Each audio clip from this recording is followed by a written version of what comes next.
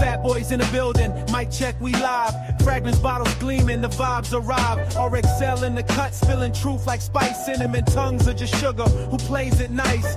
Trust ain't cheap, it's a game they sell. Notes of betrayal in a smoky hotel. Ambergris words, sweet lies on a plate. Is it out? Illusion, they curate. Comment scroll, the truth gets hazy. Super chats fly and the screen goes crazy. Who can you trust? Who's keeping it real? Shills in the midst, the spin surreal. Fat boy RXL, cutting through the must. Fragrance fam, tell me who earns your trust.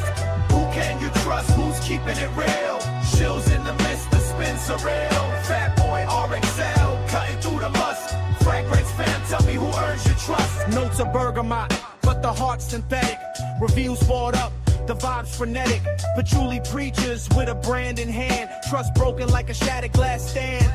RXL says, man, watch the game. Fat boy nods, a lot chase the fame. Clones in the comments, duplicating vibes, but originality's rare, it hardly survives.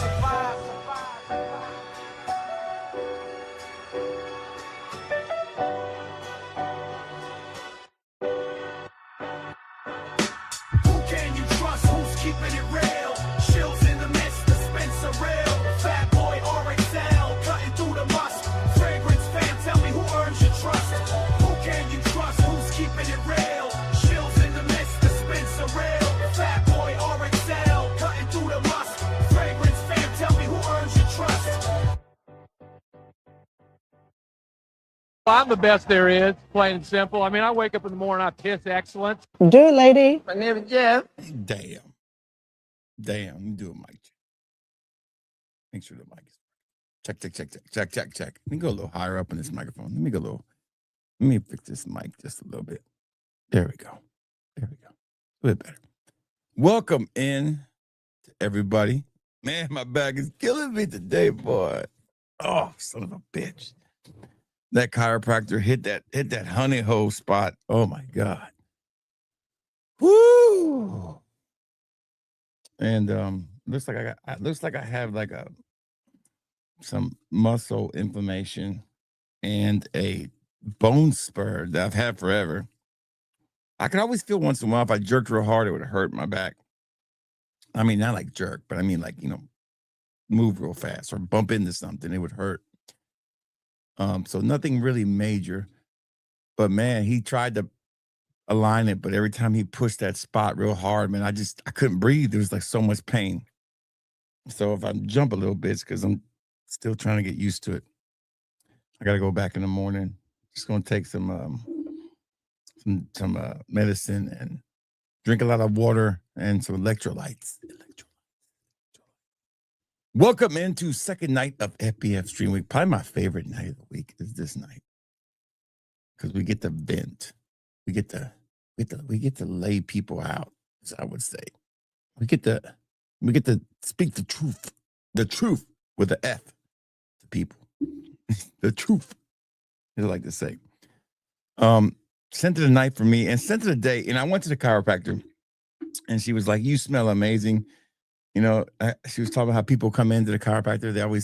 They smell funky. I was like, man, I can't listen. The big guy, I'm always going. If I'm going to the doctor, I got clean underwear on and I got clean clothes and I showered. I mean, I'm very conscious about shit like that. When you're a big guy, you're always conscious about your smell. But this is a great fragrance. It's called Black Eagle from Mirror Image. I got it in yesterday, and I love the performance right out of the bottle. That powderiness of Prada Luna Rosa Black mixed with the sweetness of the vanilla, ambery vanilla from Altair, and it's just a great combination, man. An amazing combo of a blend there, and people like it. So I think it's a hit. And I knew the minute I smell it, it was going to be a hit. But I'm 100% sure it's a hit. Now let me fix this camera just a little bit. Scroll a little bit to the left. And there we go. The lights should be fixed tomorrow if I have the energy, because tomorrow I gotta clean out my car because I gotta take it, get an oil change, and I gotta be back at the chiropractor at 10:45 in the morning. So hopefully I have enough time to work on the lights before showtime. the auction tomorrow night. So yes, so we're going to have a good time in that. We'll bring RXL on when he gets ready. We're going to be talking about Fragcom. I understand fully that in order to make it in this business that we're in, to make it fast. Now, to make it fast, okay? To make it slow, you do like I do. But if you want it now and you want to quit your job tomorrow, you sell out. And it works for about maybe 3% of the reviewer. I won't even say 3%, 1% maybe of the reviewer population can actually make a living off being a shield. The rest of them are just mini shills who sold their soul for no reason, who just look desperate, wanting to be a part of the club. I've never, you know what? Let's go ahead. Let's go ahead and put that up there now, baby. Let's just go ahead and change this and make it what it's supposed to be, baby. There we go. The lone wolf. I'm the lone wolf of Fragcom. I don't join clubs. I don't have any cliques. I don't have any chat groups that I chat with other reviewers. I don't have anything like that. I'm the lone wolf, baby. And that's the way I like to be. I'm a really, really simple person when it comes to fragrances. I love fragrances.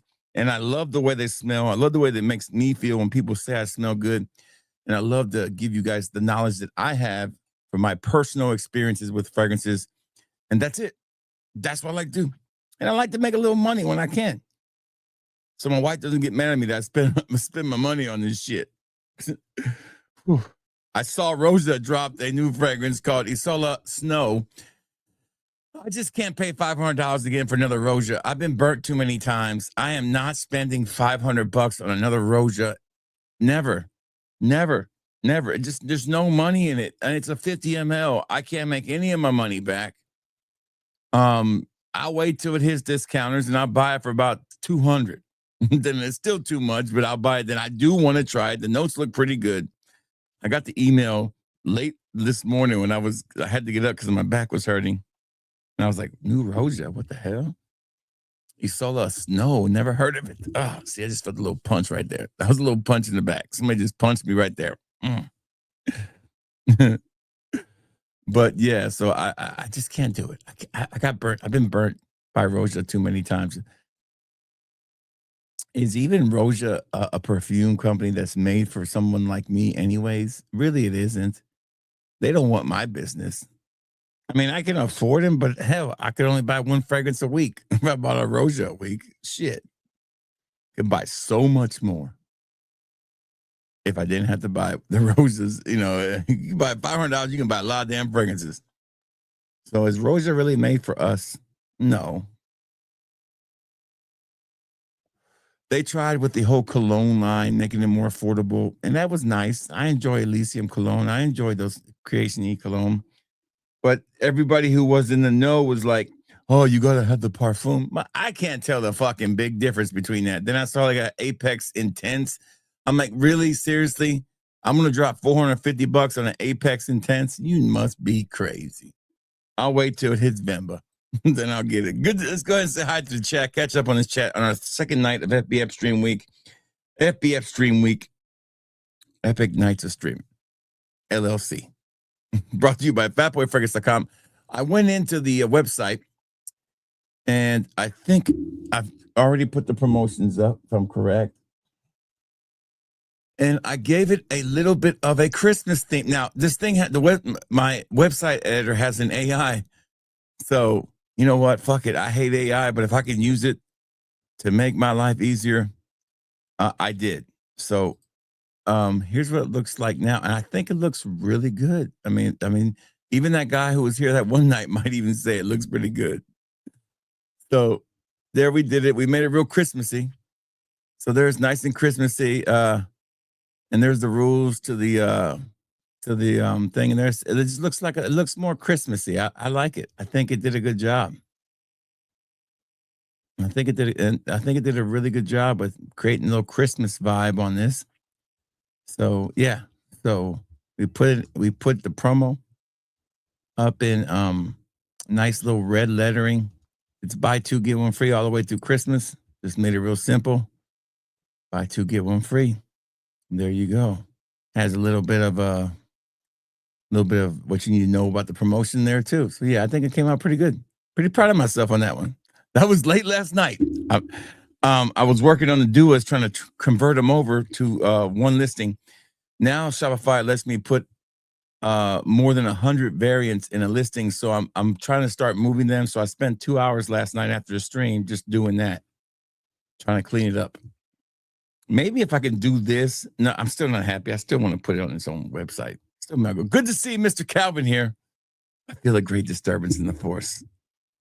Only the Sith deal in absolutes, baby. Shout outs. Good to see Stan here.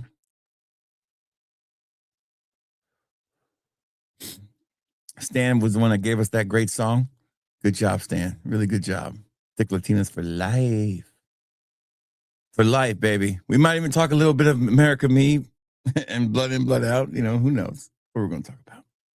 Time to make some popcorn. I do want some popcorn. I ate some chicken wings for supper. That was nice. I like chicken wings. Chicken wings by themselves is good. Good to see Svengala here, the fat mob, baby. And I am the leader. Yeah. I made fat cool again, to tell you the truth. Give me credit on that one. For sure. So I want a little more with more color today in the saturation of the camera, so I don't feel like I'm as white as I was before last night. I think the lights look better today. I wish Matt could see this now. Good to see Brian. How you doing, Brian? Great to have you here. Rocking that post of the night from Missy Miyake. One I never bought, but I always look at and I never buy.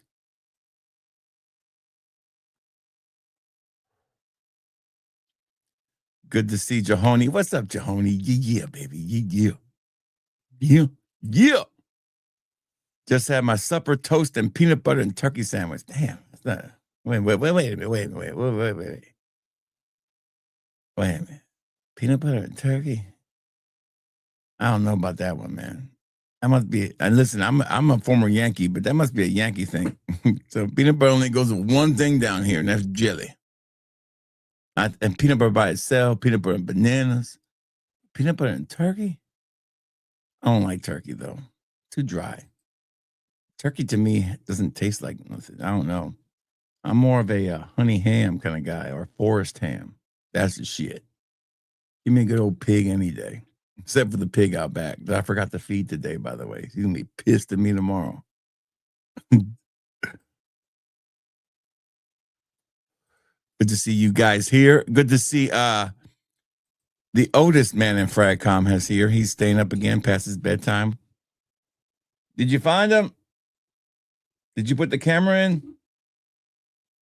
Okay. Well, you don't have to get to a full charge. If you get to good enough, I'll keep an eye on it with my phone. I've got the alerts on for the animals. The dogs got out with my wife today. At this point, I'm just hoping they always come back. It's really cold outside. I'm surprised they're gone this long. So, woo, man, that chiropractor was hitting the spot. When he hit it, I said, whoa, you hit the spot. I was afraid he was going to yank my arms and make me crack everything, you know. And then I've seen those videos of people fart all over, shit all over themselves, and then damn getting the chiropractor. So I cleaned my colon really good before I went in there. But I don't really know what a chiropractor can do for me. Maybe to take my copay. I don't know. I think this is one of those things that just got to take some medicine and it's going to go away. It's just a little bone spur that's inflamed all my muscles and they're really, really spasming like nuts. So I get a pain that's so sharp and so fast. It's not like a pain that I can't handle. I mean, I don't take pain medication.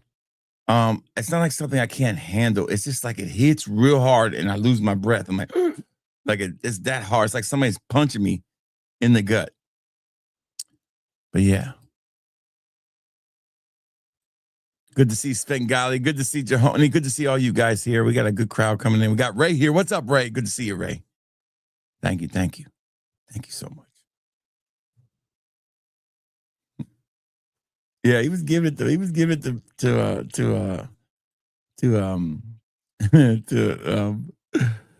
poor Matt last night.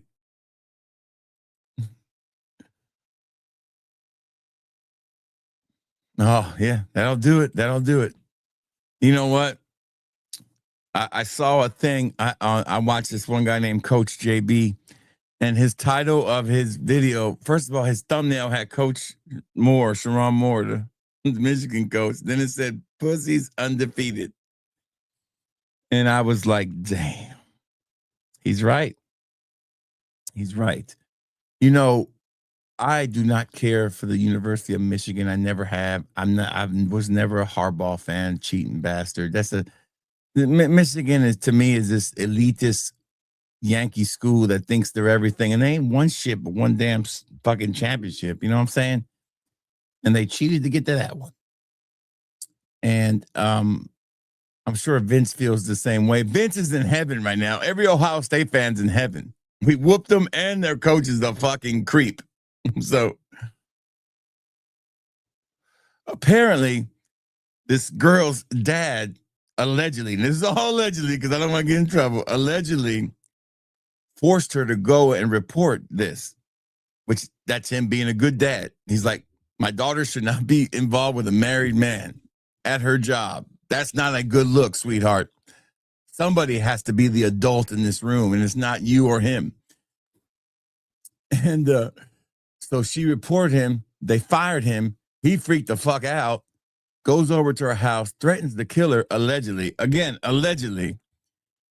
And threatens to do something harm to himself and harm to her, allegedly.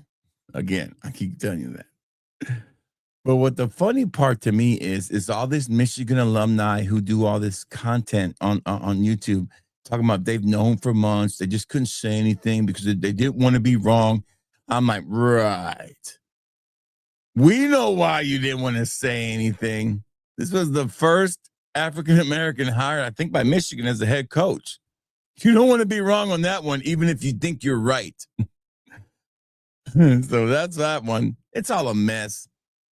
It's a mess. And now they're saying they're going to take Alabama's coach. Let me tell you something. I'm so sick and tired of hearing somebody's going to take my coach. I'm just getting tired of hearing it. Okay, this is Alabama. This ain't Michigan.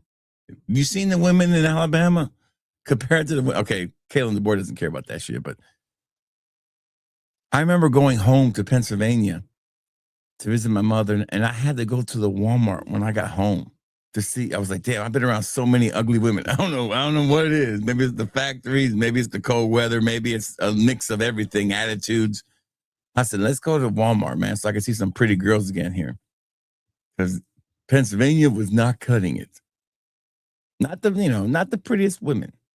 Shout out, I'm just saying. The Southern women are just totally different. Southern women can look good without makeup. And I think that's the key. I didn't see that in Pennsylvania. And maybe I'm overgeneralizing or being too mean, but that's the way I feel. It's kind of like European women. I don't think European women look that pretty without their makeup. That's just me. Certain one. Maybe some of them do, but some of them don't. Oof. Woo, that was a sharp one. Tell you, Australia, bunch of pretty people. Now, we were staying on a beach town, so everybody's in shape over there. I didn't see one fat person for the first 2 days I was in Australia. I was like, damn, there's no fat people in Australia. I should be king over here. Good to see Scott the Wrench Martin here. What's up, Scotty Too Hottie?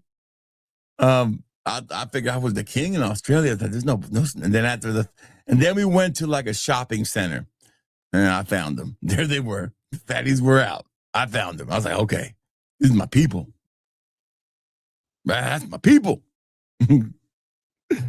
Yeah, I was like, man, there's not one big person in this whole damn town. I realized I was in a beach town, so of course you gotta look good when you live near the beach. I guess I think it's a rule.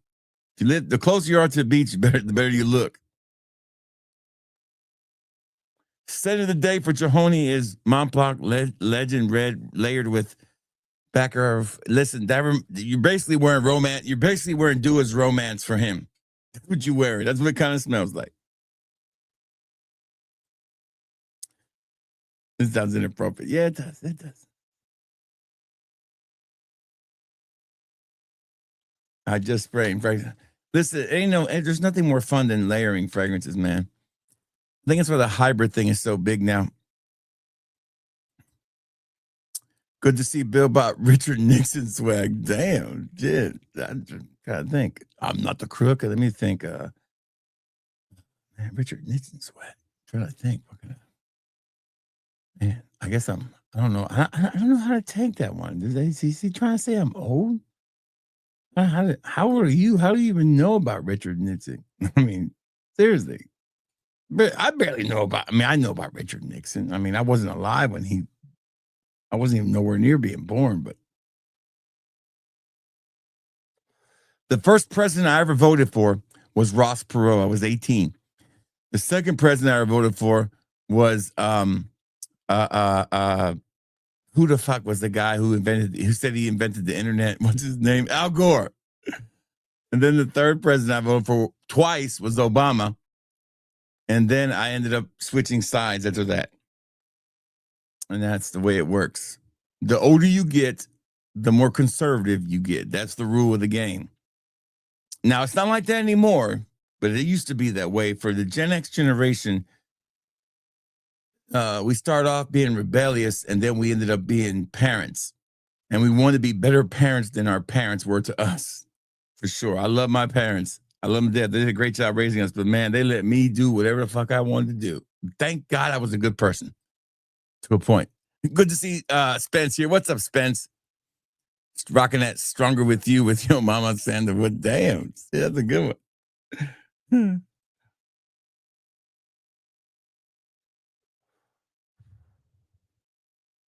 Just clicking through the comments, trying to catch up here. Good to see Jason. What's up, babe? Rocking that Fan Your Flames. I used to own it and I sold it. Could never get into it. Never could. Some Nishanes are hit and miss for me. That's one of the ones that hit. I would say my favorite Nishanes are Ani, of course. Wulong Shah, however you say it. And definitely not Nishane Nefs. I think that fragrance stinks. Thank God I never bought it. What's another good Nisha? 100 Silent Ways is pretty good. It's just a clone of Baccarat for 40.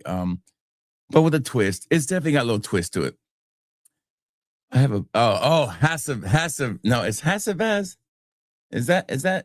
Yeah. I used to call it Havacat. I used to say it was Havacat. I don't know why I thought it said Havacat, but that's what I called it. And the people would put these cat emojis in the damn chat. I was like, what the fuck are they talking? I know I can't pronounce this shit, but it's Havacat. And then I realized it was Hassavat or something like that. Somebody's always asked me to do a video, and I wish I had the time and had somebody could do it. Edit out all of my mispronunciations and put them all on shorts. I think it'd be hilarious.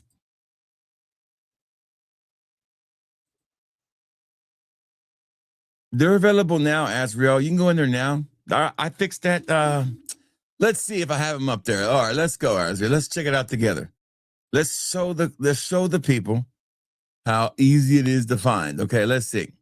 So let's hit share, and let's go into here, and let's search in the mirror image. Just type in mirror, and there they are right there. Bam. And then we can go to right here, and they have all been put in here. The new ones are kind of mixed in. I put them in alphabetical order, so they're already there. But the one I'm wearing today is Black Eagle. Right there it is. You can sample it now. Buy 2, get 1 free.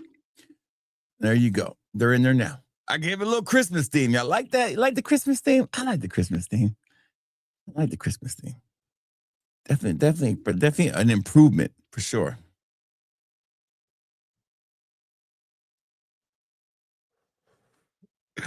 It wasn't no happy ending. I'll tell you that much. Shit. Listen. No happy ending for me. Good to see Andy. What's up, Andy? Great to have you here. Yes, I can't go. I want to go now, but I can't. I still have the same gym membership since 2016. From 2016 to 2020, I went 2 to 4 times a week to my gym. I was 510 pounds and I got down to like 318. And then I gained a good like 40 pounds back. I used to go there I mean, you can see it, right? I'll show you. You can see it. Let me show you a picture from, say, 2017 when I was in the gym. This was me in the gym for a solid, say 2019 was probably the year that was where I was really heavy into the gym. Let me show you a picture. I think I got one here. You can tell the difference. Let me just go here real quick. Go to 2018 or 2019. There we go. January 2019. I was definitely kicking ass with the diet, and I was feeling good. And then COVID hit, and it just destroyed every gym vibe in me. And I've never really had it fully back. I think this is a pretty good picture. It's hard to see there, but I don't know if this is the greatest picture, but let me find the better one. Hold on. This is a pretty good one, but I wasn't afraid to put on a tighter shirt back in those days. Let's find one. Let's see if we can find a good 2019 one. Oh, let's see. Am I going to 2019? Yeah, 2019. Man, I took a lot of pictures of myself during this time. I can't believe I haven't found one yet.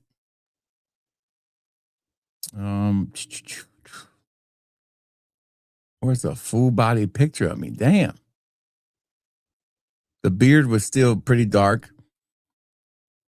All right, let's see.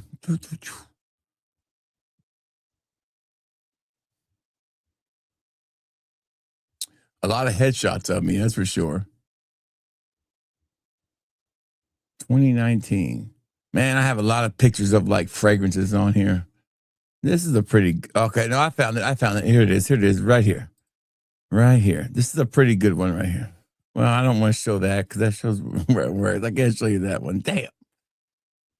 That's a good picture of me. Let me see. Well, I'm naked in that picture. You can't see that one. No, I'm not naked. I'm just kidding. That's pretty funny. I give up. Maybe I can't find one. It just shouldn't be that hard to find a damn picture of myself from 2018. Man, I give up. I can't find one. A bunch of bullshit in here. Damn, I got to delete a lot of this shit out of here.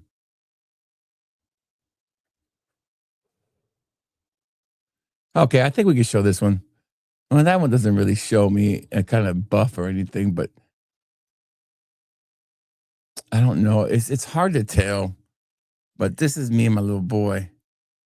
And this is like 3 years ago into the gym. You can't tell with the shirt, but I'm definitely thinner. I was like closer to 318 there. So it's hard to tell, but definitely in better shape back then. And that was because I went to the gym 3 or 4 days a week. It was nuts. All right. But yes, I want to go back.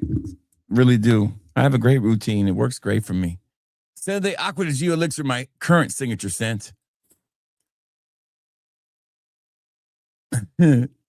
Listen.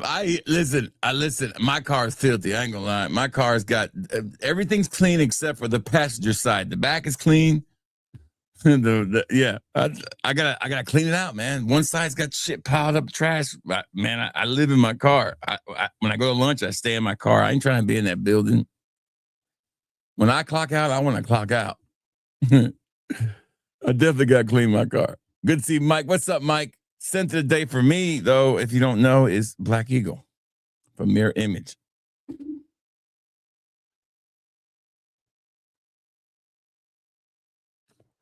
New bottle, black candy. A lot of black going on there. It might be a little racist. I don't know. It might be racist. Just a little. That's racist! I know, it is a little, isn't it? Good to see Jason here. What's up, baby? Hope you're having a great day. Yeah, I want the real deal. I mean, I own Verde, I own Soul, and I own Blue. I want them all. I'm just not going to pay $500 for it. Not right now. It's nuts. Good to see Art Suave. What's up, baby? Long time no see. Hope you're having a great day. Everything is great. I hope everything's great with you. Yeah, auction tomorrow. I don't know when I'm selling yet. I'll put it together tomorrow when I get home. Or tonight. I'll put it together tonight, maybe. Depending on how I feel. We'll have a little bit of everything. I'm going to mix it up. It's going to be a plethora of shit. It'll be a pretty big auction. So we're going to do all kind of stuff. Good to see Dusan. What's up, Dusan? Great to have you here, brother. All the way over there, my international brother. Great to have you here. Good to see you again, brother.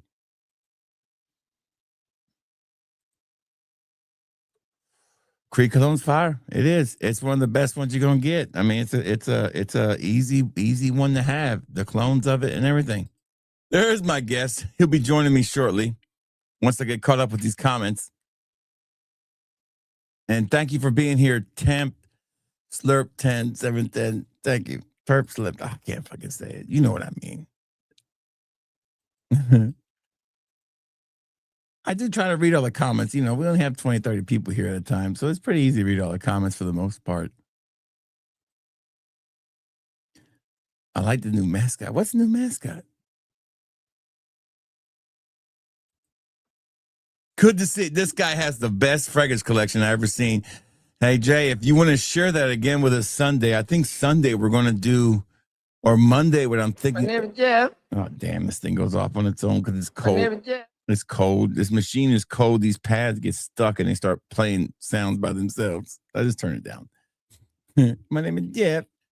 I'm thinking about doing a show off your collection night. And if you want to show that collection again, I still have those pictures. I just can't find them. I remember what month we did that on.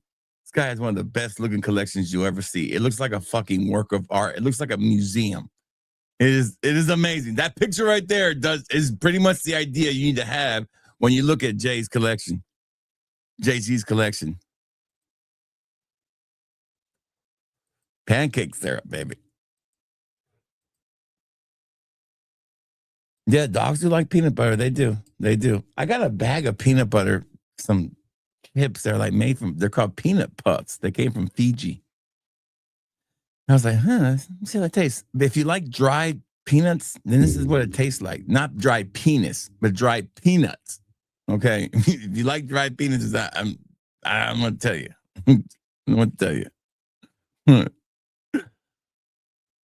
Don't forget to hit the like button. Come on, man. Let's go over there and hit it now. Get it over with.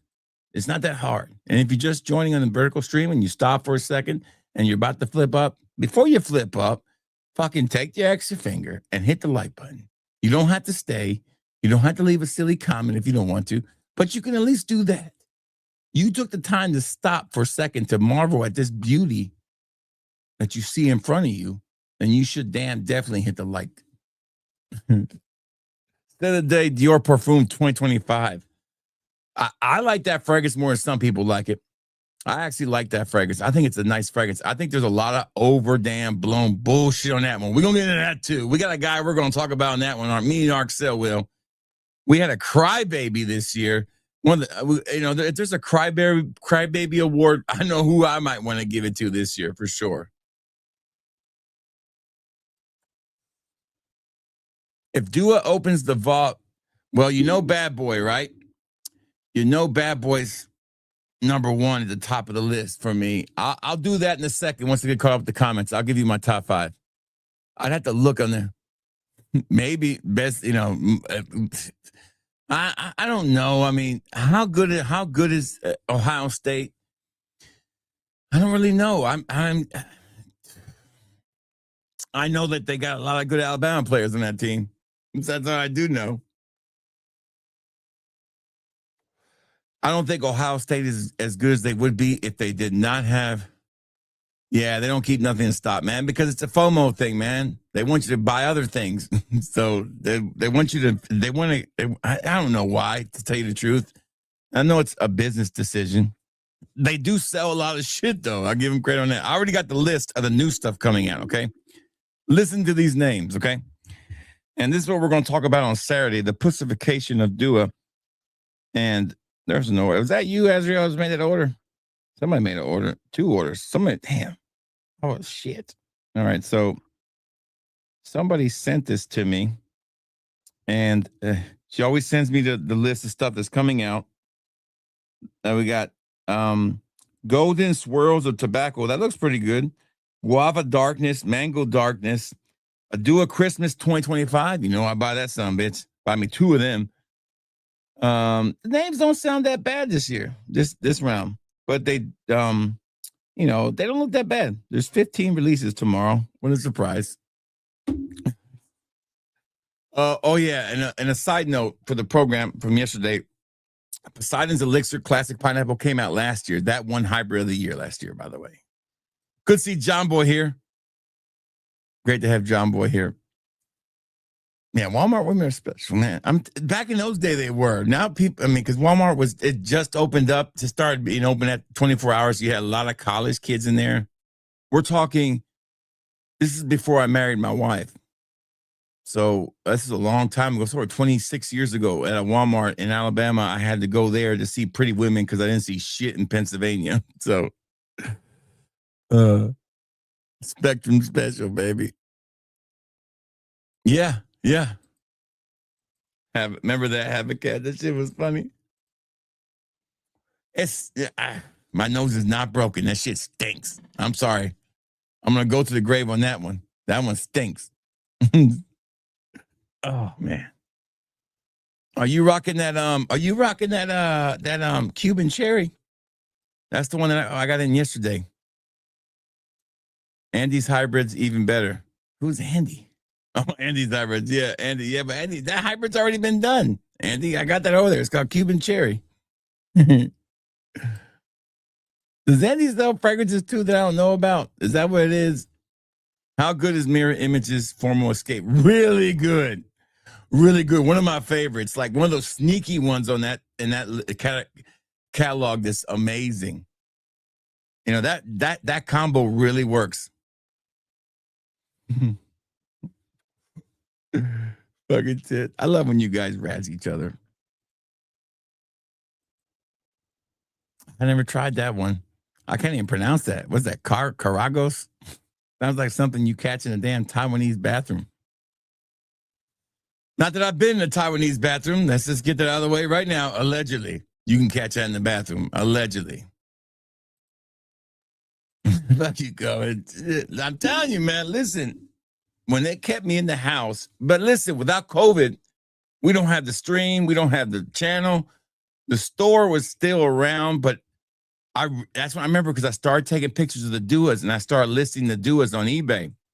And that kind of really amped up because I was just selling like certain things on eBay, not a lot. I was selling more full bottles back then. I would just sell stuff that I didn't wear on eBay. And without COVID, I don't start the channel. That's the key. I had all that free time and they were paying me my full freight to sit at home.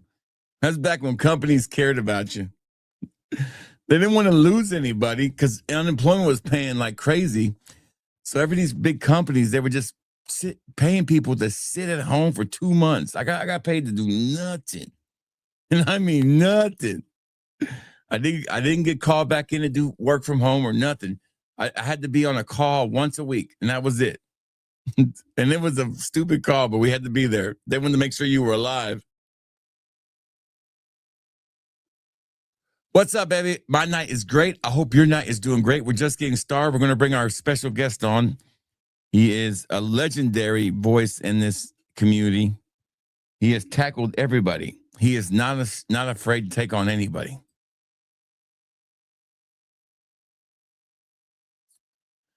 Yeah, I'm not looking to do anything fancy except just lose a little weight and tone up a little bit. I don't need to bulk up anymore. I'm pretty bulky.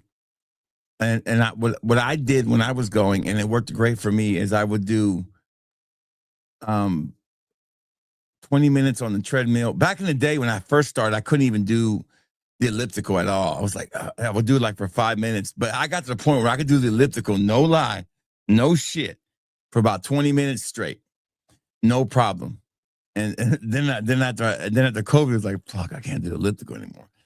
So I'll do 20 minutes of walking to warm up, stretch, and then I would do like 3 to 5 minutes on the stair climber to get my heart rate up and start sweating a little bit. And then I would go right into the weight machines. If I was doing upper body, I would do bench on the weight machine with about, say, 75 to 100 pounds, nothing heavy. And I would do 5 sets of 5 sets of 5, bam, bam. And then I would just jump right up, go on to the next one, which would be pulling down like that, pushing down, the reverse extensions, whatever they call it. Do 5 sets of 5 of that. And then I would go over to the pull down where I would do this, the tricep pull down, 5 sets of 5. Then I would turn it in. I would do it like this. I would do 5 sets of 5. Then I would go over to the curls and I would do 5 sets of 5. Then I would finish up on incline bench. That was the only thing I did every day that I went was incline bench, because I knew that would build the chest up and tone it up for me. So I would do 5 sets of 5. That was the last thing I did. Every exercise, incline bench, my arms were burnt and tired by then. Then on lower body day, I would do 20 minutes and then 5 minutes on the stair climber. And then it usually takes me about 40 minutes to go through everything, because I don't talk to people. I run right through the gym. I don't even try to talk. I don't want to say hi. I don't want to look around, look in the mirror. I want to get in and out. Blah, blah, blah. And then I would do leg press, and then I would push the leg press machine all the way out, and I would do 5 sets of 5 of raising my ankles, my heels, pushing my heels up to work my calves, because calf muscles are easiest thing to build in a big guy. And then I would do leg curls or leg extensions, 5 sets of 5. And then I'm sorry, I would do curls also. I did curls every day because I thought curls were important because of because just I'm trying to tone up. So I did curls, and then I would do leg bend. Then I would do the incline. So incline and curls I did every day. But like the full bench press where I lay flat down, I did that once.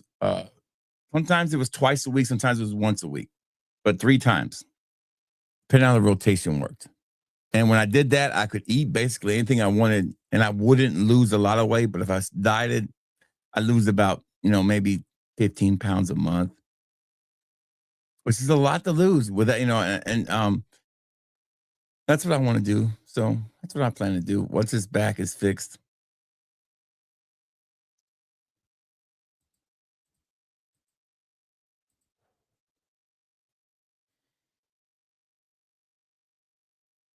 During COVID, opposite for me, man. I got in this room and I really went to work on making content after I got the bug. And I was like, I'm going to do this. And then I met Joy Cannoli and I started streaming, and I met other people and I started streaming more often, and I was streaming like crazy. I don't stream like that anymore. I don't make content like that anymore. I was making content every day. I haven't put out content all week. I just haven't been able to stand to do it. And I have a video done. I don't know why I haven't posted. I have 2 videos that are fully recorded. I just got to edit them and put them up.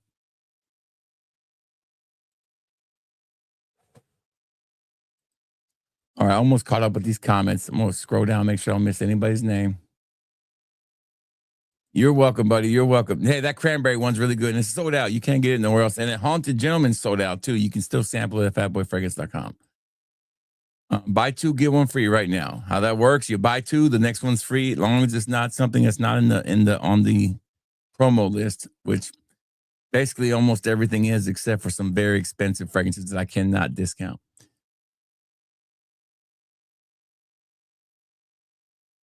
No, it's not. You should be able to see it, John Boy. It's not pre-recorded. Maybe you're in the comments section. Check that. Make sure you're not in the comment section. I bet he does. Fucking Aaron Tan. She's a weirdo. He probably been in Thailand.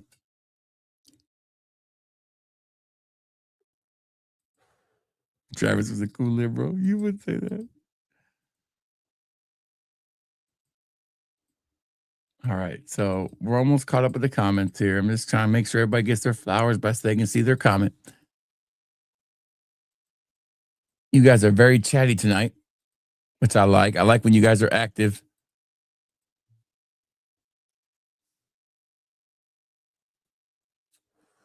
Ninja Turtles is a fun fragrance. It's not one of my favorites, but it's a fun fragrance. I don't put descriptions in there. Maybe I should. But I figure people can go to the website. They want to know what the descriptions are. I think that's one of the adjustments that are going to be made at the beginning of the year is I'm going to be more descriptive on each fragrance and try to do that. And I'm going to be deleting a lot of fragrances off of there that are not selling and not selling the bottles. I'm going to try to, once I remove the duas, I think it'll become a lot easier to kind of, I might just move everything that's a clone or small house, fix it up a little bit. I should add that, but it's just hard to add it into that description. I might do the mirror images individually listed and just put them under a collection. I might do that next. I haven't decided yet. I don't like the format of having to pick them. I'd rather you have the format of seeing each individual one better. I think it's a better sell, but it's a lot to do. It won't happen this vacation. This vacation is very short. It's like only 5 days. So I go back on Tuesday, I think. Shout out to Arksale. That's right, baby. Haktua. That's right, baby. There you go. Oh, wait a minute. I think I don't want to play the machine, the sounds right now because they're just going off by themselves. All right, let me scroll down here, make sure I'm missing him. Hey, Chris, good to see you. The kid's name is Jensen. That's right. Yeah, fuck Jensen. I can bring Jensen on. All right, so without further ado, I'll drop the link. When the gentleman gets ready, I'll introduce him. This guy is no stranger to my stream. He's been on here several times. And I will explain to you before he joins how I first came across him, like on a stream. And I wish I could show you that stream, but I had to take it down because there was a threatening of a life. I was into the drama back in the day, and it was stupid. I'm not in the drama. I know what you're going to say. This stream's a drama stream. Yeah, we can have one drama stream once in a while. I don't need to build my channel around drama. Ask Mr. Smelly how that worked out for him, okay? Oh, but he's still making fragrances. Yeah, but he's never been the same. His reputation with his peers has never been the same. Deep down, he will tell you that he probably didn't want to go that dramatical route. He thought he was going to be the next damn Howard Stern of Fragcom. It wasn't happening. But anyways, so I was having this stream where I was going to allow two guys to settle their differences on my stream, and I was going to wear a referee shirt, and I did. And I brought on Dogman, who used to be what Arksale does, pretty much the policeman of Fragcom, calling out this shit. And I myself had a beef with Dogman that I didn't know even was I know how it came about. He was protected. He was backing up somebody now that he will never back up. But anyways, and then this guy named Chicken Man or KFC, because he had a KFC bucket. I didn't even know it was RXL. I didn't know what he looked like. I didn't know who he was. All I knew is I was bringing him on to argue with Dogman. And I got to say, he was funny as hell. But I was still on Dogman's side. And then, all of a sudden, Dogman, threatens harm on him with a weapon that goes bang, bang. Okay? And I'm like, oh, shit, this has got real. And after the stream, I get a text or a call, I can't remember, from another person who no longer is around me in my group. Let's just say he's from Miami, and that's all I'm gonna say. And he says, you need to take that down. And I'm like, why? He goes, because somebody threatened their life. YouTube could, strike you for that. So, okay, so I took it down. So apparently it's deleted, and I can't find it, so it's gone. And I checked all my StreamYard recordings, and it's not there. I would love to see that, just to show how I met RXL was that way. And ever since then, I didn't realize that RXL was one of my best customers. Okay, this guy was a great customer of mine. I was like, damn, I'm bad-mouthing one of my best customers. Shit. RXL has been a big supporter of mine for a long time. He will never say a bad word about me that's not something that I wouldn't care he would say. And we have razzed each other before, but we don't ever disrespect each other. So there's a honor amongst thieves, per se, between me and RXL. I would have the unfortunate problem of commenting on RXL stream one time, and I lost 2 subscribers. So he lost, he lost 4. But let's introduce him. He is not an extra in the movie Blood In, Blood Out, but he wish he was. He is one of the finest describers of fragrance reviews I've ever. I like the accent. He's one of the few reviewers that I actually watch their reviews. Okay, and he's funny, but he's also a cool dude. This dude gave me a bottle of Blue Electrique for no, and something else. Did you give me Cosa Nostra? I can't remember if you gave me that too. This guy's really cool, a really nice person who is not misunderstood. He is who he is. Give it up for the man, the myth, the legend, Mr. RXL. There you look at that picture. Look at that picture. Look at that shit. I'm growing my hair out. It looks good on me, huh? It doesn't look good. Is that supposed to be like a picture of you and Boz mixed together? That's what it looks like. No, almost. Who's Boz? I don't know anybody named Boz. Me neither. I can never find his channel. I don't know where. I know he's got a channel, but I never can find it. I've seen it before. There's nothing there. It says except for Cushy K, right? How do you make 1,000 videos and still don't have an audience? I don't understand that. It's because nobody knows what his audience, what he's doing. They don't get it. Let me go ahead and change his background and give us a little bit more of a themed background here. I think I still have it here. Or did I take? No, there it is. No, there it is. You know what? It was funny. I stole his last video just to see how long it would take for me to get more views than him. It took like 90 minutes.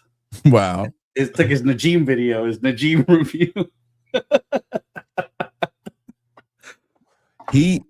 15 years he's been at it. He's like an enigma. He's like, I know he's real, but I feel that he's not real. You know, he doesn't feel real. What is your scent of the night, brother? Oh, mine, it's the Eros Najim. You like that fragrance, the real deal, right? That's a great one to wear for tonight. It's decent. It's a great topic fragrance for tonight, too. Oh, about the stolen bottle. When I make stuff, I'm usually wearing the stuff, unlike some people that just, glue a test strip to their nose. Like, I actually like to wear it several times even. Does it get on your nerves when they got those little bitty skinny ones and they're like fucking got all the way up their damn side of their face and shit? That gets on my last nerves. It's not the test strip by itself. It's the, some woman pulling out like Allure Homme Sport that they don't wear. Yeah. And then they get the test strip. Like spray, I dare you to spray it on your skin and wear it for a day. Of course they won't. I think a woman could pull that off. I think a man would love to smell on a woman. I mean, that's not a woman's fragrance, but it is a fresh fragrance. So I think maybe the regular Allure or the Blanche they could definitely pull off. Well, let's see them do that when they review like Givenchy Gentleman. Well, we know all these women we're talking about. They don't give two shits about what they wear. They probably. I tell you, one of the few women that I know that are really into fragrance, doesn't do a lot of content, or doesn't do any at all, and that's Carla, Aussie Fragrance's wife. She always has something on that's fire every time, and it's because she really cares about fragrances. It's a big difference. People like Erica and her, they don't care about fragrances. They care about where fragrances can take them, obviously, which is to a Argentinian man's bedroom. Looks like what the fuck is he? I can't even remember what he is. Is he Argentinian or Brazilian? I don't know what the fuck he is. The tennis instructor. I can't think of his name now. What's it? Raphael. There we go. Took me a second. One day I was searching up a fragrance and like nobody had it, and then I seen one of her videos and I'm like, well, so nobody has it. I'll go ahead and watch a video like from the brand. Like that's what it felt like. And I finally connected that. Like that's not a person reviewing a fragrance or somebody into fragrances.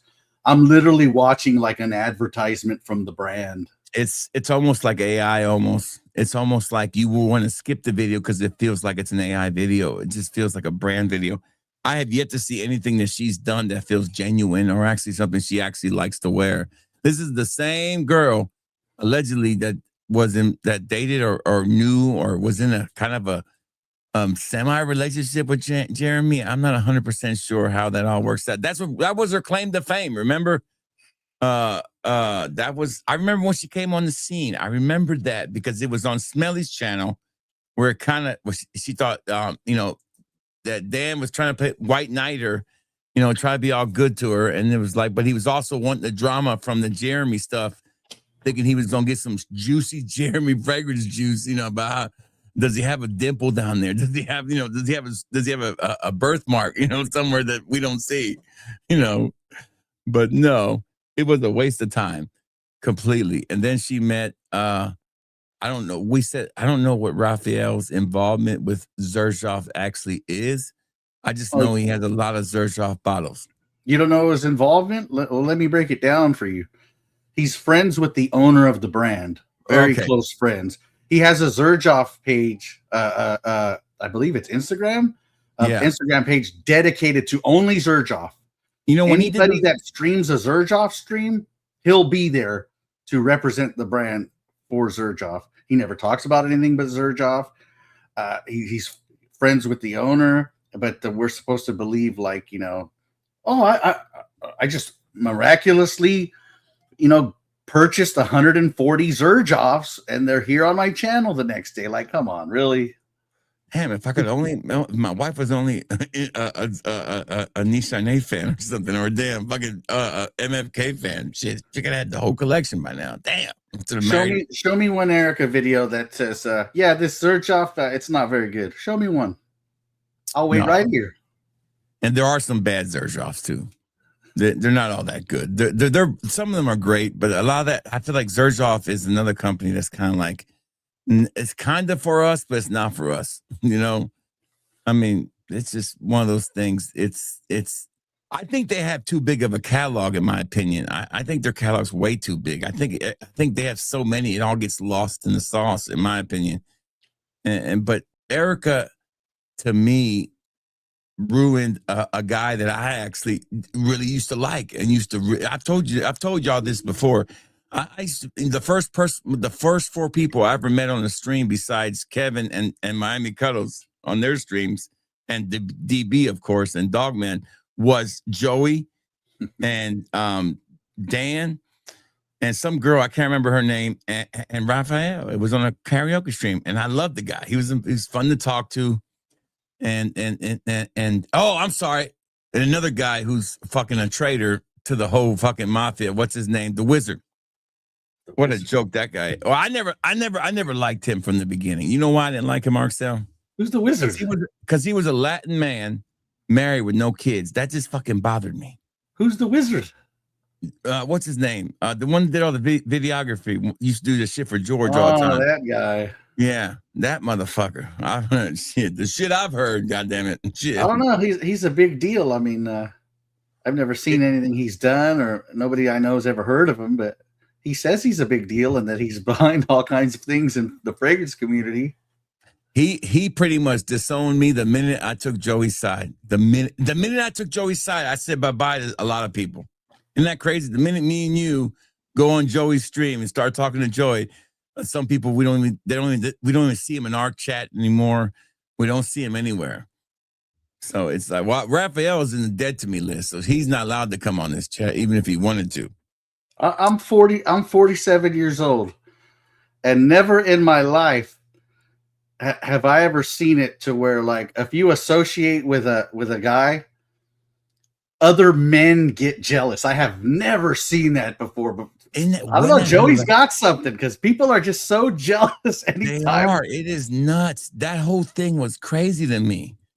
It was crazy. The minute that, and I've only had one time issue with Joey, but other than that, I have been a supportive. I have, I went to Chicago and supported him on his launch. I did, we did, so, but the minute we were all there was the minute that it pretty much became, okay, not talking to these people anymore. It's funny. And they rather be friend with the Miami dude. That's what's so funny to me. You know what I'm talking about.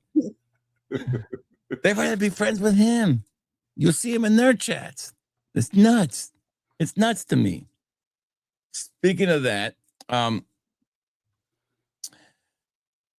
this year we had a big crybaby this year, and you're the one that pointed it out to me.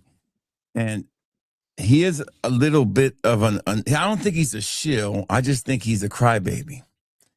And we're talking about Sebastian with Dior Homme Parfum. Was it Dior Homme Parfum? No, it was Chanel Remember the Chanel debacle where people were releasing those videos before the launch and they got their ass handed to them? Or because they didn't have the bottles, or they had like a sample of it or something, and they were doing videos of it, and he got pissed at Chanel about something. What was it? I can't remember exactly, but he was a little crybaby over it. This is the guy who's got. Go ahead. He was mad because when I make a thumbnail, like I make it by hand. Every once in a while, I'll have AI gloss it up, but like I'll make the thumbnail by hand. He stole, let's call it what it is. He stole a picture from Chanel, a copyrighted picture from Chanel, used it as his thumbnail. Chanel then reaches out to him while he's on vacation and says, look, we would like you to not use that picture. That's our material. We'd like you to take the video down. Him, with the ego that he has, not realizing he's a fragrance guy, not an actual celebrity, refuses to take it down. He says, I can't be bothered with this. I'm on vacation. Leaves it up, then gets flagged.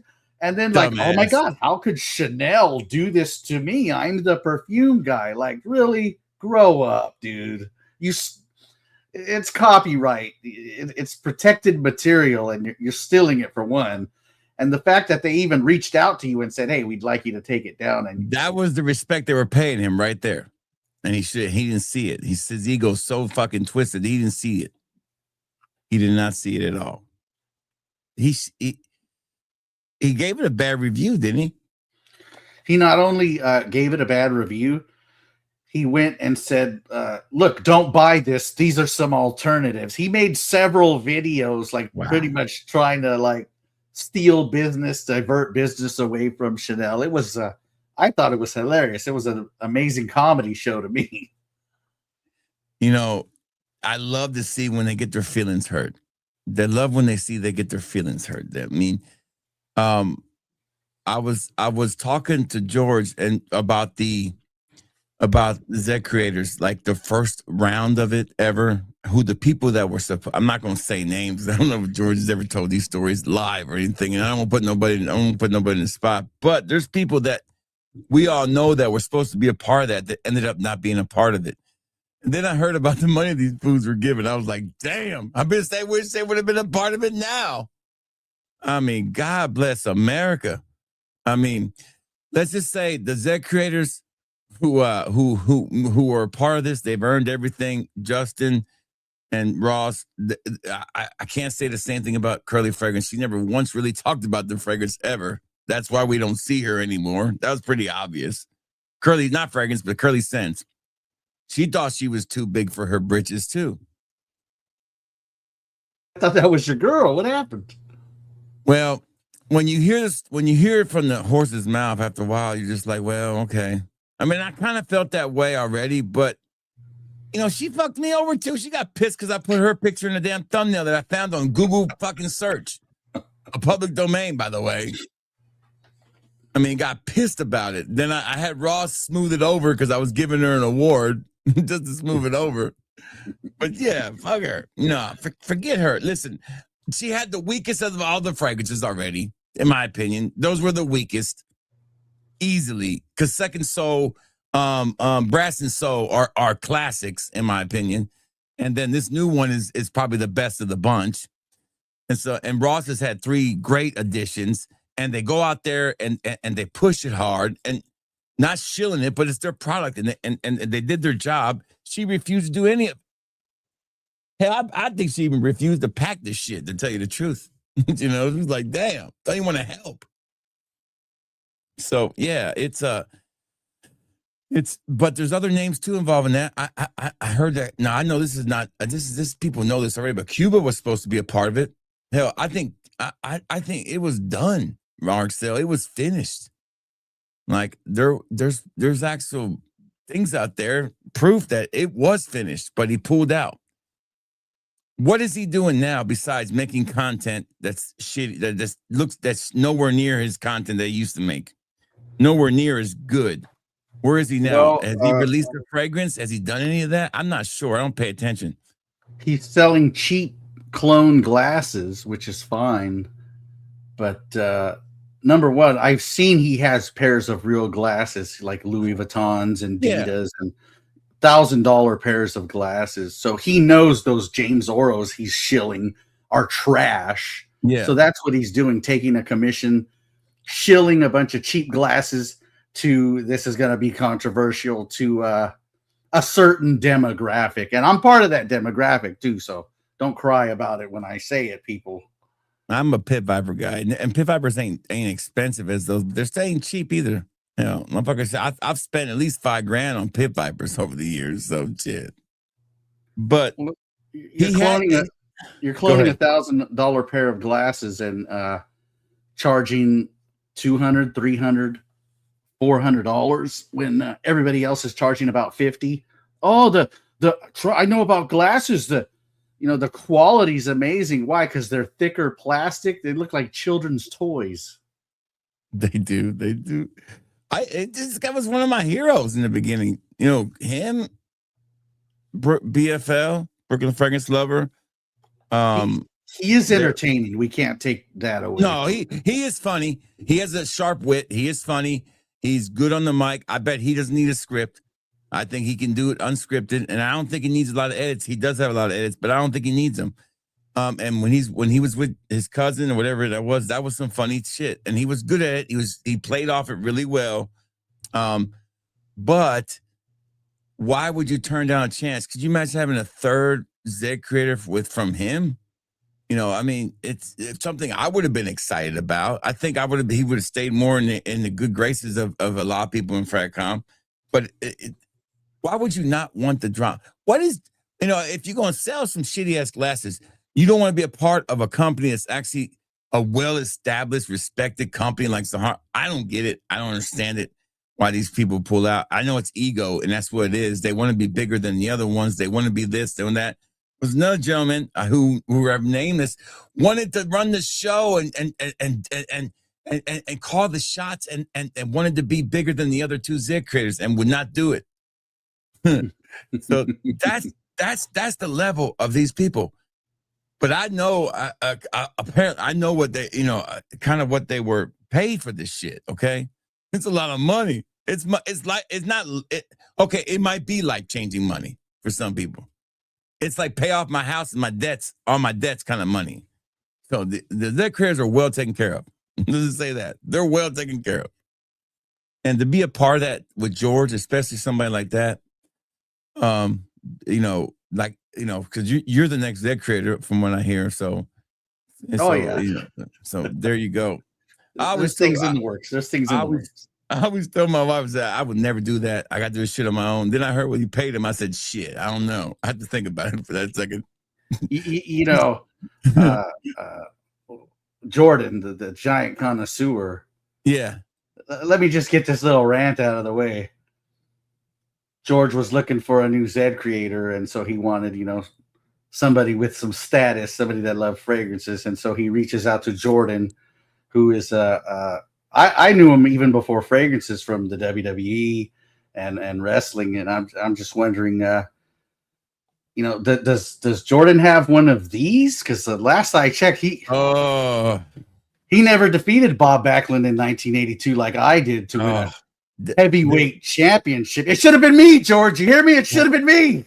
Did Bob put you in a crosswing chicken face? He tried.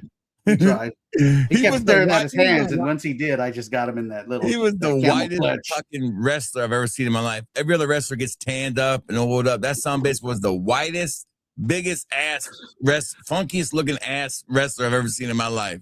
It's like his whole body, his chest would be big, and then his stomach went all the way in, then his ass went this way, and he walked like a caveman. It was the funniest shit to watch.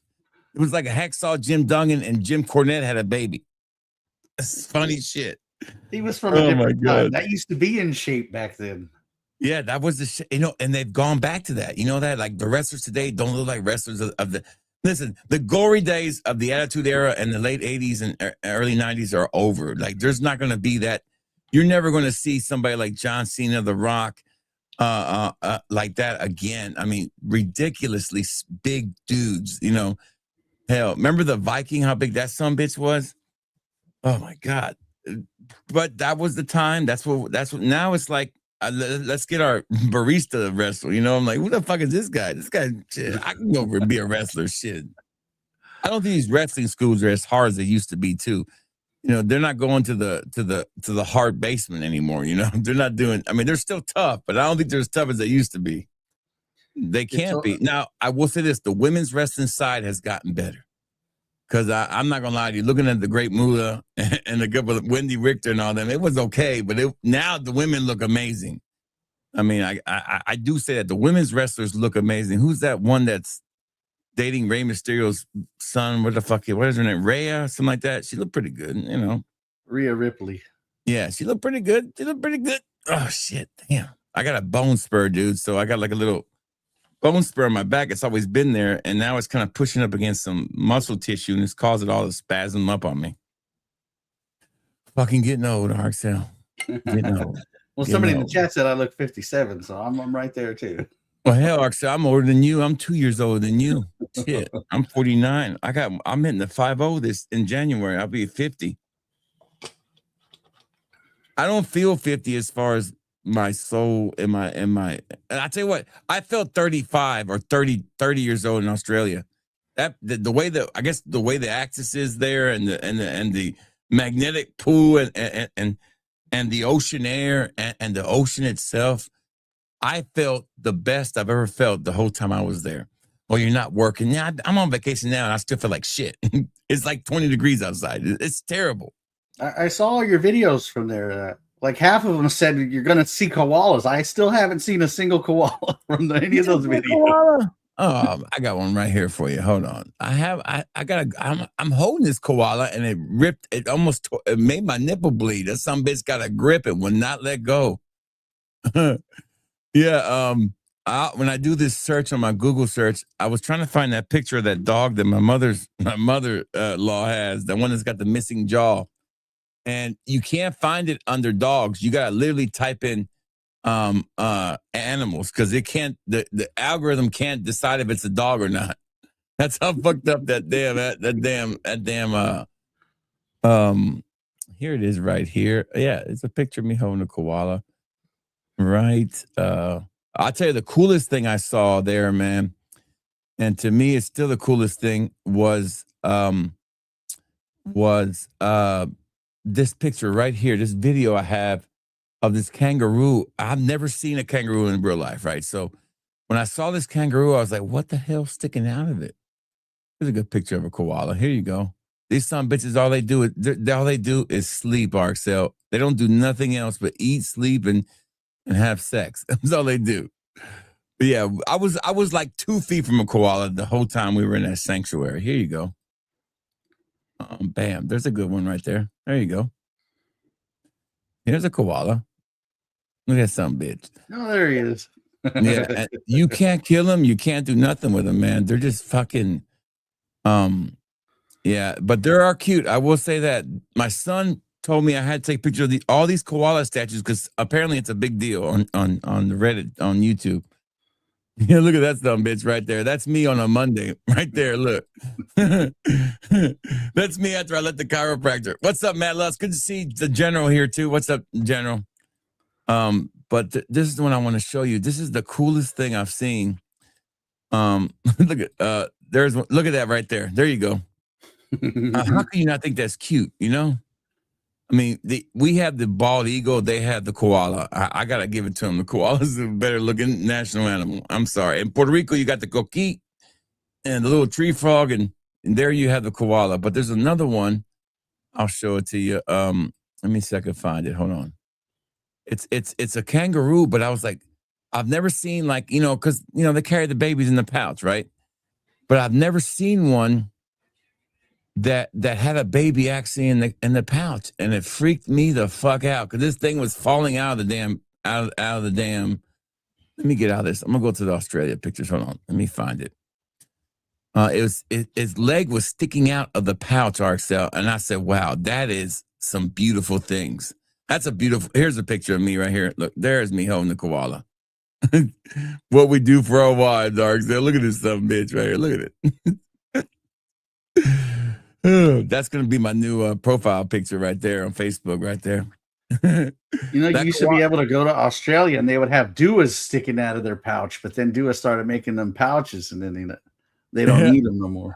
Oh my God! Speaking of Dua's pouch and Dua Australia, I left mine over there. I left it over there. He sent me a picture of it. Said, "Hey man, you left something here." I was like, "I guess it's yours now. You can keep it." I got 2 duas today. Did you? What you get? From the vault. The Sun Sings. Okay, that's a good one. Yeah, and Illuminate. That's a good one too. I think I have that one. This is a Zerjoff clone. It's a ton of cardamom and cinnamon and cloves. Look at that picture right there. Good looking people right there, Arcel. I put that hat on now. It doesn't fit me. I said, what the fuck happened? Did my head get bigger when I moved? I tell you, my head was smaller over there and everything. I can't even wear that hat now. It's only been like a month. It's nuts. But there's a picture here of the kangaroo. It's a little video, short video.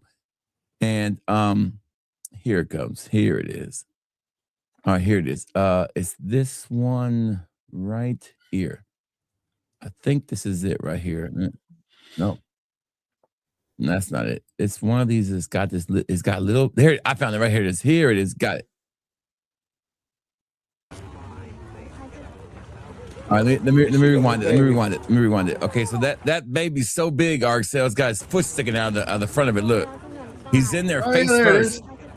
Isn't that shit cool as hell though? I mean, that's the beautiful thing about nature, man. I mean, that is a beautiful thing. Little foot in there sticking out. It's the chemicals in our. Yeah, it's definitely the chemicals, dude. Because over there, everything is no garbage in anything. You know, no red dye, none of that stuff. It took me like 3 days to find a monster rehab. So when I finally found it, I was so happy. I found the place that had cases of them. I was like, thank God. I would move there in a heartbeat. I'm not a gun owner, so I really don't care about owning a gun. I'd move there in a heartbeat. In a heartbeat. They have one fragrance decant store in the whole place. It's in Sydney. And that guy makes money hand over fist over there. Because, it's hard to get bottles over there of shit, So he's in with all the distributors. You go in there, you pick your fragrance you want, you pick the size of your decant, and he fills it and you pay him. That's it. No online presence either. All bought in store. It's in Sydney, I think is where it's at. I was like, man, if I go there, that's the first thing I would do is open up a little fragrance sample store, sell duas, and get them brought over there somehow. Shit, make a killing. I'd have to go to the States, to California, once a month and just pick up a bunch of duas and bring them back. That'd be the only way. That'd be the only way. Go to Dubai. That's where everybody's going. They're going to Dubai. Yeah, but just give I work out a deal with Marshall. I say, hey man, I need a good deal, 50% off, something like that, and I would stack 3 suitcases full of them and bring them back. Even without a channel, just as a consumer, when I spend a lot of money someplace, I'm like, hey, I'm gonna need a discount over here. I would have hit him up years ago. Well, we talked about it once. But there was this thing about, I need you to be exclusive to doing this. And I was like, well, I can't be exclusive to doing just that. I don't want to just sell. I don't want to be the next Dua Samples, because with that comes a big ass headache. Because Dave could not keep up with this shit.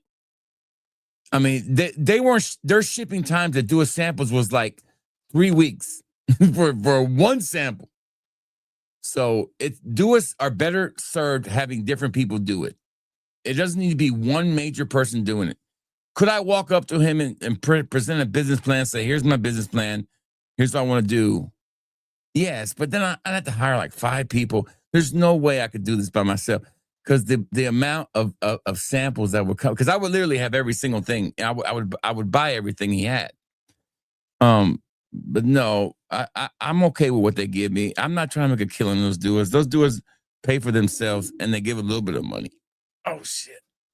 And but I used to make a lot more off those Duas. I used to sell the samples for $10 a piece back in the day when there wasn't Dua samples. But when they came out, they were selling them for $7. And for the cheaper Duas, and I was selling mine for 10. and the more expensive ones were 15.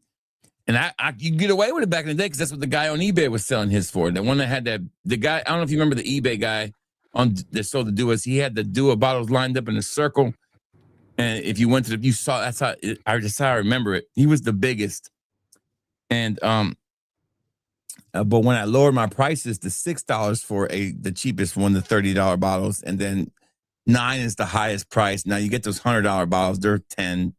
But 10 is the most expensive Dua besides what is that ones that came out with like Sala and Naswa, whatever that's called, those ones that came in those gold plates that were all terrible. Those are like $15.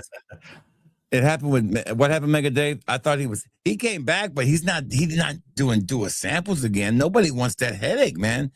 It is too much to keep up with. Dua samples was 3 weeks behind, to the point, Arcel, that they hurt my business in the beginning, but they actually helped my business in the long run, because they're like, I was sending shit out the next day, and they were sending their shit out 3 weeks later. I was $3 more a sample, and people were still coming to me. My only problem was that he was always out of stock of everything. Yeah, and he was always out of stock, and he couldn't keep nothing in. And everybody's complaining that they haven't brought back the 10 mLs. They're not. Newsflash, Dua fans, 10 mLs are not coming back. It's too much of a headache for Dua. Why would they want to make $20 on a 10 ml when they could make $30 on the bottles? Remember, they make $18 in those 10 mLs, right? Or $20, right? Yeah, it sounds neat and all, but you know what? They can't. They have to hire 5-6 people to do that. And from what I understand, they haven't hired anybody in a long time. The last time that anything to do with hiring or firing, they let people go. It was right before Christmas. And so they're still working with the same workforce they pretty much had before, except maybe a couple people here and there in the warehouse. But it's just logistically, you ask anybody who makes perfumes, making the samples is tough work. The only reason Parfums Vintage can do it is they don't sell on the level of Dua. And they have to, because they sell $180 fragrances, clones. They ain't got no choice. They have no choice. And I know Alexandria do these sample packs and all that too, but even that's a pain in the ass. You gotta have a whole little department set up to do that. You can't do it with your regular people. There's no way, because people, if you put a bottle out, they're gonna buy the sample. And I bet that was pissing them off, because their profit margins on those samples are smaller than they're on the bottles, I'm guessing. And because of the amount of labor it takes to fill those samples, and then to find the right decants and to find the right thing. Decants are more likely to leak. Decants are more likely to break than a bottle is. Another thing that hurt them is they would have this fragrance, like say when the Milk Patrol was real hot. They'd have this fragrance and they'd sell out of the bottles, and they'd have all these 10 mLs. But I don't want a 10 ml. I want a whole bottle of it. Well, you have the juice, but you've put it, you've allocated it for 10 mLs. So you kind of lost a sale now because you're out of stock for the regular size bottles. Yeah, and it impacted if they're making 300 bottles, right? How are you expecting them to make fucking 300 samples? They can't. They put out too much stuff. There's no way that their little company can make 300 samples and 300 bottles. They can't. They might make 50 samples and 300 bottles. So at that point, is it worth doing the 50 samples to make they probably, it's all profit to them anyways. All they're paying, all they're paying for is, the labor, and the labor is expensive because it takes a lot of people to make samples. You can't do it one person. It's impossible. And they're out in LA, so they're paying their employees like a lot more. Yeah, and that's another thing. They're out in LA. I'm surprised they haven't left LA yet, moved to Texas or somewhere, to tell you the truth. I would never own a business in LA. No offense. LA damn labor laws are fucking hell. I know that. I was a manager and I was like, wait a minute, I'm owed overtime? It's like, no, that's only for LA people. Damn. Man, I'm a manager and I lose my bilingual pay. Yeah, but if you're in LA, you get to keep it. Or in California, I'm like, damn. So, hey, are you going to take advantage of the Mind Games plug? There's a Mind Games plug now. Have you heard? No. What is the Mind Games plug? Hold on. Let me answer this question real quick. Looking for a winter fragrance that can withstand the cold. I would say Tabak from Zaharoff is probably one of my favorite cold weather fragrances. because it can withstand the cold. I would say Roja's Manhattan or any kind of form of that is a good mass appealing winter fragrance that can withstand the cold. But if you want to get real cheap and talk about duas, man, just go with Grape Cigarillo. That's a great one for the winter too. Any of those cigarillos, or even Vanilla Affair, if you can find it. Man, this one, you got this, don't you? Vanilla Oh Affair. yeah, I got that. It's on my fireplace. And then like a classic vanilla, smoky vanilla fragrance. It's like a dumb accident that they made this damn good of a vanilla fragrance. If this was a damn Xerjoff, this motherfucker would be the hottest thing ever. There's a lot of dimensions to that vanilla. They're using a lot of different vanillas in there. It's surprisingly it smells expensive. It's the best of the Affair line. You know, you had Gourmand Affair, Chocolate Affair, and Powdery Affair, which I think Powdery Affair is one of those ones that's severely underrated. It's just a powder fragrance. It's a fresh powdery fragrance. You know, one of the Affair is amazing too. One of the little samples that you sent out one time was the Powdery Affair, and it was when it was discontinued. I said, "Oh, I can finally try it." It was like getting hit in the face with a bucket of baby powder. It is just like that. It's a bucket of baby powder. It is, but it's for some reason I liked it. I don't know why. You remember those makeup things women had? They would dip it in the powder. And yes. It felt like. Yep. And I still have the lotion. I have an extra one down there. I got a whole set that's not even open. I bought when they were vaulted, and I knew they would be gone. Go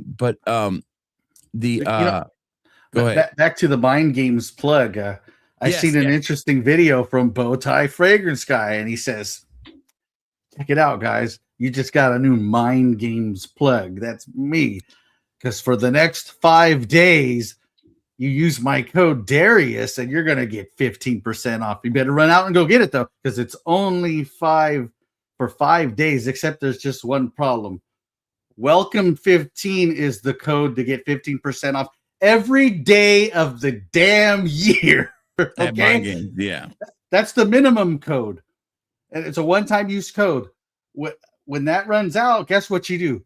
You put a Mind Games in your cart, and within the next like 30 minutes, Mind Games will send you your own discount code every time. That's the minimum code. Venba gives you a 25% off code. Yep. Olfactory Factory gives you a 25% off code. He knows this, but he can't make money off it. So he is ripping every one of his subscribers off. Who is this? Bowtie Fragrance Guy. Oh God, that guy. The one that pimped his wife. But we gave him a break because he did shout out and really show a lot of respect to Bro Sense, which I can't give him a break for ripping people off like that. He knows. Yeah, but that was the one thing I kind of like. I was like, okay, because we all love Bro Sense. He's the only man to take the Grinch's heart, RXL, and turn it into a heart again. He's the only one that could break you. He's the only person in Fragcom that ever broke RXL. Think about it. 361 days out of the year, this guy says, look, there's a 15% off code, but I'm going to need some of that code and some of that, 5% of that. I don't want you to have it. Just put it in my pocket, and I'm not going to tell nobody. It's a scammer. He's a scammer. But do you think they actually all know that? I think they all just get this contract and they sign it, and they're just saying what's saying on the paper, in my opinion. He doesn't know that. I know that. We all know that, but how many people, average Joes, don't know that? That's the problem. And that's what there's tons of people who watch this channel. They'll come across and who's this guy? Ooh, this guy's sharp dressed. He definitely must know about fragrances. He's wearing a bow tie, and he's, he looks cool. And he does penny dropper videos with his wife, which is the most egregious thing I've ever seen in a video ever, is using your wife to describe penny droppers. Wow. To this day. He's the plug. Now, let's go on to another. Go ahead. Real quick about this loyalty thing. Here's the deal with the loyalty, and I'm going to send an email to all the loyalty customers.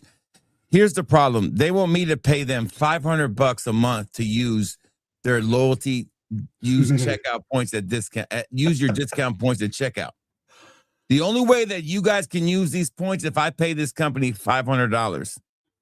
So they can add that feature in there, which I didn't know when I set up that loyalty. And to be honest, Azrael, I totally forgot about that damn program until people bring it up. So what I do now is you tell me how many points you have. I go into the rule book and it says if for every 100 points you get like $2 off, or I don't remember what it was, but you can't use it during the sale because that's one of the rules I put in. So you'd have to be using that without any other promo code, because I'll give you a promo code, but all these sales don't work with other promo code. You can't use two. So you'd have to use it when there's nothing around, So I will be sending an email the first of the year. I'm trying to find a new loyalty program that's not going to charge me $500 a month to use it. So I guess it works for some companies but I don't see the value in me spending $500 on that when I'd rather spend $500 on something else, like say Tiger. Oh shit. Damn, I can feel that pain right there. But all right, go ahead, Ark. So I just wanted to answer that question. So I do apologize. I am sending a mass email out to every loyalty customer explaining what's going on, explaining that I will convert their loyalty points into a one-time gift card to give them.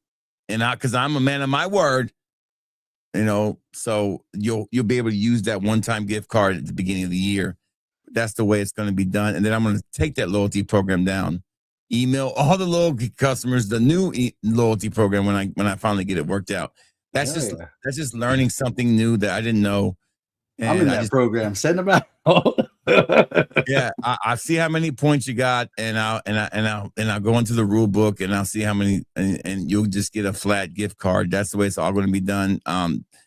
It's just I didn't know, and when I went to turn on that feature, it says sign up for the pro. It's $500 a month. I'm like, I'm sorry, I can't sign up for. There's not enough people in this thing. The loyalty is not. I looked at the metrics. The loyalty wasn't bringing in the.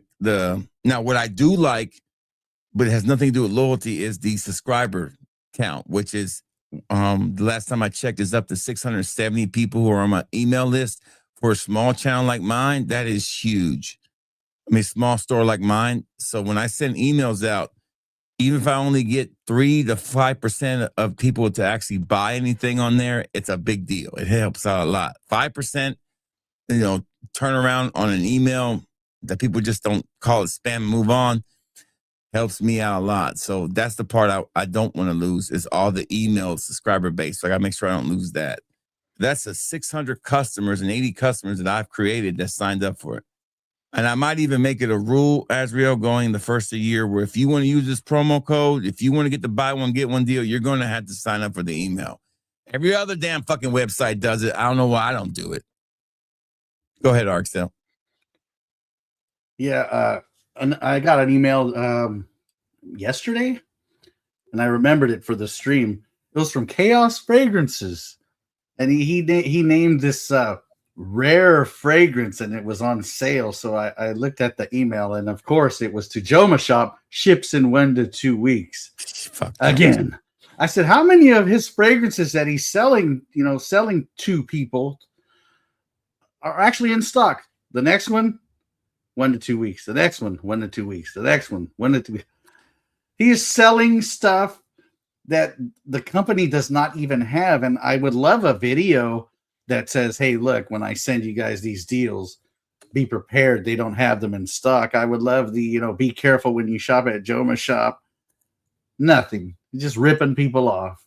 And getting paid for it. So who are the top 10 worst Shills in Fragcom? That's going to be the one thing I want you guys to think about. Who do you guys think is the worst Shill in Fragcom? And the second question I have is, does watching a video that you realize that the person is a Shill, like, how much do you trust somebody? Or I'll give you a perfect example. Let's show them, Arksdale. Let's pull up. Give me your number 10, Arksdale. Top 10 worst Shills. The first thing I gotta ask is Vince trying to be funny? Is this satire? Like he says, Troy DeMall is good. Vince is being funny. Vince has been real trollish the last couple of nights. He's getting into the theme of it. Let me see if I got a decant. Let me do an impression. I don't have a spray decant. Let me do an impression of every Troy DeMall video. Somebody just said that Jen Sense did a video, a paint dry video with his wife. Is that true? Yeah, he does videos quite frequently with his wife. Well, everybody's done his wife, from what I understand. Hold on. I wish I had the damn. That would have been great. You don't like Ashton's videos? Well, they're not his videos. You don't like the AI made videos that Ashton acts out? I haven't liked him since before he made this glossy ass studio bullshit. I've never liked him. I've called it from the jump. He's an asshole, and I know he's an asshole. People who have worked with him tell me that he's an asshole. He's an egotistical, normal looking dude who got fucking lucky, who knew how to work the algorithm, who doesn't bring anything to the table anymore. He only helped him with one fucking fragrance in fucking 20 years of doing this shit. You know what it was? Prada Luna Rosa Extreme. That was it. Well, his set that you don't like, he has that set because AI, the algorithm, does not like static backgrounds. So he has that set just to appeal to the algorithm. His titles are AI, his thumbnails are AI, his ideas are AI. Everything is AI down to probably the script. If you're watching, I'd be glad to go on a stage with you anywhere in the world.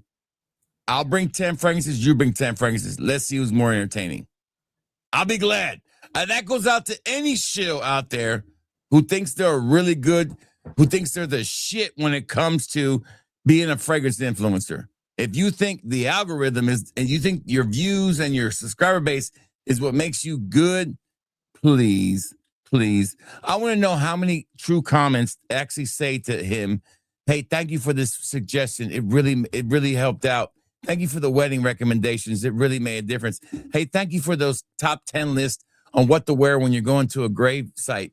Thank you. I really appreciate all that. You know, let me tell you something, homeboy. I challenge any of you shills out there. It's an open challenge. And if you see this video, bring it. I will bring 10 fragrances. I'll bring the most boring fragrances I can. And you could bring them. You could bring the newest shit, the most hype shit.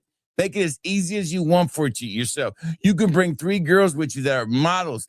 I don't give a shit. I will wipe this guy beside me and people like Joey Cannoli will wipe the fucking floor with you. You're not entertaining. You're boring.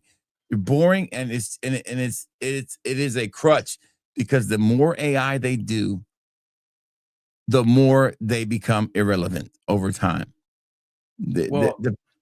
People will get tired of this AI stuff. I promise you, they will. They will want genuineness again. And we're having a generation now, Arcel, of people that's all they know how to do is type in a fucking word into the computer and let it do it for them. They don't know how to create entertainment anymore. They don't. Here's the bad part. Google, YouTube, they own Gemini. You know, the AI, that's Google's AI. Gemini is now the AI used when you upload a video. Yeah. For the algorithm. It's killing my views. Killing it. I used to get like 500-600 views in the first 3 days on any of my videos. Don't tell me that that's going down because of fucking me. I got 10,000 subs, a lively subscriber base. Don't give me that bullshit. I'm supposed to hit 10. It's supposed to start increasing my views. They've gone down since this whole AI bullshit. So if you go to Gemini right now and you type in, I need some fragrance ideas. It used to be you go to Fragcom and see what fragrance is trending and say, okay, this is what people want to hear. Let me do a video on this fragrance. Now you ask Gemini, what's trending? What can I make a YouTube video on? It'll tell you top 10 lists, Middle Eastern clones, and then you'll tell it again. No, I don't want to do lists. Okay, clone versus this. No, I don't want to do that either. You'll keep telling it that you want to do like an actual video, and it will just keep repeating that it wants lists. Yeah, this is the algorithm. Yeah, and we all can do it. I can sit here and do it all day. But it just seems I'm gonna hold on to this Arcel because I feel like people will come back eventually. Remember when they said that computers were going to ruin everything, and what happened? They did. They did, but not computers. Remember when they said that what was the thing they said? Somebody had a great analogy the other day. I can't remember what it was. can't remember what it was. But what happens is when all these things come out, they ended up working great. But after a while, people get tired of them and they want something else. They always want something else. The problem is we're running out of things you can go to over time. So what people will always levitate back to, I promise you, it's more funny to watch a movie clip than it is to watch an AI clip. For me, it is. It just seems more fun to me. So when I'm scrolling through, I'd rather watch those. But here's the deal. People will get tired of that because when it all becomes the same, they're not going to stop to watch anymore. They're going to stop on the thing that looks different. Right. Well, YouTube doesn't want AI. In fact, if you start doing a lot of like AI generated like actual video, they might even terminate your channel. They don't want the AI voicing the things and acting them out. They pretty much want AI to come up with the ideas and for humans to act them out. And it's not going to get any better. People like review stuff. We're going to be dinosaurs.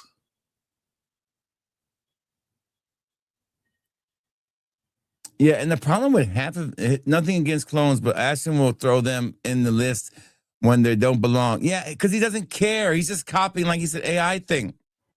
No, that's not how he's making them. You know how he's making them? Joma Shop is sending him codes. You know how many codes Joma Shop will send you if you sign up? That was the topic we're going to talk about next, because I wanted to ask you guys that question, okay? So when you, I have a question, and if you give me your first person on the list, Arxel, give me the first person. I'm gonna search for him. Biggest shill? A shill. Give me your number one biggest of all time. The top of your 10 one. The one that a 10 one will probably be a newer shill, younger one just started, or somebody that's smaller. You know, you don't want to go to the big ones just yet. Give me a name, and I'm gonna look it up. Oh, I got a name that he's not a shill, but that's because his channel's so small. But he wants to be so bad. I know please. I know you're talking about. Go ahead and give me the name. I don't think you do. Kel Smells. Oh, I know Kel Smells is. Yeah. Kel Smells likes me, man. I'm Kells, and I smells like shit because I fucking jump on a bunch of crappy Middle Eastern clones now. Oh, he kind of does look like Ross a little bit, don't he? He said, I was so happy to get my first affiliate link. All right. So my question to you, chat, when you see a channel with affiliate links, do you trust them more or do you trust them less? So here's number 10, according to Arxel, of some of the worst shills. Now, the first 3 or 4, the first couple are going to be the up and coming shills. Okay. Here's the one. This is the one he just mentioned. That's the guy I actually know and actually knows me. I don't want to go too hard on him myself because I don't know a lot about his channel. I don't watch much of it. But here's what we got. Let's just kind of look at these thumbnails. We'll look at the videos because the videos will always be a dead giveaway how the videos are trending. Okay, so when you look at the videos, classic, hat backwards. I call it the TLTG reviews look. Basically, is what I call all these. Basically, everybody's copying, Ross's look on here. The white guy with the beard, and all he needs is a little bit more muscle. And then he have better shit. May hit the gym a little bit, a couple creatine powders, who knows. But look at the names of these lists. Rack stores, okay. All right. What else we got here? Exploring fragrance hunting. That's basically a rack store video. All right. So basically what we're gonna see here is new release. We're gonna see Middle Eastern, or we're gonna see rack stores or lists, pretty much, right? Well, this is gonna sum it all up for you. Let me see right here. I just lost it. These 5 fragrances will have you owning fall. 99 views. Only 99 views? How many subscribers do he have? He has 4,000. You know how many videos I have with 99 views? I thought he had more subscribers than me. Wow. Hey, can somebody look up my channel and tell me how many videos I actually have? I can't see it on my side. Arxel, tell me how many videos do I have on my channel? Upload total. Let's see. I'm figuring maybe 1,000 or 2,000, maybe. A lot of these fake it till you make it channels don't realize that regular people see their channels and their videos and just think like, look Look at that glossy thumbnail. Look at that amount of subscribers. That must be a big time channel. But if you were to see my screen, it would immediately show like all these extra stats on the side. Yeah. And it would show just the like see, I'm looking at yours right now. Total views 1.3 million. So a lot of people don't see it. They just see your channel. Views gained in the last 7 days plus 5,812. I had that many in the last 7 days. Shit. Damn, I know I had that many views. Subscribers, 10,500. It has your ranking of subscribers, 2.8 million. It has your earnings, has the category. Your average video length is 19 minutes, probably because of your streams. Your upload frequency is 2. I got all this info about these fake it till you make it channels, and it's hilarious. How many total videos did I have? You see that? Let's see. Videos published 1.6 thousand. God damn, that's a lot. That's a lot of content, Arxel. That's a lot of content. Some people got 1,000 uploads and they can't get 15 people to show up to their birthday stream. It says how many views? 140. He don't have a lot of views. Yeah. But how do you get an affiliate link? So small of a channel. I have affiliate links. You want an affiliate link? I'll give you one in 5 minutes. Let me see. I've turned them down. I've turned down several. I just don't. I told you guys, unless it's non-fragrance, I don't want to touch it. I have 160 Joe Mashop affiliate links. All right, here we go. Wow, he has more than we thought. Here we go. Check it out. There's all his affiliate links. So do you trust this guy's opinion with all these affiliate links? This small of a channel with that many affiliate links tells you what, Arxel? It tells me that he will do anything to try to make either a dollar off of YouTube without putting in the actual work, or he wants to just that's what he thinks makes a real fragrance channel or a big fragrance channel. All right, so they don't want to put in the work. We have Afnan, the beer shop. We have. I thought it said Fat Boy Fragrance. That says Nazar. Who the hell is Nazar? What the fuck is this shit? That's not my name. So I was like tripping. His Parfums is on here. Nazar tells you another thing because that is a brand. Okay. I was like, damn. So yeah, so he all opinions are chaos, Mel's opinions. Okay, all right, okay. Let's not a lot of comments on these videos. Yeah. I mean, if I was an affiliate, I was like, I'm not gonna pay you that much to do this shit. I'll tell you that much. Give me another name, Arxel. Next one, number 9. Cal Cologne. Cal Cologne. I've heard this name a lot. I don't think I've ever looked at his channel. Trash. Let's go. Trash. Cal Cologne. All right, Cal Cologne. Is this another clone of like Arx? Okay. Oh, this guy. Yeah, I've heard of this guy before. Okay, I've seen videos of this guy pull up. He has 100,000 subscribers. 70. See, that's the problem I have, Arxel. 100,000 subscribers. Maybe he probably takes content down. Maybe he does. Maybe he doesn't. 780 videos. He has a third of the amount of videos I have. So he's definitely not putting in the work. And all this stuff is slop. So people don't look at that. So, but somebody like me will look at that and say, you ain't putting in the work. You ain't putting in the work. And it might even say, are some of these even real? Some of these subscriptions even real? You know, look at the views. That's a lot of views, though. This is a guy that said, I'm against clones. I'm against all these Middle Eastern clones. And then, oh, wait, they're popular. Oh, now I'm not against them. Now I'm against like these expensive designers. Cheap. Oh, God, this glossy ass fucking finish. I hate these videos. I hate them. They look so fake. They seem so lifeless. You know, they look does it look lifeless to you? It's supposed to be vibrant. A lot of these videos, why they look lifeless, and Red Adolescence is probably the main offender, and Oda Erica. A filter called the Beautify filter that removes every wrinkle, brightens up those blue contacts. Fake. They're all fake.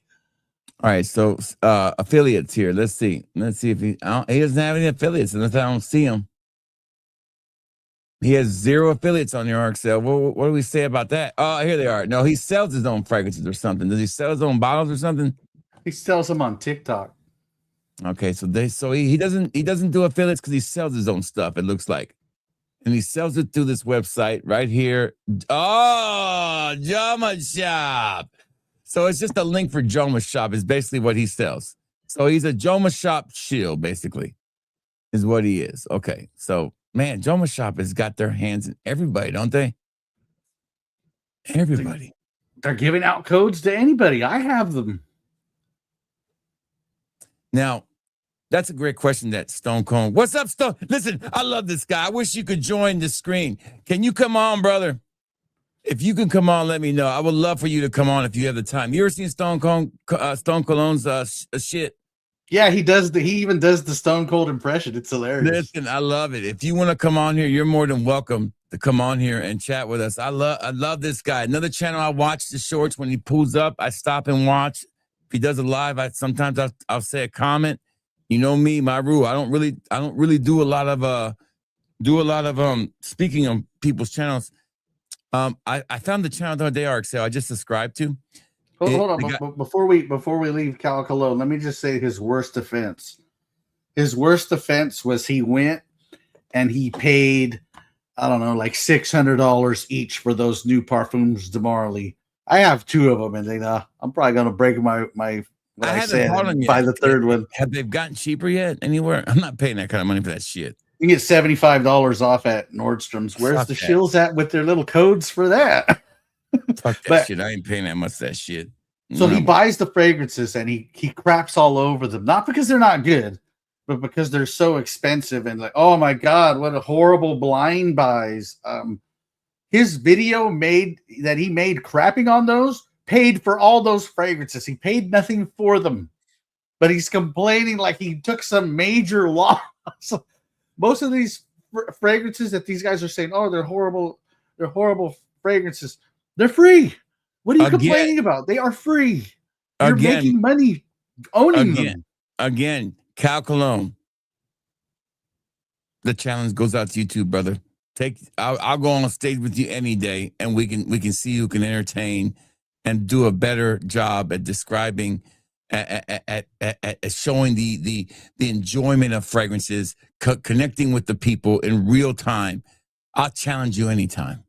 I got a challenge for these guys as well, since they like putting affiliate links, since they like getting a fragrance from a brand like Argos and saying it's amazing, you guys got to go buy it, and because we think like they love it and it's a cherished part of their collection. Why don't they give us a link to their Mercaris and to their eBays where they make the video and dump it all off? They tell you it's great and how they love owning it, and then they go sell it immediately, or they gift it to their damn cousin or something, or they sell it to their family member, and still make money off their own family. Who can you trust somebody like that, huh? Now, I will say it's about Steven, okay? Me and RXL do not dislike Steven. We know what Steven is since the jump, okay? We've all agreed on that.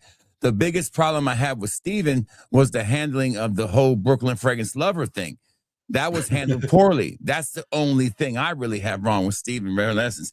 I know what Steven is. He's been a shield since the jump.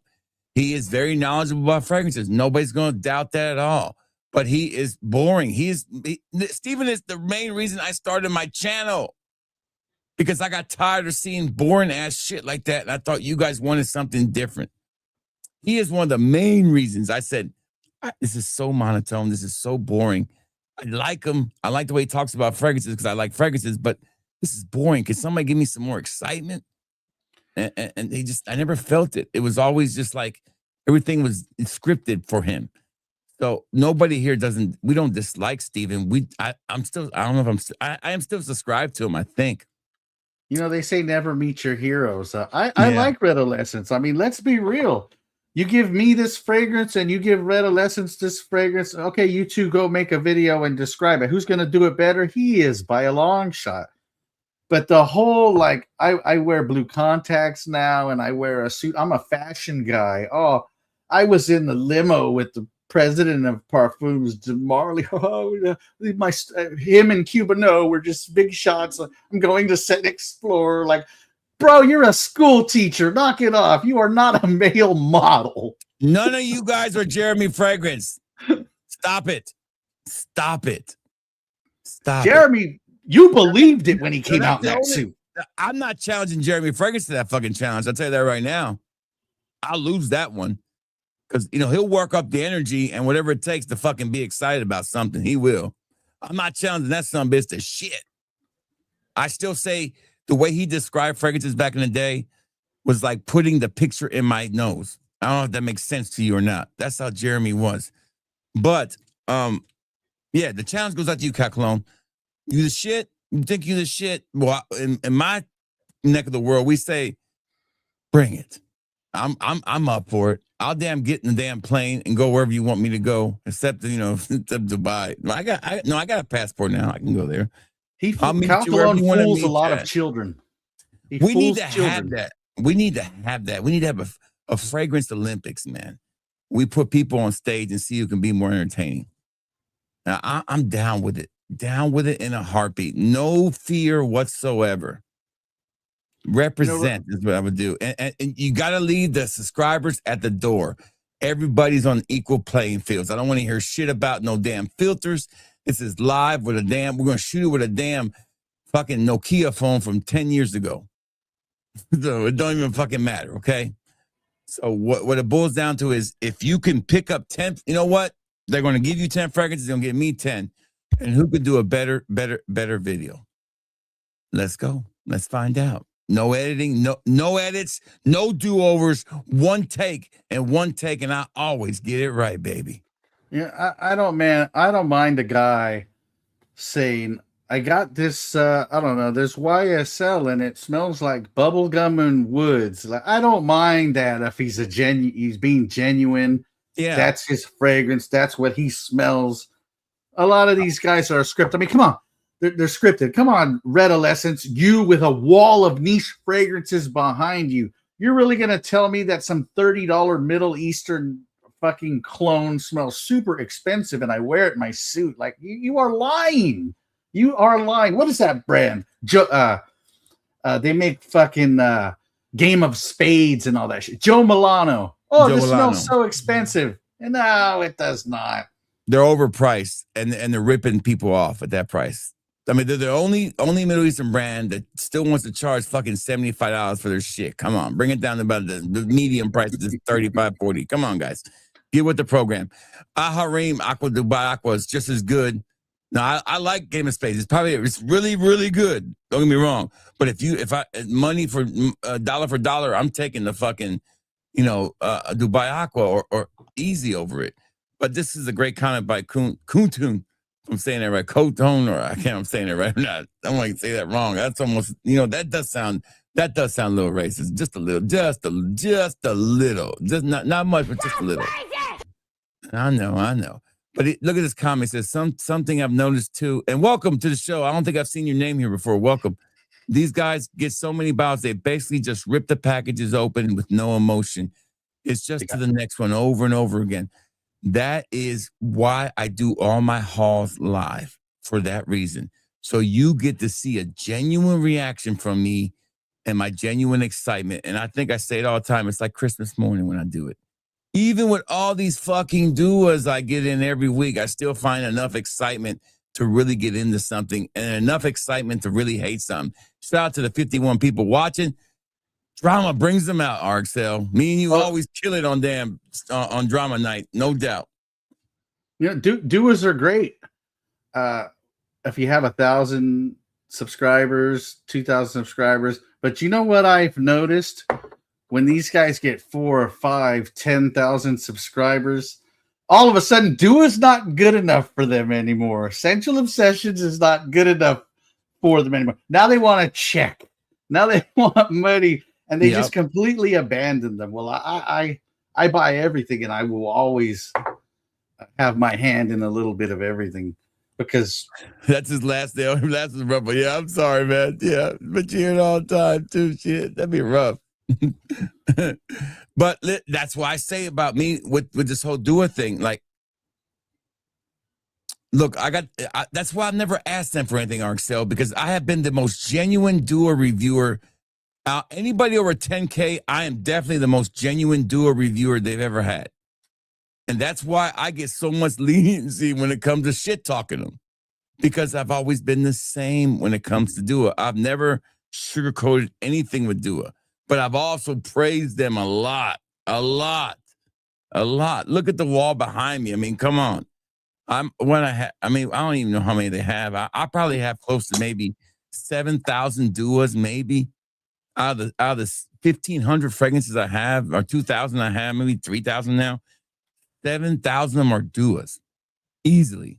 So I have noticed that they all fall off after a while, but I have been consistent. And you know what? After a while, you do kind of want somebody from Dua to say, "Hey, Juan, thank you." But after a while, but I get it. I don't ask for nothing. If the guy's buying all this shit and not asking for nothing, why do I need to give him something? Well, you were out of Dua's Sophisticated. It's a clone of Chanel's Coromandel. Look what you made me do. You made me get $500 Chanel Coromandel. Dude, I want to restock these, but you know how hard it is to spend $500 a week on Dua and then try to do restocks too. It's impossible.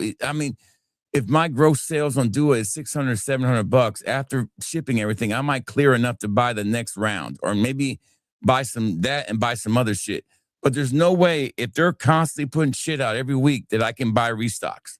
It's hard. I can maybe buy 1, 2. Because I'm reorganizing. I'm like, fuck, I'm out a lot of shit. And then when I go looking for it, they ain't got it in stock either. So I'm like, what do I do? It's like, I want to put this shit back in stock, but you guys give me no time or no effort. I mean, I don't have any time. I got to keep buying the new shit. And it's like, and I don't want to, I never used to buy all the women's stuff. Remember, I never used to buy the women's stuff at all. Never did. But hell, when, I have a 20% increase on women buying in my store, I have to buy the Dua women's stuff. So the women's stuff is taking the place of the restocks easily. You got the wish list now, right? On the store? Yeah, I have the wish list. I never look at it, but I need to look at it. Damn. Yeah, can you see what we put on the wish list? Yeah, I can see, and for a fee of $350 a month, I can actually look at it. I'm joking about that one. I'm joking about that one. I'm joking. Them fucking apps are shit. Because the wish list ain't really for us to have a wish list. The wish list is for the company owner to see what you want back in stock. Let me look at it. I've never looked at the wish list once. For the notify me when it's back in stock. Hold on. Let me cut that off. Hold on. Wait. All right. Let me go. I think I know how to get to it. Let me see. Apps. Let me see. Where the hell are my apps at? I'm trying to see where my apps are. Orders. Message is under settings, maybe. Let me see. Here we go. Apps and sales. Okay, apps. Here we go. Apps. Let me go to my apps. I know I got the wish list apps on there. Yeah, because can you put stuff on the wish list on there pretty easy? All right, so let me see. Wish list. Okay. I think it's like a heart or something. Just click a button. Yeah, it's a little heart. That's right. Okay, let me see. Did I uninstall it? No, I didn't. Or something. Let me see. Okay, they changed the name. I pay $5 a month for it. Okay, so let me see if I can see the actual wish list if I want to know. All right, how do I look at the wish list on here? I'm really curious about this. Let me see if I can pull it up.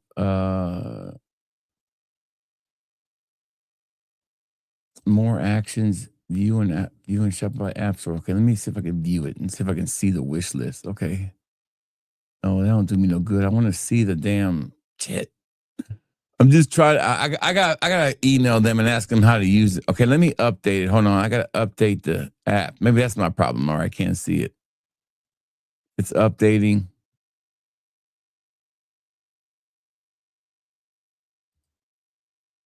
Okay, so if I do the new analytics page, so let me see if it'll show me the actual products that you guys are wish listing. All right, let me see. Damn. Show me the damn products. Let me just see. Hey, is that Bulgari Tiger X-Straight still out of stock? At Harrods? Is it out of stock at Harrods? You can buy that Bulgari, right? There's a 60 ml and 100. The 100 was out of stock. I'm waiting on that. The Bulgari wasn't out of stock. I have it in my cart. Okay, let's get our next guest on here real quick. Let's bring him on. This guy's the first time joiner of this show. We love this guy. I feel like Trump. We love this guy. He's amazing. We love him. He's funny. We love this guy. He's a real funny guy, and he's not going to get fired tonight. So let's bring him on now. We love this guy. He's like Stone Cold and and Stephen from Red Lessons all put in one. Let's give it up for Stone Cologne, baby. First time here. What's up, Stone Cologne? We are honored to have you, man. Honored. Thanks for having me on, man. I appreciate it. Sorry it took me a bit. No, don't you worry about it, man. Usually when people say they're gonna come on, we're fine with you. When you get here is when you get here, baby. We're fine with that. It's great to have you here. I'm glad that you're passionate about our topic tonight too. You don't strike me as a no nonsense kind of guy, too. When it comes to this, you seem like how me and Arcel do it. We like to keep it about what we like and what we see. We don't want to be a conformist or do the old dilly dally stuff like everybody else does. Yeah, for sure. I'm not. I mean, nothing against any of that. Like, I don't trash anybody, but at the same time, it's like I don't gravitate towards the, affiliate link stuff and all that. I first of all, I don't have time to deal with it. Like, I hate setting it all up. I'd rather just talk about the stuff that I have and I buy, So yeah. And I've been into this since I was a kid, and I was doing this channel as a joke, and then I just kind of did its own thing. So, but yeah. Okay, I found it, Arcel. I found the products. But it doesn't let me see it all on one. I can see like each customer. Let me see if I can find your name. Hold on, Arcel. Let me find your name. There's a bunch of people put a bunch of wish lists on here.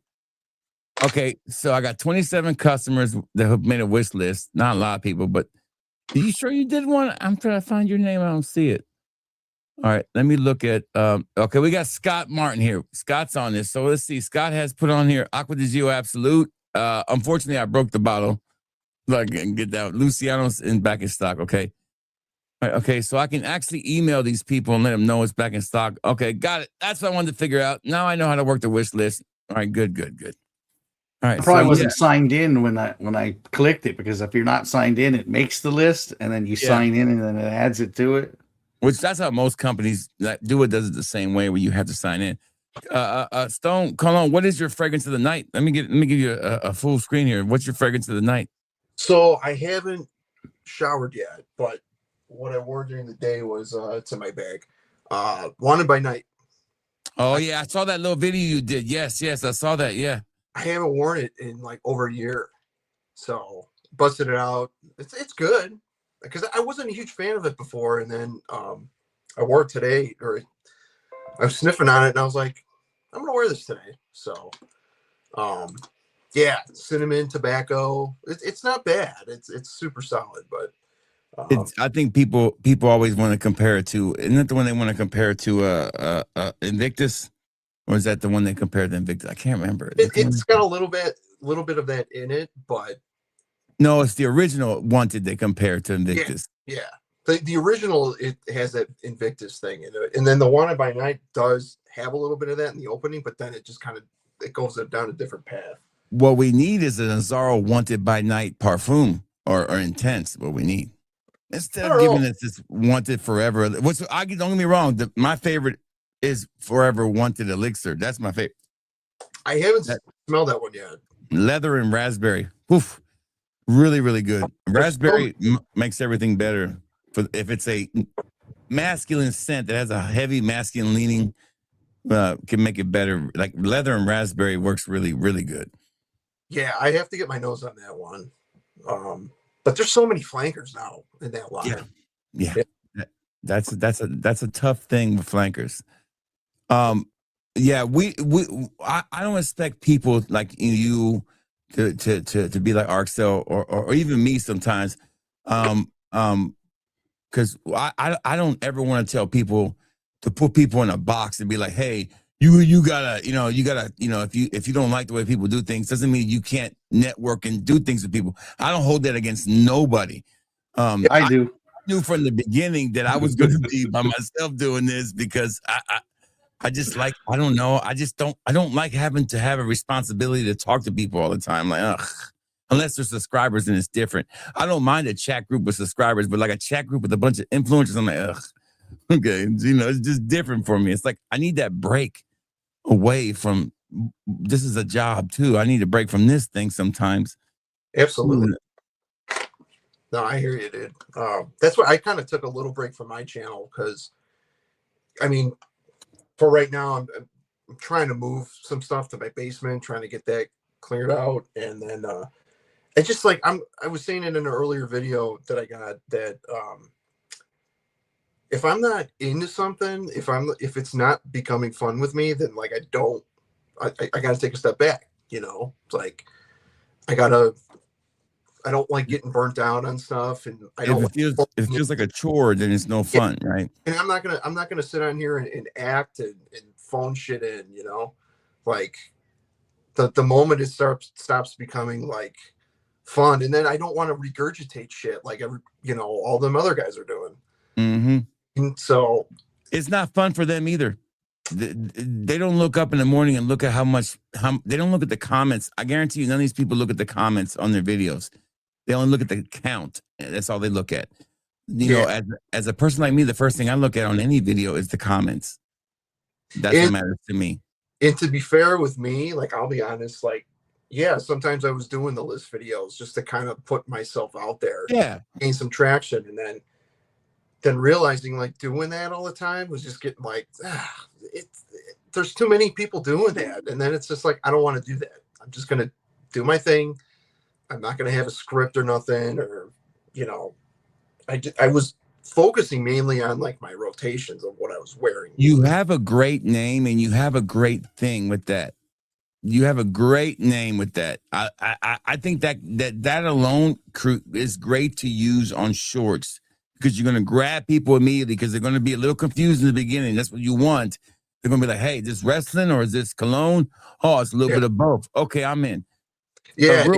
Real quick, my best man from my second wedding to the same woman.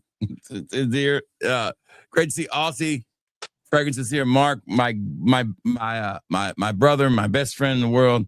Great to have you here, brother. If you want to join, Mark, you're more than welcome to join. I know it's 9 o'clock here, so it's like they're 15 hours ahead of us. So it's like I don't know. I was waking up every morning over there at 8, and my kids were getting off the bus or getting home from school.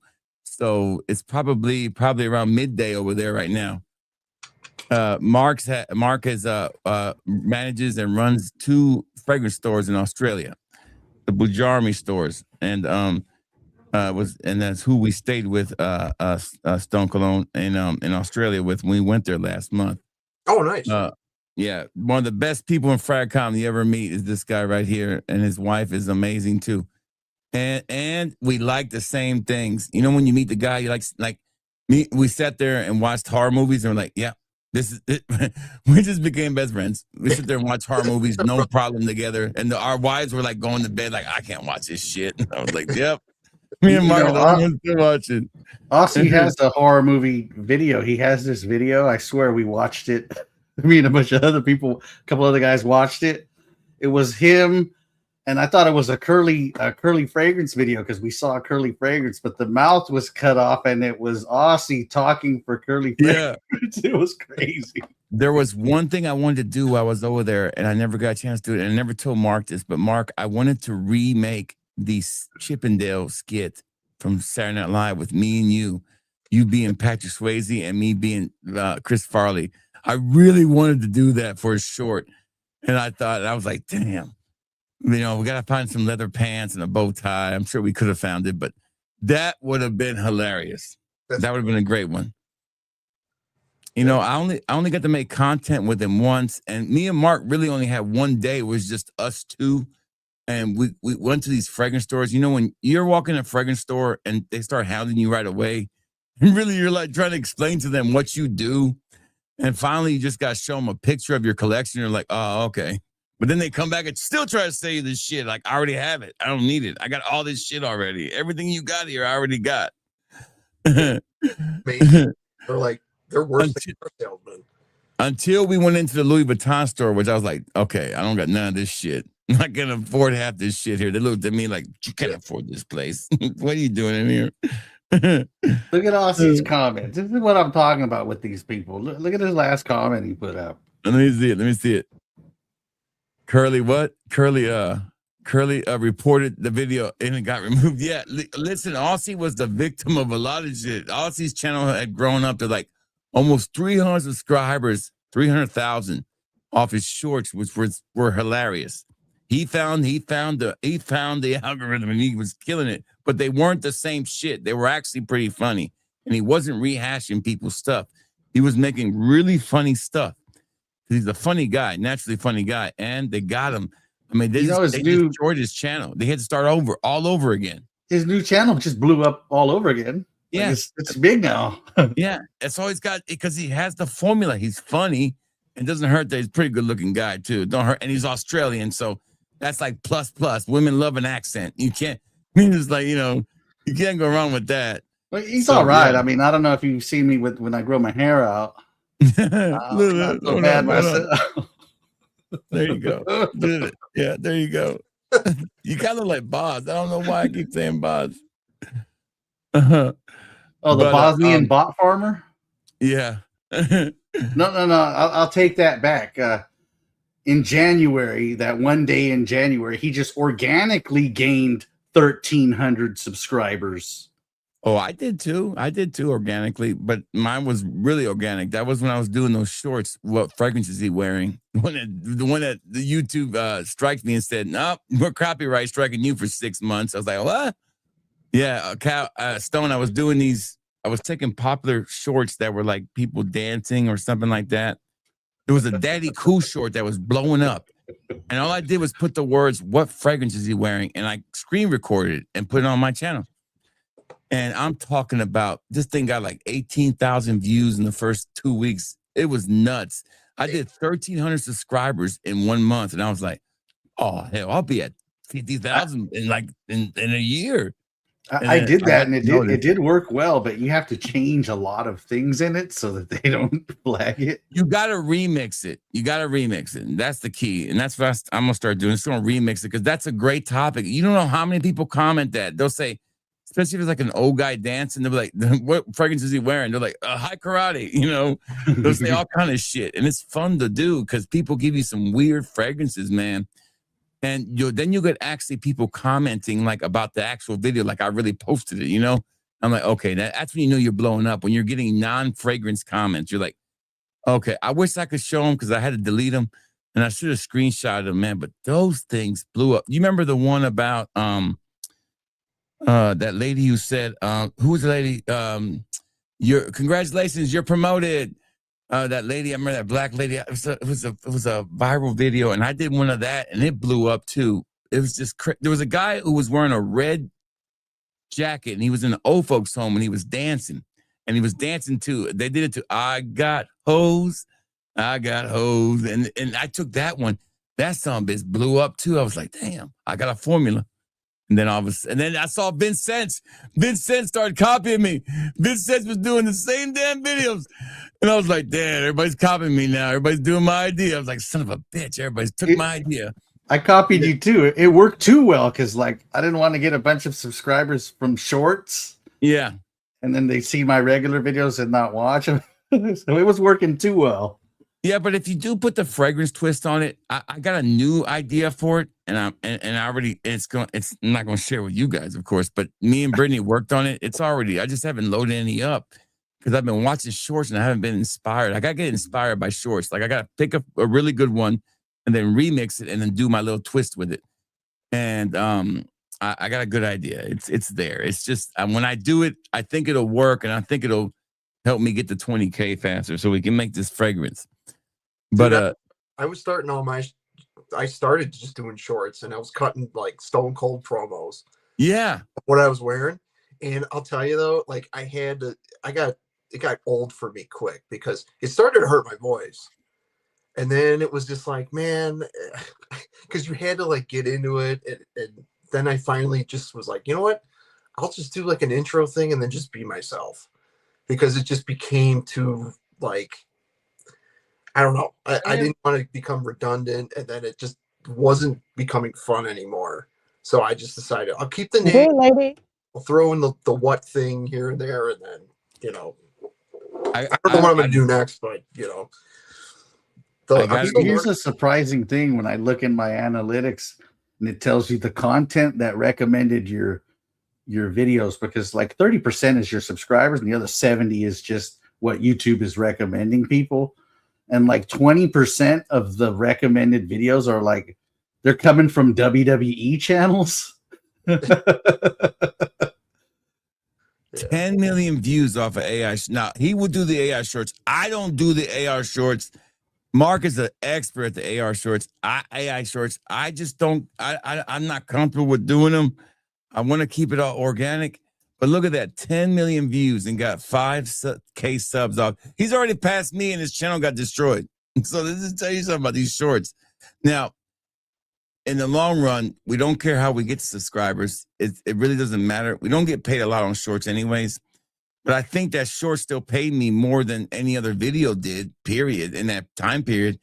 Because, if you're only getting, 12,000 views on a video and you make, $10 off or $8 off it, but you get, I got close to 1 million views, not 1 million views, like 800,000 views in that short, or 700, 500, something like that. It was a lot. And, I made like $30. It was more money overall. I'm thinking, okay, if I can do 20 of these a month, then I was starting to count the money. I was like, okay, now I can quit my job. So I can stop being a stripper on the side too. That was the goal. There you go. You're a little bit bigger now. Hey, I will be honest with you. During the Stone Cold era, I was not a WWE fan or F fan. I was a WCW guy to the that was my last wrestling, hurrah was WCW. I faded away after that. So dude, I missed all the Raw stuff, like all the really great, Stone Cold stuff. I never saw it live or really watched it until I watched reruns now. Dude, I remember as a kid, it was so hard because you had to flip back and forth. Yeah. TNT to say. And dude, I got a funny story. So back in school, this was like middle school, I think. You remember the tag team, the Moshers? Yes. Dude, me and two other buddies, we were reenacting like their move where they were like moshing. So it was like me and another guy, and then we used our smallest friend to be in the middle, and we broke his collarbone. And he wasn't mad or nothing at us, but the whole district in the school was like banned everything wrestling. Because back then it was like, don't do this at home, and like, because it was like the raunchiest back in like the late 90s.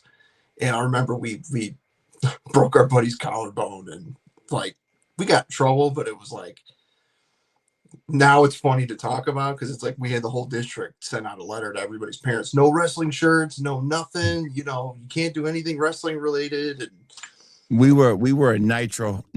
All my friends, we were Nitro people. Like it was like a thing every Monday night. It was Nitro. We were hardcore WCW folks. I guess the South has always been more WCW anyways. I grew up north, but it was WWF with Hogan and watching. We had this channel called Prism. It was like HBO, but it was like a Comcast thing, and that's where you watched all the home Flyers and Sixer games were on Prism, and maybe the Phillies. I can't remember. Not the Eagles though. And then you also watch wrestling on there. They had all the because wrestling back in the day wasn't on TV. It was like once a week or twice a week, maybe. Right. But they would show you those ones that were those shows that weren't taped. Some of them were taped. You would watch them, and it would always be Orndorff at the end fighting Hogan.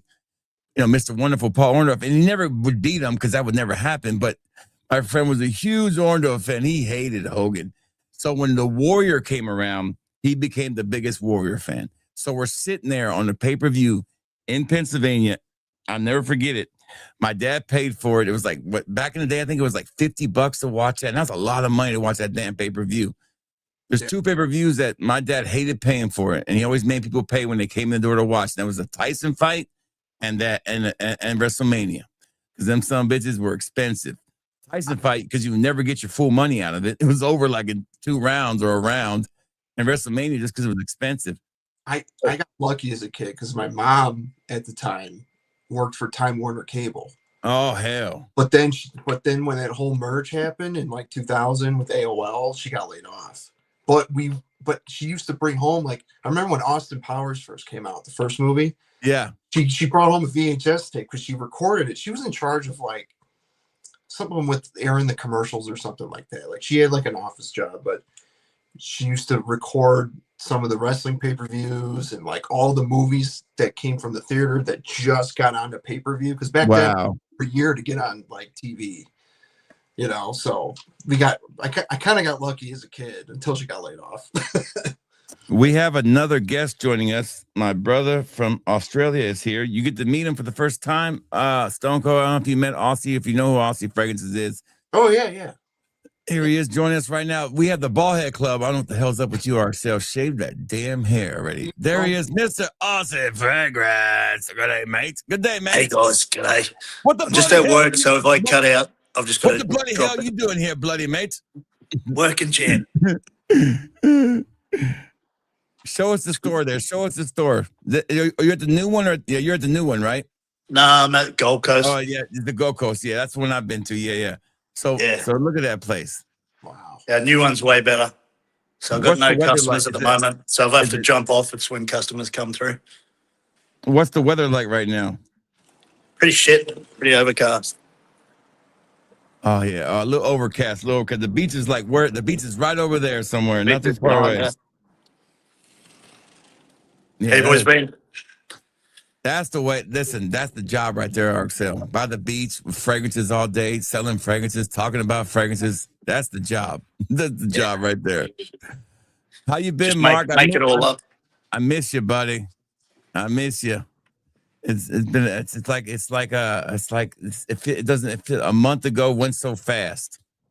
Yeah, it's only a month ago you were drowning in the ocean. I know. Mark tried to save me first, and he couldn't.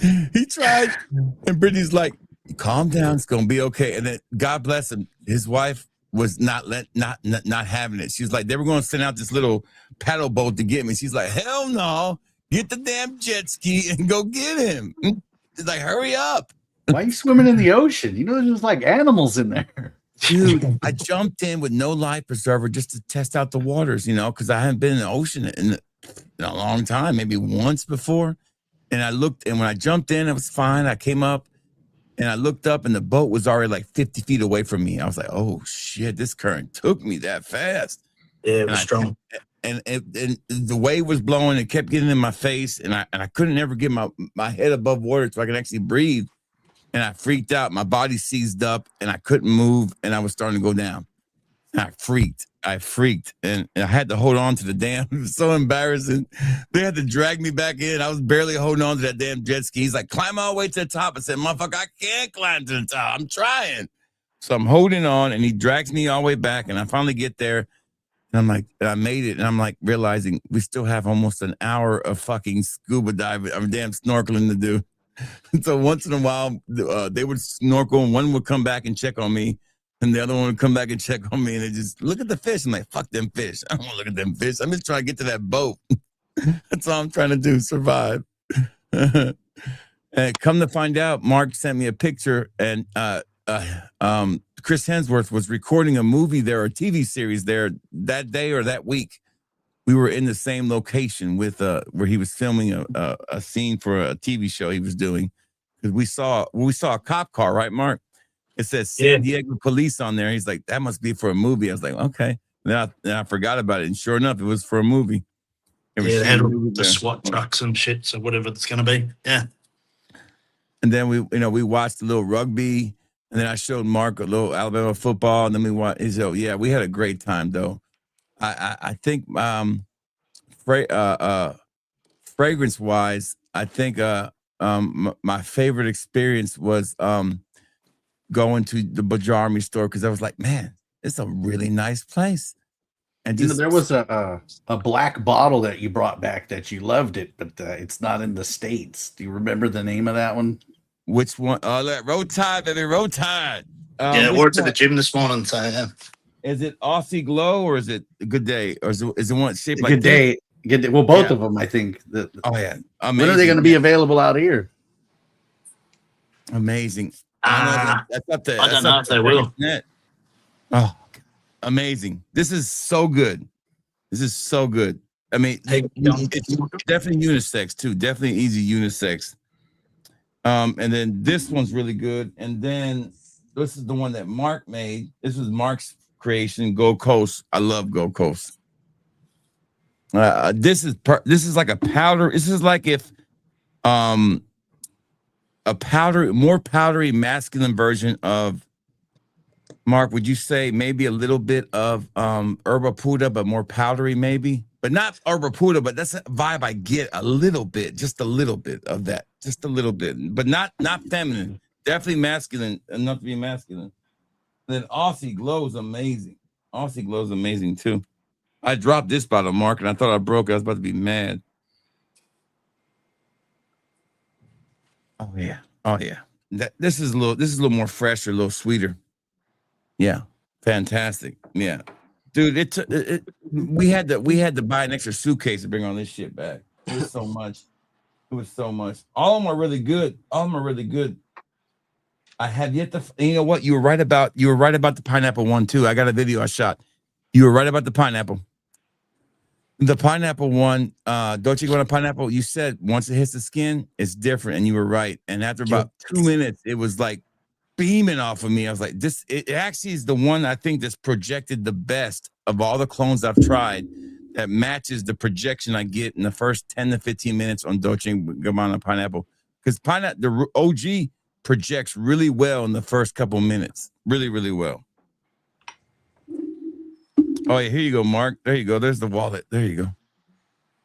Little kangaroo wallet. There you go. Kangaroo leather. I leave the button at work on my manager's desk, and he'll when he's in the back, when he's having a fucked up time, he'll hit the damn button to cheer himself up. He'll say, "That'll be all right, mate. Good day, mate." You know. Oh man, Mark said he was going to take me to a place, the Outback Spectacular, and I was like, all week they kept talking about it. I was like, what the fuck? Why are we going to Outback? I was thinking, is it a fancy Outback we're going to? I thought they didn't go to Outbacks here, you know. And they had an Outback there. We saw it.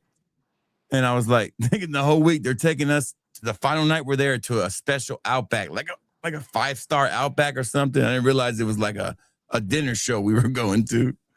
That was a lot of fun too. But Mark's have to go anyway. Are you see you guys later? See you, Mark. You get it for Aussie Fragrance. Have a good night, buddy. See you, dude. Can you imagine being in the summertime right now over there? I kill for the summertime right now. Are you in the East Coast, West Coast, Stone? Are you in the you don't have to tell us where you live, but you in the middle, west, east, south? I'm like northwest suburbs of Chicago. So fucking balls cold. yeah. You can be like George, just take the weekend and go to Rio. So George does. Funny you mentioned. So George lives where I grew up. Wow. He actually lives in the town I went to high school. Like, I didn't realize he lives where I used to live. Wow, I've been there. So about an hour away, I think, for me. Yeah, he took us to get deep dish one day. I know that was, I remember eating deep dish. It was okay. I mean, it's like a casserole to me. Man, that whole tourist deep dish pizza shit. I mean, it's good, but you need pub style thin crust pizza. Yeah, I'm more of a thin crust kind of guy myself too. Yeah. So I grew up on the south side of Chicago, and I'm more west, so it's like smaller town. So like all the grease joints are on the south side. Yeah, so all the good food is there, but yeah, the thin crust pub style, tavern style pizza is my shit for sure. Well, the next time we come up there, we'll try to meet up because I plan to go visit George this year sometime later in the year. The wife wants to go see him again, so yeah, we'll definitely head up there. We'll definitely try to meet up. I'm trying to get a meetup together for the smaller channels, not this year but next year. I'm trying to get a Fat Boy Fragrance meetup where we meet up with channels like yours and then subscribers if they want to come meet. And we meet at some place and we just, chat and talk somewhere that's kind of in the middle of the place. If people want to come, who can come, of course. Yeah, for I was sure. thinking somewhere like Indiana or because that's kind of like Indiana's 9 hours for me. Indianapolis is only like 9 to 10 hours for me to drive. It's not too bad. It's still a pretty nice city. It's not too bad. You know, the city. I like Indianapolis, so I've been there several times. I was thinking maybe something in Indianapolis in the spring or something like that we can do. Yeah, I think that's like 4 hours for me. Yeah. But yeah, you let me know and I'll try to make it work for sure. I even told George, I was like, because I had yet to actually meet him. Like I've talked to him a couple times, but I said, hey, next time, you know, I'm down there, or because I'm not really down where he is. My parents live down there, but he'll definitely meet up with you. He's one of the most approachable people you'll ever meet. I mean, and genuine as it gets. I mean, I sat there with him in his cabana on the damn poolside and had a regular conversation with him. But and, you know, and it's hard for George sometimes to have normal conversations with people because, you know, unfortunately, a lot of people want stuff. You know, a lot of people want things from George because he's so nice and so giving. They always want something from him, and to him, the best place he can be is around people that don't want anything from him. Yep. Because don't get me wrong, you know, he's going to be the host wherever he goes, regardless. You can forget about it. You just forget about shit. I couldn't beat Mark, him, Carl, anybody to a damn check the whole time I was there. I was like, son of a bitch, can I pay for something while I'm here? So I was like, let me pay for something. Shit. You know, it's like, I don't know if you know the band. I don't know if you know the band Seven Dust. Yes. So I'm pretty close with one of the guitar players, and like he yells at me all the time, every time, where he's like, "Why didn't you tell me? I would have gotten you on the list." I was like, "Man, I hate asking for shit," you know. Like, and I do it to support, you know, because they get paid off ticket sales. Yeah, you know? That's the way. I think that's the. You know, I don't look at George as a fragrance person. I look at him as a human being. He's like, yep. You know, I spent good time with him and talk with him, and my wife, especially when, you know, I'm with my wife my whole life, so she's my gauge on everything when it comes to human beings. You know, because that's pretty much the way you gotta be. Yeah. And because she's gonna be with me wherever I go, and they're like this. I mean, that's it. I mean, it's like she's perfect listener, perfect person to talk to, and it's like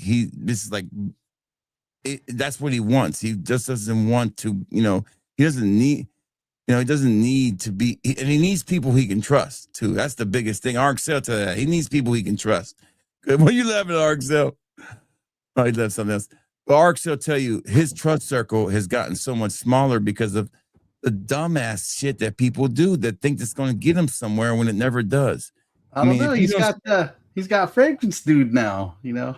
He what? loves those fragrances. He even wooed when he smelled Justin's fragrance. He smelled it. Woo! He wooed. Who did that? He's doing a first impressions, and of course they're all, you know, the best things he's ever smelled. Oh yeah, the fragrance dude. Is that your next guy you would say on your list? No, he's not a shill. He's just an idiot. He smells the fragrance. Woo! This is Justin. This is Justin. Give me another name while we're talking.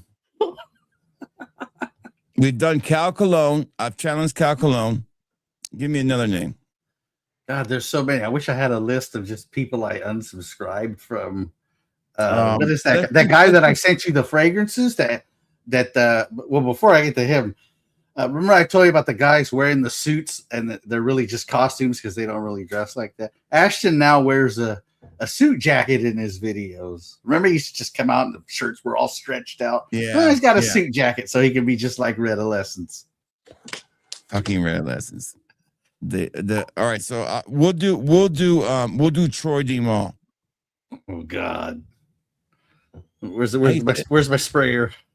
I sprayed this and it was pretty good. Was it? Did I do it wrong? How you spell Troy D. Mall? Porom Oud. Nice. Troy D. Is it Mall Fragrance? I think it's. This is every video he makes. Yeah, he never has he never has the bottle. He never has the bottle. Not once does he have the bottle in his hand. I play a game with channels like that where I look at the thumbnail and I say, ooh, $1,000 Boadicea the Victorious. He don't got it. And then I click on it, and then they don't have it. What is your $20 Latafa? He's got it. What is your fragrance that you wear, that's your signature scent, Stone Cold, that you wear all the time? That's, I mean, not all the time, but it's like your favorite of all time. Everybody has one. I rotate mine in and out, but what is your favorite? Mine, I don't know why, but Profumo. You can't go wrong with that. Now, I had a guy ruin that fragrance for me, and his name was Rudy from Time to Musk Up. He ruined it for me. He literally ruined it for me. He said it smells like egg farts. And I said, fuck you, Rudy. You ruined that fragrance for me completely. Ruined it for me. And ever since that point on, that's all I smell is egg farts. Mine is right now Aqua di Gio Elixir. That's my favorite right now. But I only sampled that one once at Alta. I really need to do a full wearing, because there was multiple times I almost blind bought it, and I'm like, Good to see you guys here. I'm sorry I didn't catch up with you, everybody. Hey, good to see Darren Jane. Good to see Leonard Makers. Good to have you guys here. Welcome in. We have our guest here. We have Stone Cologne for the first time, and he's always welcome here when we do our streams and we invite people on. And of course, the legendary RXL, who wasn't in the movie Blood In, Blood Out, but he was a guy on standby to take in a role for Popeye. If it didn't work out, Popeye got hurt, he would step in and do the role of Popeye. Give us your best Popeye impression, RXL. I don't know. What does he say when he comes out in his underwear? Hey, fucking your majesty. This isn't the joint like 3 hots in the car like the joint. This is the streets, homie. Don't tell me I know them all. Hey, Cinderella, go find yourself a fella. Midnight is coming and you on the clock, bitch. I was telling somebody, I watched the video and they compared those movies and they said that the streets respect and love and the prisons love Blood In, Blood Out more than they do American Me. And it's not because one is more real than the other. It's because Blood In, Blood Out glorified prison gang life, whereas American Me fucking just destroyed it. Like made it nasty and filthy and like unchivalrous, whereas Blood In, Blood Out was like a Knights of the Round Table. It felt like, like these great leaders with these Chicanos with this message they're trying to get out. Whereas Blood In, like American Me is like the leader gets doo-doo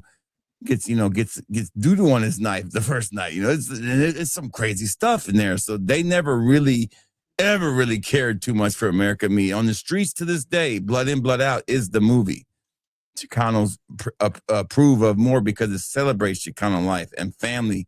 Whereas American Me is just bleak. God, even the father-son relationship is bleak. He doesn't know who his dad is. He thinks his dad's one of the sailors. Remember that shit? I mean, it's like, I don't even know if you're my kid. It's like, damn, this is a horrible movie. And they never get any closure to that, except they kind of make up a little bit at the end. Remember RXL? And he's like, he tells him, the reason I don't love you because I don't know if you're actually the white sailor's kid or mine. And that's the closest they ever got to closure.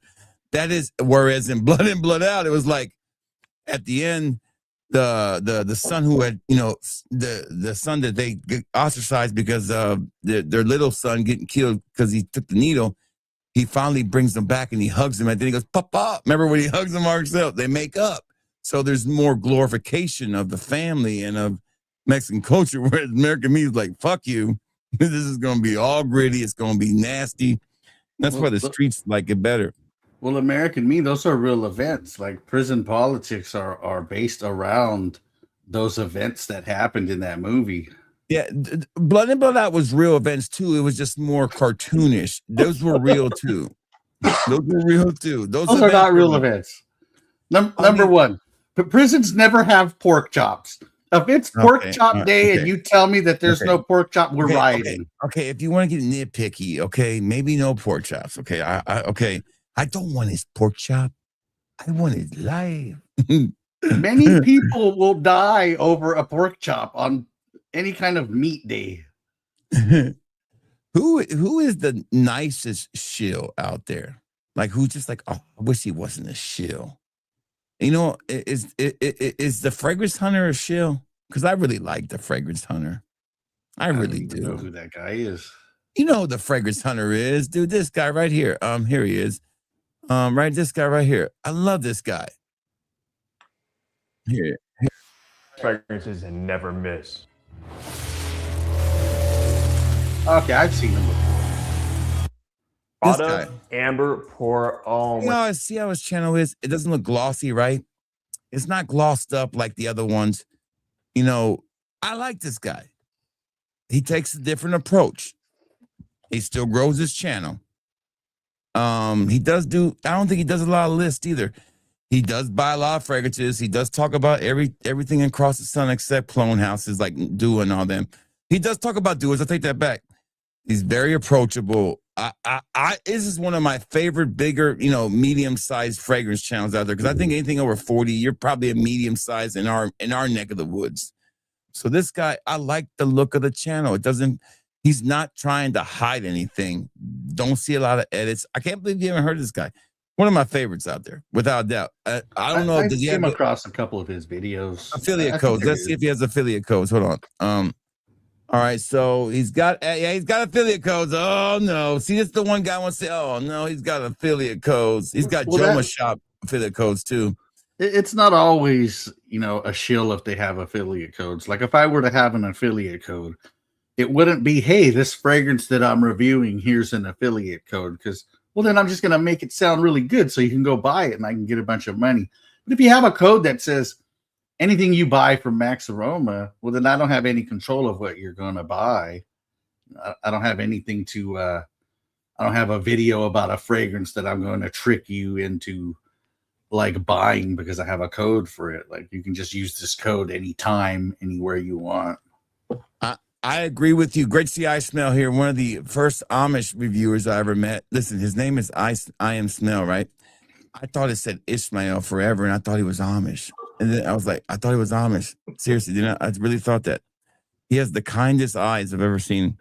Anyways, great to see you. Make sure you check out this channel. I'm going to give you the link for Stone's channel here in a second so you guys can subscribe. Please go over and subscribe if you haven't already. Dude, here's a good channel to check out. And he's hilarious. Everyday Fragrance. All right, let's look him up. He narrates his videos. They're short videos. They're like 5 minutes, but he's like a wordsmith, and he's hilarious. He took a small break from his channel, but he just started this week putting out more videos. He just came out with a top 10 fragrance. I think it was like top 10 fragrances to have your kids stop saying 6, 7 or something. I don't know. It was hilarious. It's right, Everyday Fragrance YT is his channel. Okay. He's hilarious. All right, I was saying this is not him. It's Everyday Fragrance YT. Let me go back. There's a couple on here. Let me see. No, that's it. There's one that says, you let me know if this is it. Hold on. Is this it right here? Yes, that's him. All right. Let's check it out real quick. Let's check it out. Let's see that 6, 7 you were talking. Here you go. Right here it is. Right here. Hold on.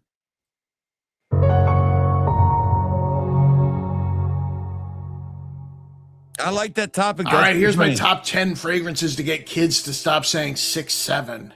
If any of these sound like something you might need, click the link in the description below to get 30% off the fragrance at fragrancenet.com. Oh, it's a Shill. I have a kid. She is awesome, amazing, and hilarious. She's also squarely at the age where the moment someone says 6, she belts out 7 with the show. Here's the deal. How do all these small ass channels get damn fucking damn affiliate codes all over the world? Now listen, I turn down affiliate codes all the time. I know. But damn, everyone, just the minute you become monetized, that you can get an affiliate code, I guess now. I guess the way it works. I'll tell you how to get an affiliate code right now. I did it like on a video to just show people how fast and easy it was. You scroll to the bottom of the page and there's a link that says affiliates, and then you sign up for it in about a minute. Oh, that is right. Yeah, I haven't signed up for none of that stuff. I saw that. You're right. That's how they get them. That's right. Yeah, that's right. I guess we got to start maybe rethinking the whole affiliate thing at this point, because can we really fault people for trying to make money? I think I think we need to look at it more on a case by case basis, right? Then maybe more examples that are egregious, like say somebody like you said, Chaos Fragrances. Would you say Chaos Fragrances is the worst person in Fragcom when it comes to this? He's so many levels above what would be the worst person. He is the master, the king. I mean, just he made a video like of his shed or something. Like it's the size of an airplane hangar with Corvettes and jet skis and stuff in it. I mean, the guy is ripping a lot of people off. Here is the. I'm gonna give you first, guys. The link for this everyday fragrance. Go over there and subscribe to him. Tell him Fat Boy and Stone sent you. And then I'm going to give you Stones real quick. And then I'll check out this video later myself and watch some of his content while I'm packing orders. Yeah, I like him already because I like anybody who can do something different is in my book. It's fine. Watch his 5 fragrances to wear at Christmas with the family. He has like 5 different he names off like 5 different members of the family, like, you know, the uncle or the people that like to lecture about, you know, it's just, check it out. It's really, he's probably my favorite right now because he's doing something different and he's just a really good wordsmith. Let me give you some advice, though. You say he's my favorite after Fat Boy. That's what you know. When you're on here, you got kind of say that. You know, I mean, I don't watch a lot of people, but you know, I follow. I'm joking. Just kidding. You know, I don't want. Listen, it's okay. You're new at this. You know, I'll give you my affiliate code later. So it's don't make me laugh because it hurts to laugh. Shit. Oh shit, it hurts right there. So we're gonna have to. So let's just break it down like this. Who do you think had the worst year in Fragcom? As far as what? Like just as far as biggest failure in Fragcom this year? No, not us. Not us. Of course, we're not failures. Come on. You know what? It could be a reviewer, it could be a fragrance, it could be anything. I'm going to nominate 2 people, and I would say it's easily Jeremy Fragrance and Curly Fragrance for most masculine and whatever the fuck the other thing was called from Curly Fragrance. I think those are the biggest failures. I think those might be the worst failures ever in Fragcom. Those are worse than the Galleria Parfums failure. Those are worse than at least the Galleria Parfums were, some of them were tolerable, right? Look at this guy right here. Well, let me think of. I know of a failure this year in Fragcom, but nobody really knows him. That's the problem with that one. Only like 5 people know him. You know, it's a failure every year. It's a little different. Everybody agrees that she's going to probably be the worst fragrance of the year. There's like nominees of Curly Fragrance, Most Masculine, Bleu de Chanel Exclusive is going to be on that list. They all have a theme that's running there for me. And do you know what that theme is there? What's the profile of all these fragrances? Their credibility. They lost so much credibility. The profile of these fragrances. They all have this certain theme. Let me give you a little bit of a little bit of a music to kind of figure it out.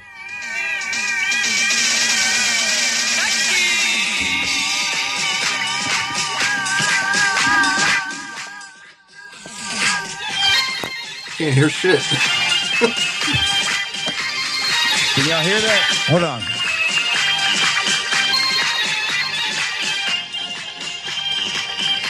Can y'all hear that? What? Did y'all hear that? Did you hear it? The curly thing was bad because it's the Middle Eastern oud, like taking it too far theme. It's like you made this for Dubai and fucking Kazakhstan, but you're trying to market it to the United States to men and tell them when they put on, girls are going to drop their pants right when they see you. All they're going to drop is their fucking keys or grab their keys and leave. What they're going to do. I wish I had like a real Middle Eastern fragrance in front of me. but to like the Safari Extreme is a fragrance that I literally got imported from like Dubai. Yeah. That's a real Middle Eastern fragrance. Or there's like Boudicca the Victorious Blue Sapphire cloned. It's called Karachi Blend. It's a bunch of like candied citruses and rose and real oud. That's a Middle Eastern fragrance. I promise you, if you smell it, you'll be like, "Oh wow, that might not be for me."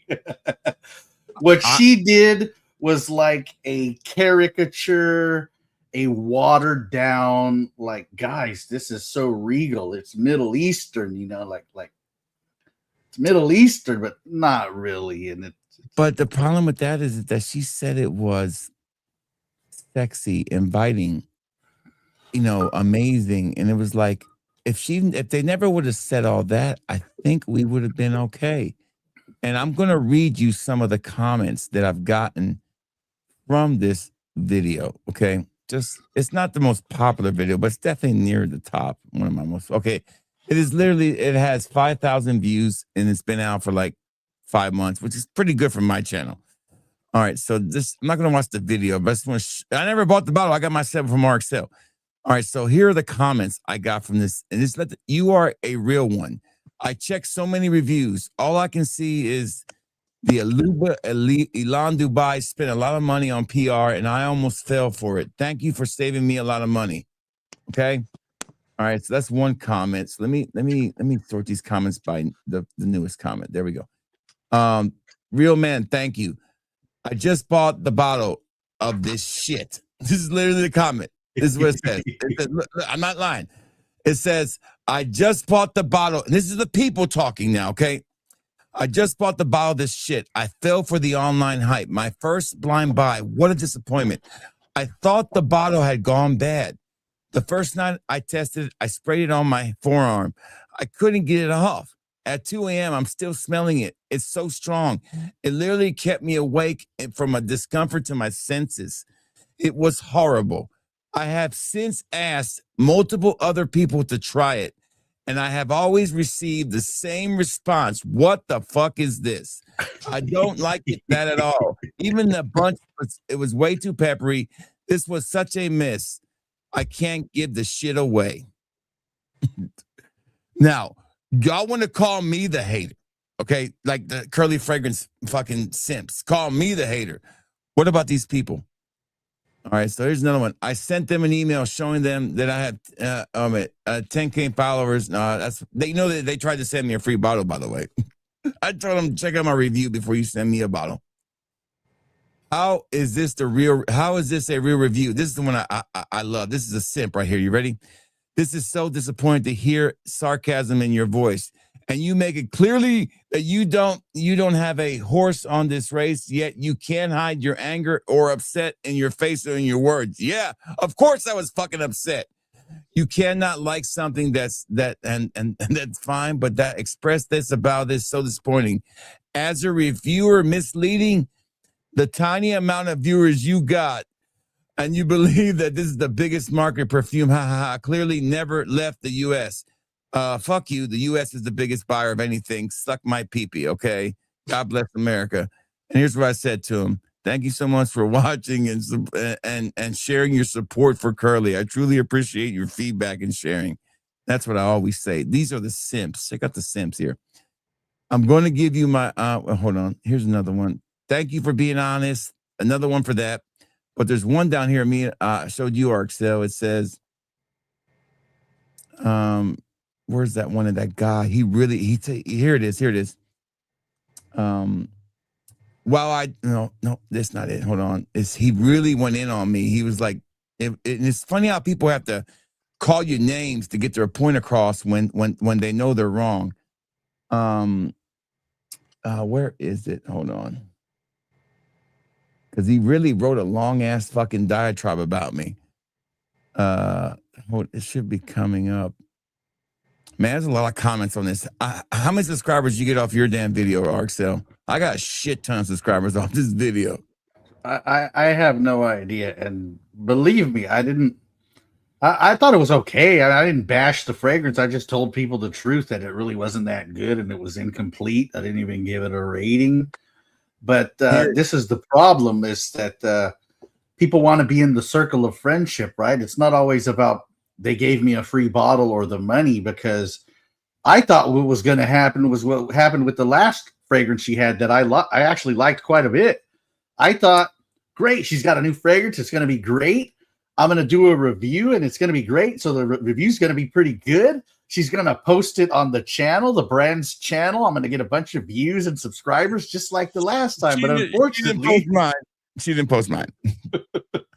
Nor mine. She didn't comment on mine either. She didn't comment on mine. Here's it is right here. I disagree with this super sophisticated beast mode fragrance, he calls it. Not for the ghetto ball cap wearing types. That's what he called me. Thank you. I'm very proud of it. But rather the high value, sophisticated. Listen, I said that when I read this comment. If any man uses the word high value, fuck you. First of all, right out the jump. You ain't a man. All you do is watch these videos with these dudes telling you about that word that nobody knew what that word was 5 years ago.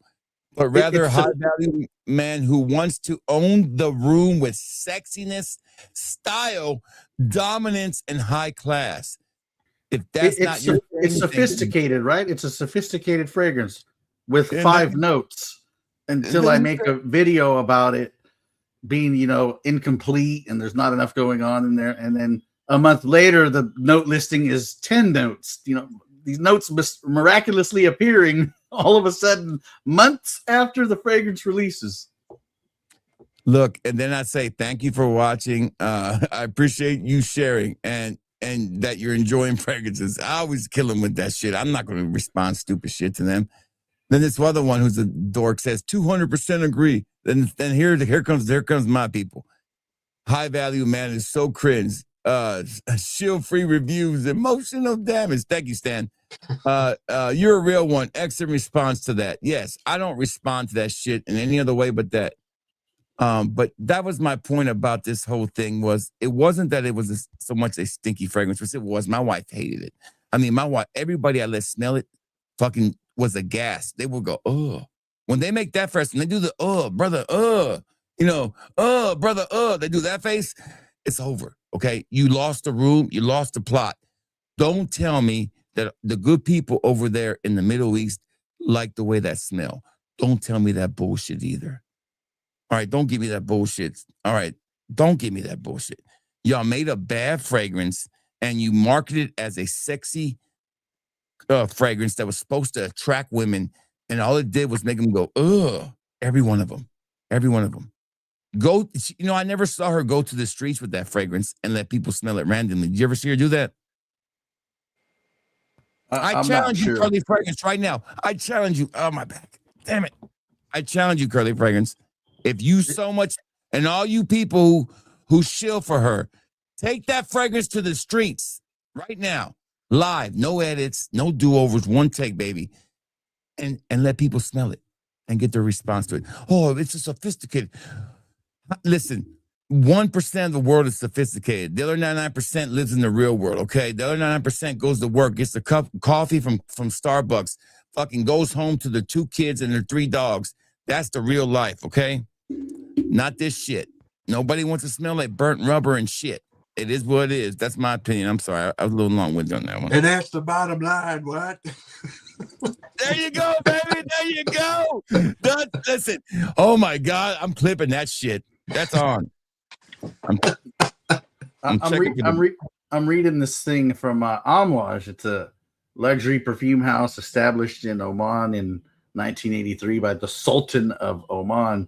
They use traditional Middle Eastern perfume fragrance.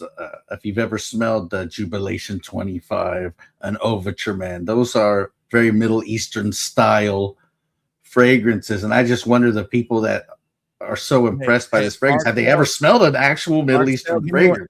Y'all hold it down for 1 second. I'm going to go plug in my camera and see if my dogs have showed up yet. Y'all hold it down. I'll be right back. The show's yours. Hey, all I ask is keep your clothes on. That's all I ask. Damn. Dude, so Rick, I got based off your review, River Fougere. Did you like it? I do. That star anise note is a little sour. It's kind of harsh, but You know, the it dry smooths hop's so good. The real one. It's a lot smoother, and another clone, I think it's called Del Flor. That's a lot smoother, but it's a lot more difficult to get. They're going to charge you a tariff on it, but I like the kind of aggressiveness that one has.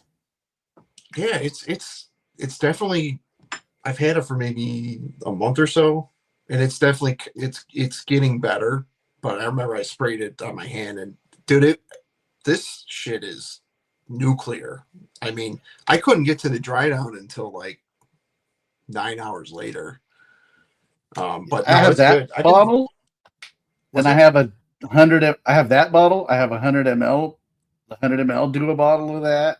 I have the Del Flora of that.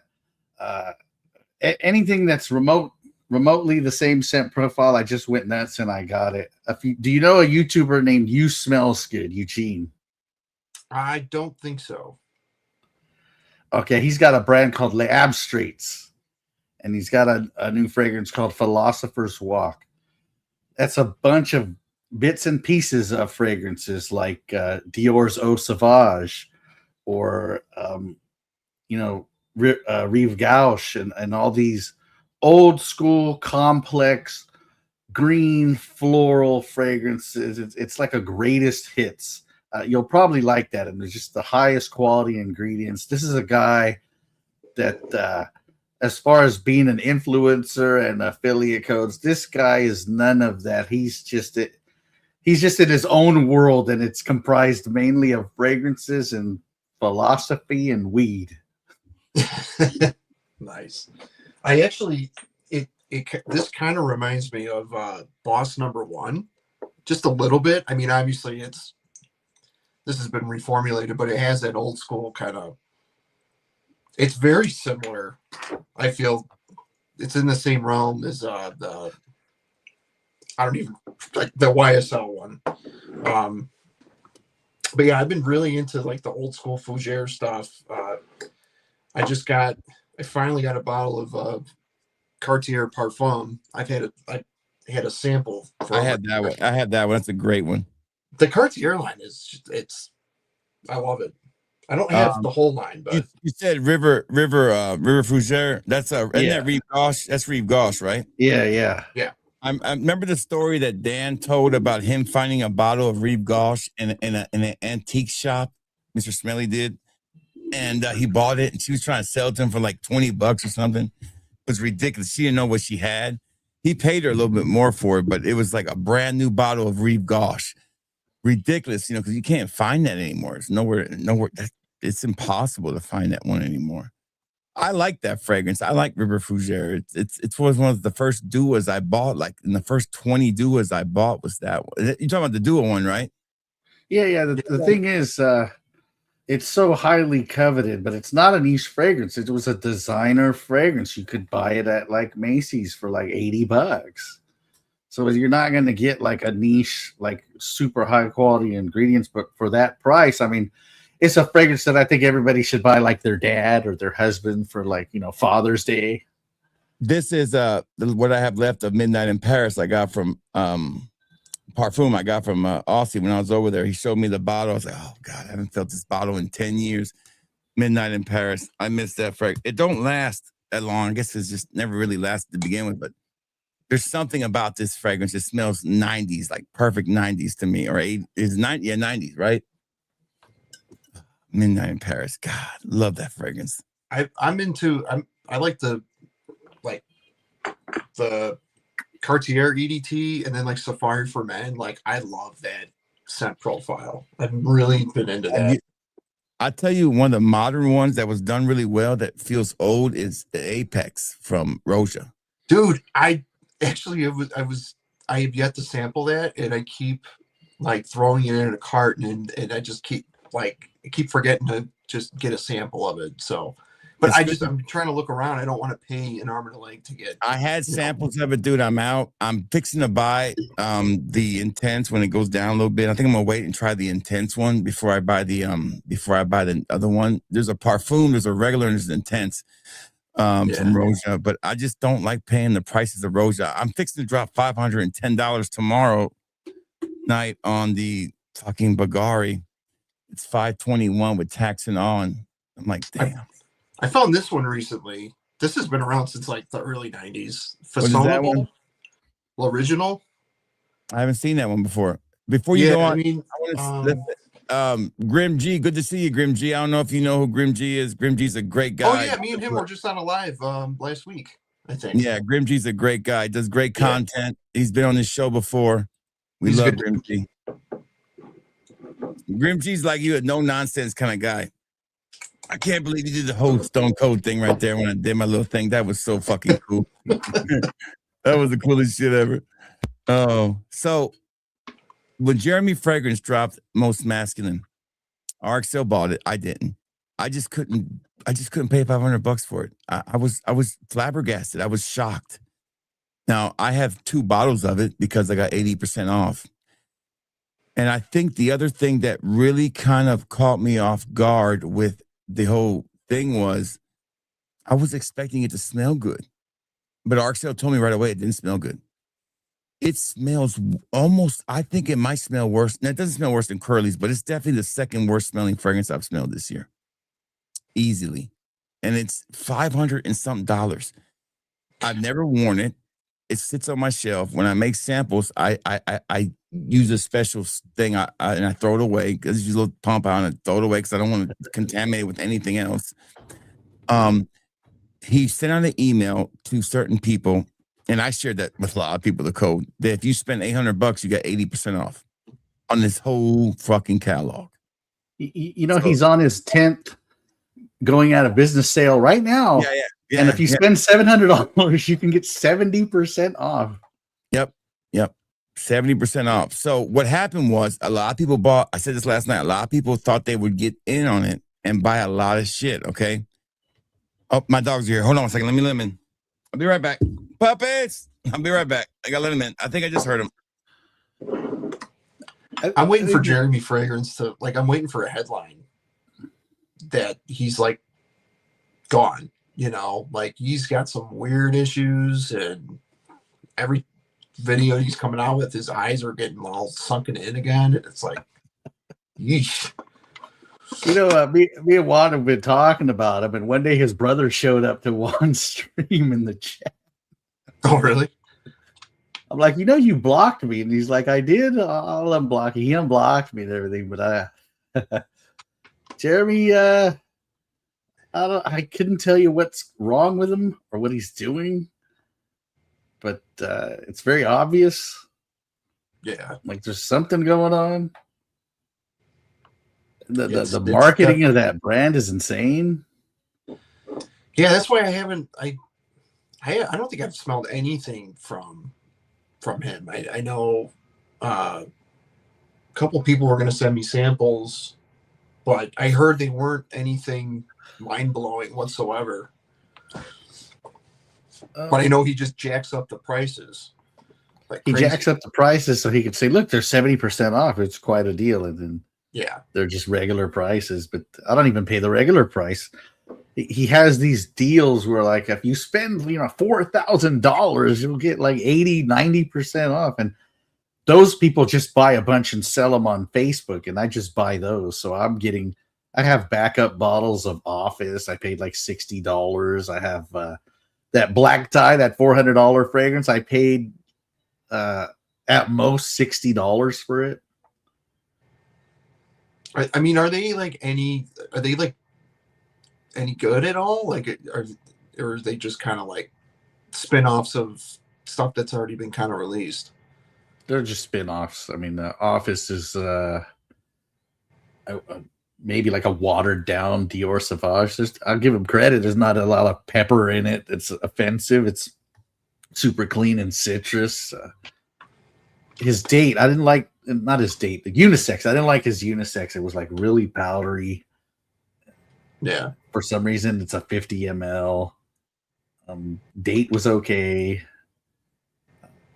Black tie, it was $60. I'm curious to try. I'm curious to sample them, but yeah, I don't think I'll. Black tie is the best, and they're all available at fatboyfragrance.com, by the way. Anybody, drop your affiliate. Black tie is the best. The biggest issue I have with the whole thing is there's no passion. Office at least had passion behind it, you know, and even Black Tie had some sophistication to it, but these last two are just confusing. Club is just a remake of his last one, and Most Masculine's a mess. I don't know. Again, I know the Dubai market's huge, and I know Fat Boy will never be big in Dubai. I get it. I'm never going to be big in Dubai. I get it. I pissed off a lot of people probably, so I get it. Somebody made a comment earlier about Peace Morgan. Yeah, he is a cuck. He's a shitty person. I saw a video. I'm not gonna get into it, but he would not talk about because I don't blame him though, because where he lives, like if me and you lived in Britain right now, we couldn't really speak as freely as we wanted to. But I know what Ice Snow was talking about earlier. Anyways, the comment was 44 minutes ago. I just thought about it because I was thinking about Dubai, and I was thinking about the court case where they had those kids who were those kids that were roaming around doing all the grape, you know, and they had that girl was 12, and then they changed her age to 13 to make the sentence less on those kids. Some fucked up shit going. Listen, if you live in Great Britain, God bless you. I don't know how you put up with it. There's no in the South, if that shit was happening, it wouldn't be no damn. I don't think they would even make it to trial. Should I be afraid? They wouldn't even make it to trial. I don't think it would. I think they would be back in the 60s over here. It's crazy. My wife asked me today. I was talking about going to jail. My daughter was asking, like, have I ever been in jail? I was like, yeah, I've been in jail. And your mama bailed me out one time in jail, and she said she'll never do it again. It was because it was an old thing that happened 7 years before I met her, and it was nothing major. And I said, but if mommy would bail me out of jail for certain reasons, like if somebody hurts you or something, and I beat the shit out of somebody, she'll come bail me out. That's different. But so down here we don't play. Somebody hurts my daughter, I don't know if it would even make it. I don't think it wouldn't. There won't be no investigation either. I'll take care of the investigation myself. I'll become Columbo, the judge, and the jury and executioner all in one shot. Because we got 3 or 4 abandoned mine shafts over here. You know what I'm saying? I'm just joking about that part. I don't really have no mine shafts. But But anyways, back to the Dubai thing. I got off topic because I'm trying to watch the dogs, see if the other 2 show back up. They're still running wild. I'm sick and tired of trying to cater to one area and then try to force it on other people. We saw a shitload of this year, a shitload of it. And Chanel did it with their fucking baby, Blue de Chanel. They fucking sold it up with oud. There was no need to do that. There was no need to take a fragrance that's probably the most classic fragrance in the world. And I'm not trying to be damn... I'm not trying to be the guy who hates certain things. I don't like oud to begin with, but I have some fragrances I like. But nobody is going to remember L'Exclusif ever. Nobody will after a year. It'll be a footnote. Nobody gives 2 shits about it because it stinks and it's not the Blue de Chanel DNA. Well, so let me defend the Blue de Chanel. I think the biggest problem was they put it in that Blue de Chanel bottle.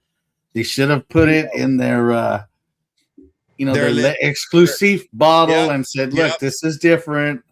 Yeah, 100%. Yes. Then they can get away with that. But they put it on their American, I don't care if they're a French company. Blue de Chanel is an American fragrance. It is a red, white, and blue American freshy blue. I mean, that changed the game. It made it cool to wear a non-fougere fragrance. It changed everything.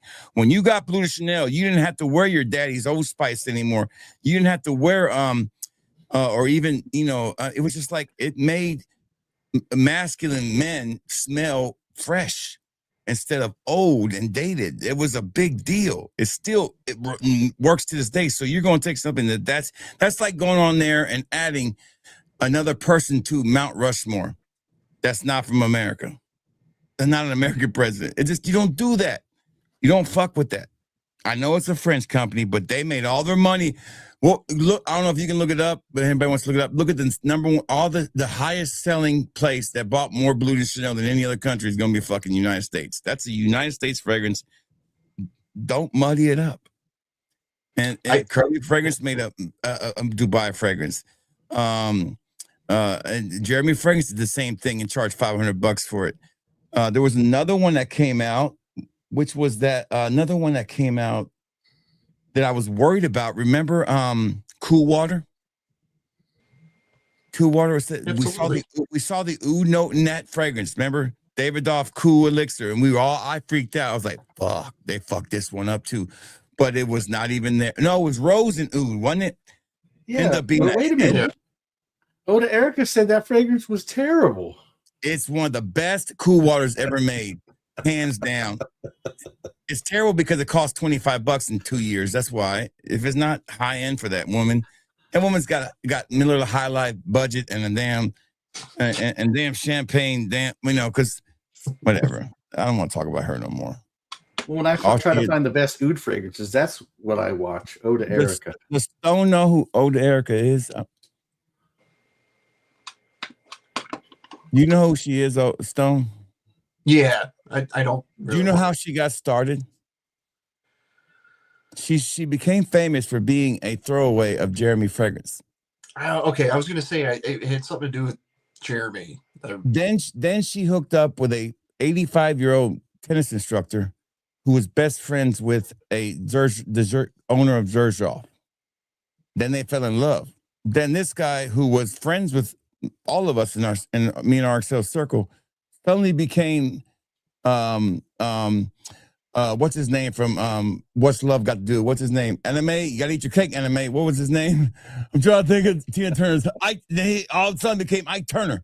All of a sudden, out of nowhere, he turns into Ike Turner, like possessive and all kind of shit. Gotta be in charge of the career and everything. So he goes from this nice guy who's taking care of elderly people to Ike Turner. He goes from let me change your blanket. This lady's so nice to Anime, you better eat your cake, Anime. You know, the motherfucker turned quick. And she's no better. She's just the biggest show out there. I don't watch her videos, but it's just boobs. It's just, I can get AI generated boobs all day. She knows what she's doing. She knows what she's doing. But for sure. There's gotta be some kind of substance in there. And she ruined a good guy. He was a good guy. He was a nice guy, man. I think he would fight me if he ever saw me. He'd definitely fight me in RXL in a heartbeat. He's that crazy. No, he wouldn't. Oh, trust me. We've had this conversation. He would not. I mean, he would try. He could try all he wants. No. I'm going to stun his ass. I'm going to pin him 1, 2, 3. What? There you go, baby. This is the best stream ever. This is the best stream ever. I'll give you an exact story about he's going to ruin me, like real life ruin me. I said, well, great. Why don't you show up to that little, cannoli meetup and, we'll meet up personally. Oh, you better have a good lawyer. So immediately he shut that down to pretty much, I'll call the cops. He just better walk on the other side of the road because, because we had nothing to say to each other. Nothing to say to each other. Nothing at all. And it was because I still don't believe that's a real relationship to begin with. I still don't believe it, RXL. I believe it might have been in the beginning. I think it's now just a relationship out of comfort. And it's more of out of like, hey, I don't want to go back to my old job cleaning bedpans. That's all it is now. That's all it is. I guarantee you it's a relationship out of comfort. And I'm not in the know, but if it was so good a relationship, why aren't you married already? You know what I'm saying? That's what I'm saying. If it was such a good relationship, I don't know about you. When I go head over heels over somebody, I eventually I'm going to marry her, and I did. That's the way it usually works, Don't tell me you're too busy for your career. You're a fragrance influencer. You're never that busy. I promise you. Half this shit's done by AI now, right? And they all have enough money where they can hire people to do this stuff because they don't do half their stuff anyways. They don't moderate their streams. They don't do none of that. So it's all paid by somebody. So, me and this guy at the bottom over here, Stone, we gotta moderate our own. Like, sit here. I pay Stan and fucking mirror image samples. Once a year I give him one sample. Fiverr, you know what Fiverr is? Yeah. Oh, your Fiverr's not working. Your Fiverr. You're fuzzy Fiverr right now. Your video feed looks like my feed when I first started doing videos. It was like terrible. Well, Fiverr is basically these guys with channels. They don't even edit it themselves. They just and they don't even have an editor. They just go to a website called Fiverr where there's a bunch of editors, and they just send their video, and they give them $50, $100, whatever they charge. Send me the video back in 2 or 3 days, and now it's all edited. So now you see graphics and sound effects and little notes dancing around. See, that's good. Fiverr's good for because I got a band, like a music project, and for like lyric videos and stuff like that. That's what that's good for. But doing content, it's kind of like I don't do edits. Yeah. I don't do do-overs. I do one take. So if all the edits I do is the intro, the little thing in there where it goes to the next part of the video, slide up the video, put the little letters in there, name the fragrance, move on.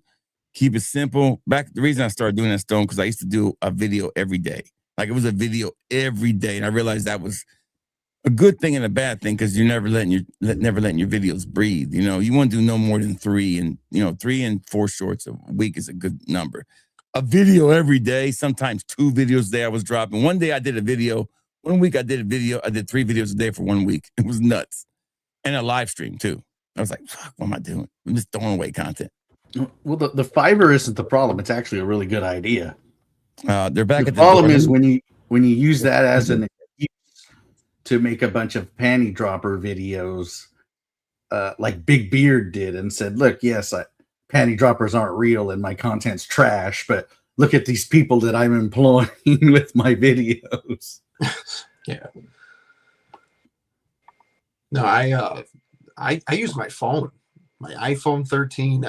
I shoot and edit on iMovie. I just keep it simple. I just, because that's the quickest. And luckily for me, because I work at a car auction, I work in arbitration, and I got my own office. So I do have a lot of time to edit during work, but it's all on my phone.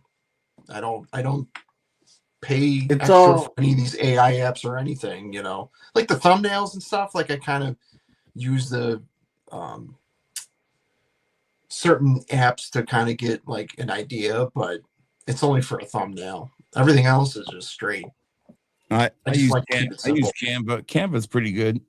Canva, I like the background remover it uses. Somebody says, not so famous YouTuber who frequently goes on Joey's stream and all they talk about is crap, and wants us to talk about fragrance. On the one night that we have a drama stream, he wants me to talk about fragrances. Okay, all right. Best patchouli fragrance. I don't know. I'm not a big patchouli guy, but if I had to say my favorite right now is the newest one I have, which is probably patchouli mojito. I like that one from the house that Arcel has the chocolate fragrance from them. I can't think of the name. The one that comes in that martini glass. I do like patchouli mojito. Blender Griffey. Yeah, Blender Griffey. Yeah.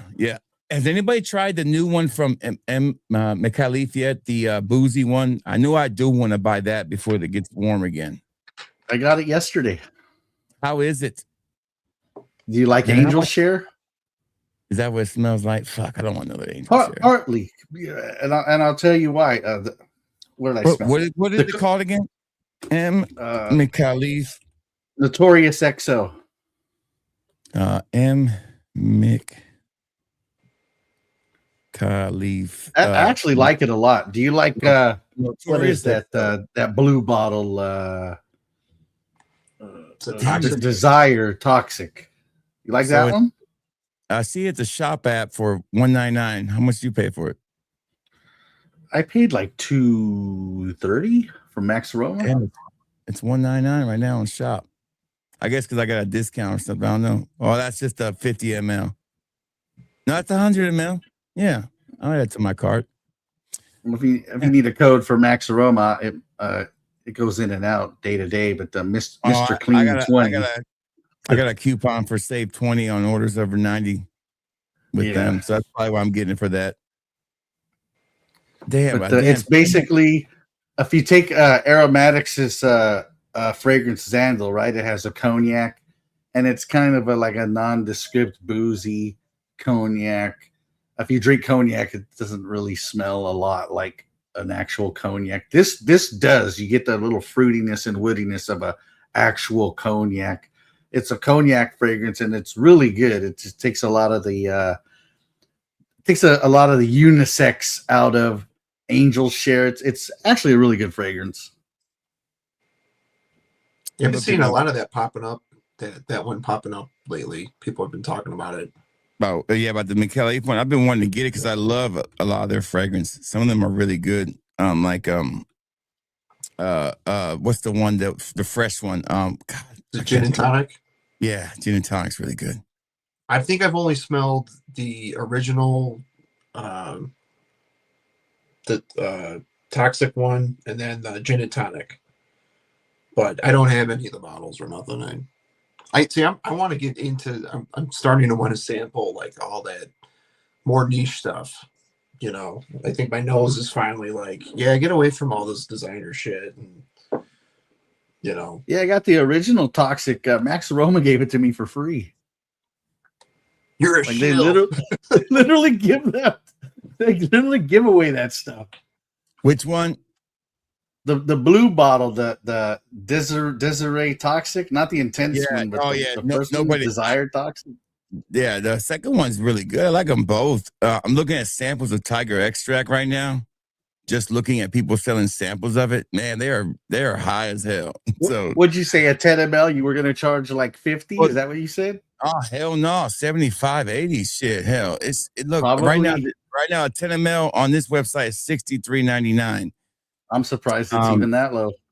That's low. I'm gonna be in the 70s easy because 125 ml sealed is hold on a second. I saw it was how is he selling this for $429? Set Rush had a 2 mil for $19.99, I think. Whoa, right here. Let me show this to you. Hold on. This is crazy. Let me show this to you.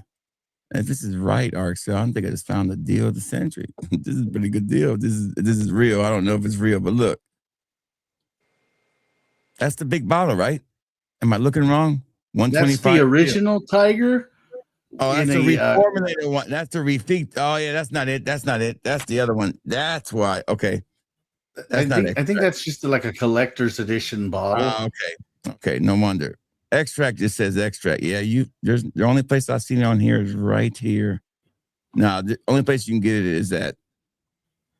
Yeah, I don't even see any samples on here yet, dude. Nobody's selling samples on here. It is a timed Harrods exclusive. You ever buy from Harrods? No, you can get it at Bagari's website, dude. I've seen it there. Like it's there, dude. I'm looking right at it here. I'll show it to you. Let me go back here because I'm gonna keep that one up here. I'll show you right here. It's Bagari. I have it in my cart, ready to go. Let me go to the Bagari site right here. Bam.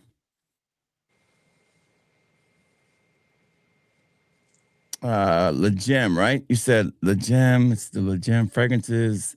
Le Gem. It looks interesting. It's a much darker take. That's probably a bit of leather in there. I'm a little scary about that. I hope it don't go the damn Dubai route. Well, Sebastian, I don't think he liked it, but he has it. Oh, he does. Well, if he has it, what can I say? It's gotta be good. Tiger extract. Oh, great. Here it is. Okay, yes. I don't know why you keep. It looks like they have it. I had it in my cart. Unless that changed, I'm gonna be pissed because it's in my car ready to go. If they sell out, they'll boot it out the cart. I don't think this would sell out. It's so expensive. Oh, it's sold out at Harrods. I can only find the 60 ml there now. Oh shit! Damn it! Let me pull the trigger on this son of a bitch now and be done with it. I have it in my cart. Hold on. I'm gonna go back to my to my original cart. It's on my phone here. Hold on. Let's see. I keep hearing the dogs, but there's nobody out there. They keep telling me somebody's out there, but nobody's out there. Okay, here we go. Where's that at? Oh man, I know this is gripping streaming here, but this is important. Where the fuck is that tiger at? I hope I didn't lose it on this page. I know. Let me just do it. You just got to make sure it's got the black label on the front. Yeah, and it had it. It had it on the front of it. It was in Bagari's website. I put it in there. Damn it, man. Spencer still wants to know what's the best patchouli in the game. I think the best patchouli in the game is either Coromandel or Richwood. But what do I know? I only got a 27-year-old girlfriend. Let me sign into my card. So I had it signed in. I had it signed in my card, so I know it should be there.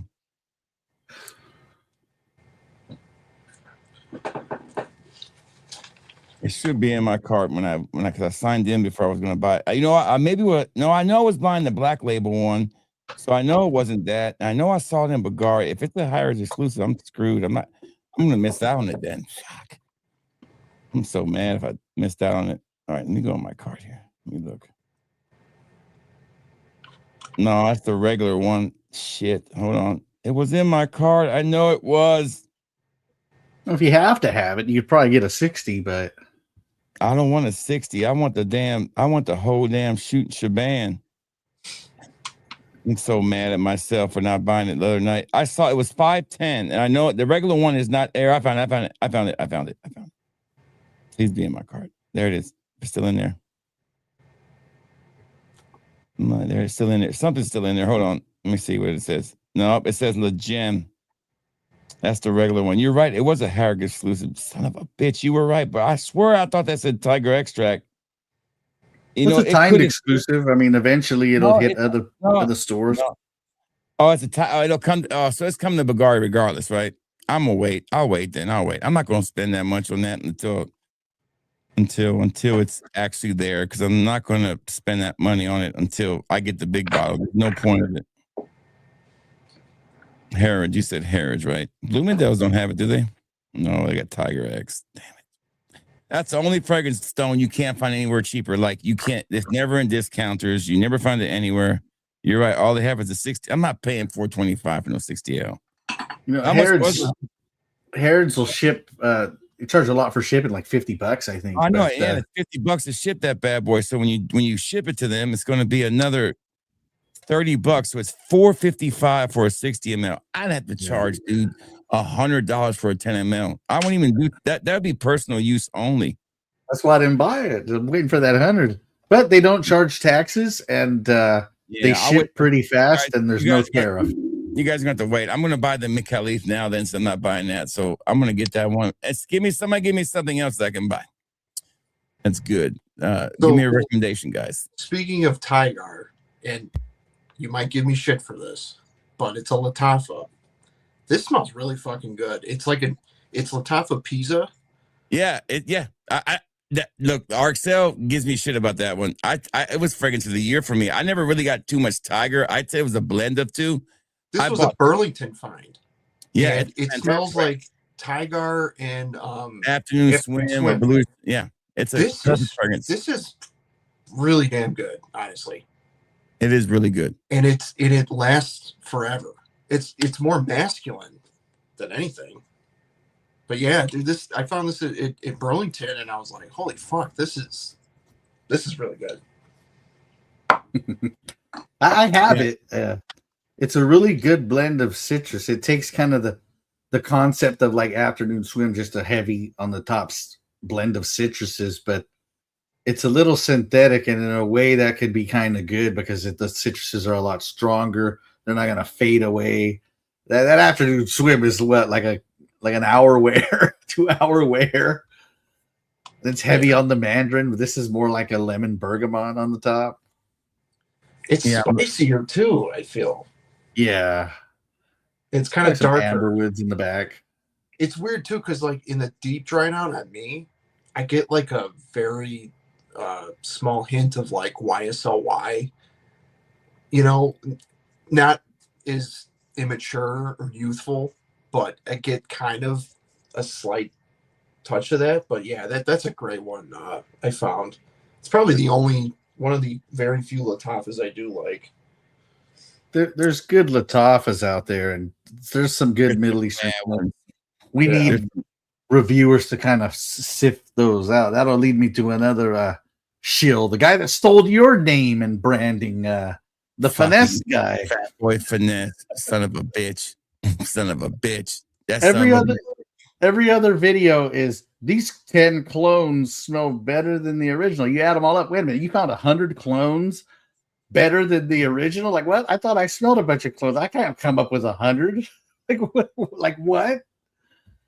Do I have tropical vibe from Kajal? No, I don't. No. I have jungle vibe.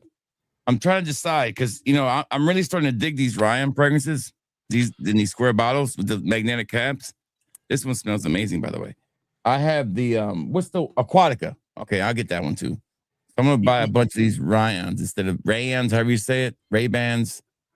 So there's Tropical Vibe, Italia, Nocturnal, and Kajal's Trust. I don't even know what that is. You know the Hawasses, the Rasasi Hawasses. There's a couple of good ones. You tried Malibu? I actually like Malibu. Yeah, I have Malibu. I got them all. I think I want to do a video comparing all the lines, like the major lines, like the Dumont line, the Rasasi line. That's a great video. I stopped buying the Hawasses after Black, I think, because Black was the worst one. Black was the worst one. Well, you were gonna hate that profile anyways. I don't like that profile. I do dig this one, but that's one that smells like Aventus Absolute, right? No, Hachivad. Like what? It's the same exact breakdown as Hachivad, but it's that's how you say it. Hey, tell me, I used to say it like this. I used to say Hasavat.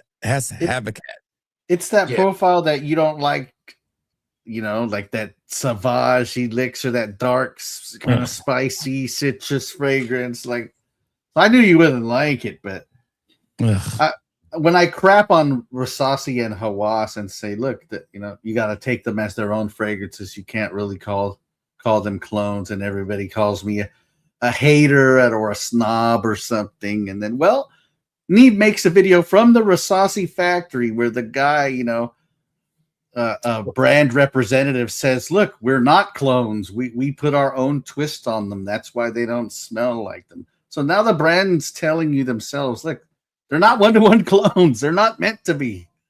What's up, Digal Tourist 70? Welcome. I haven't seen you before. Welcome to the channel. I'm just gonna catch up on the comments real quick because I have been slacking on that.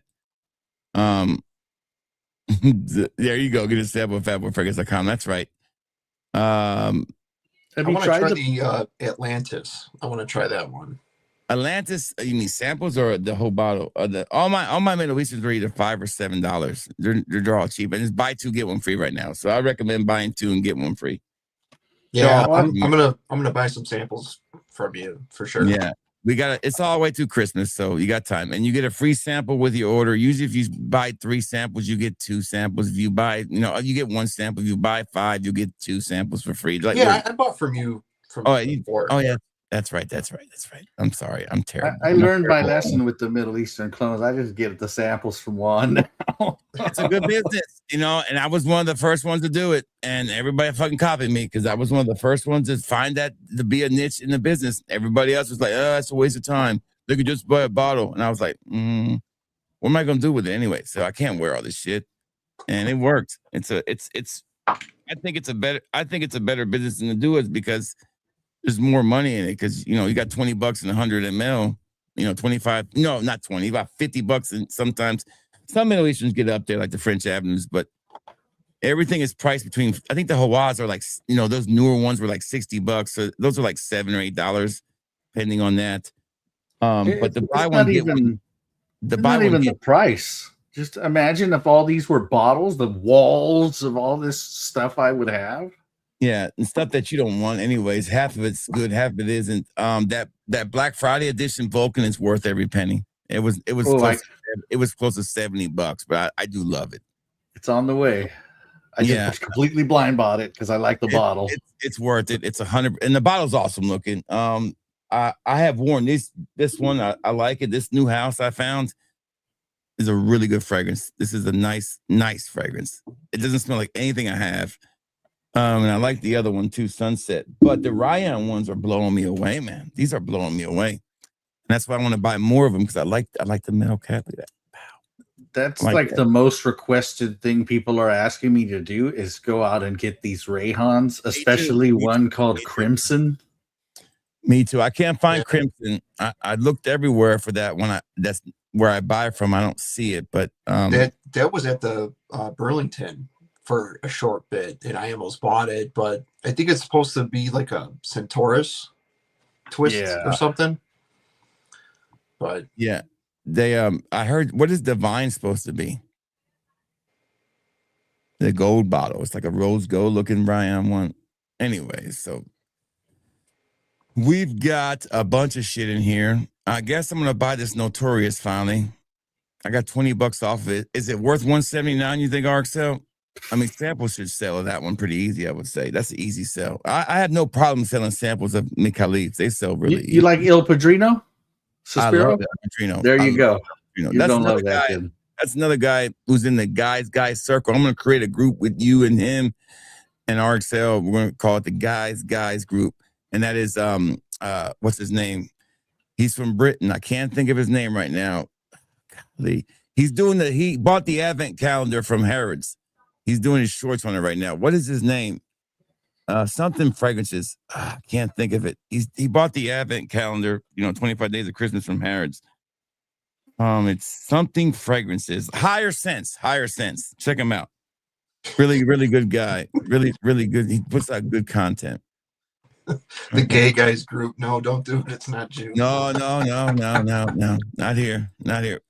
Speaking of that, though, I did come across a channel that I was impressed with, and I reached out to that channel to see if they would come and join me on Monday. So, the guy is awesome.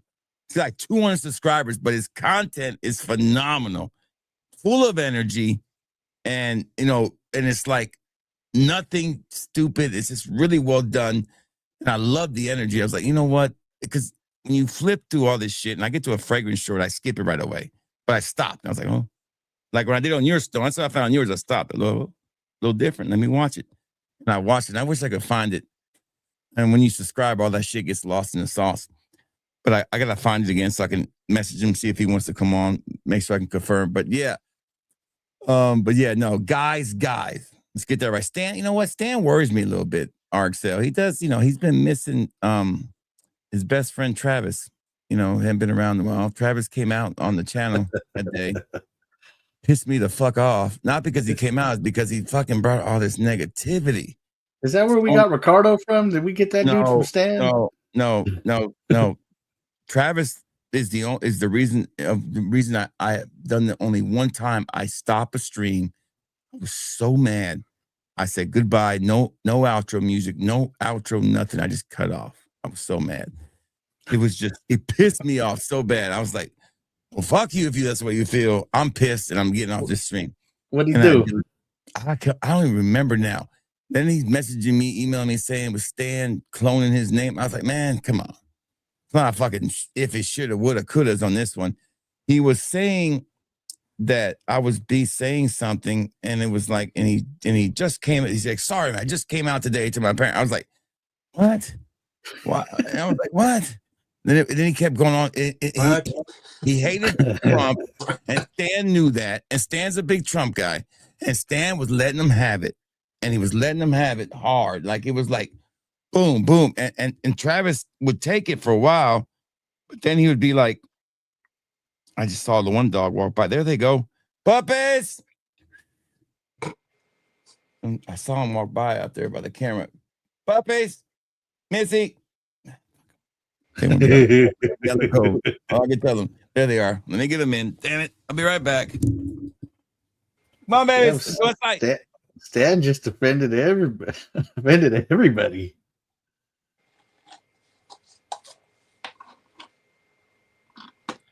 I'm looking at my laptop and my phone, and I'm like, there's like a 20-second delay on the YouTube feed on my laptop.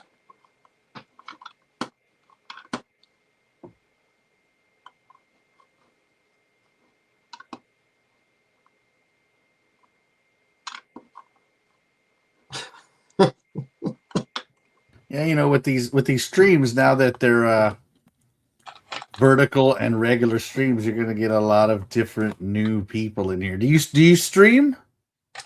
Yeah, me and Grim, we had a stream last week. Yeah, I have a couple of them, but yeah, I've noticed I like to do it horizontal, but I know vertically it pops up in the feed a lot more. I guess that's what people were telling me, but I don't really care.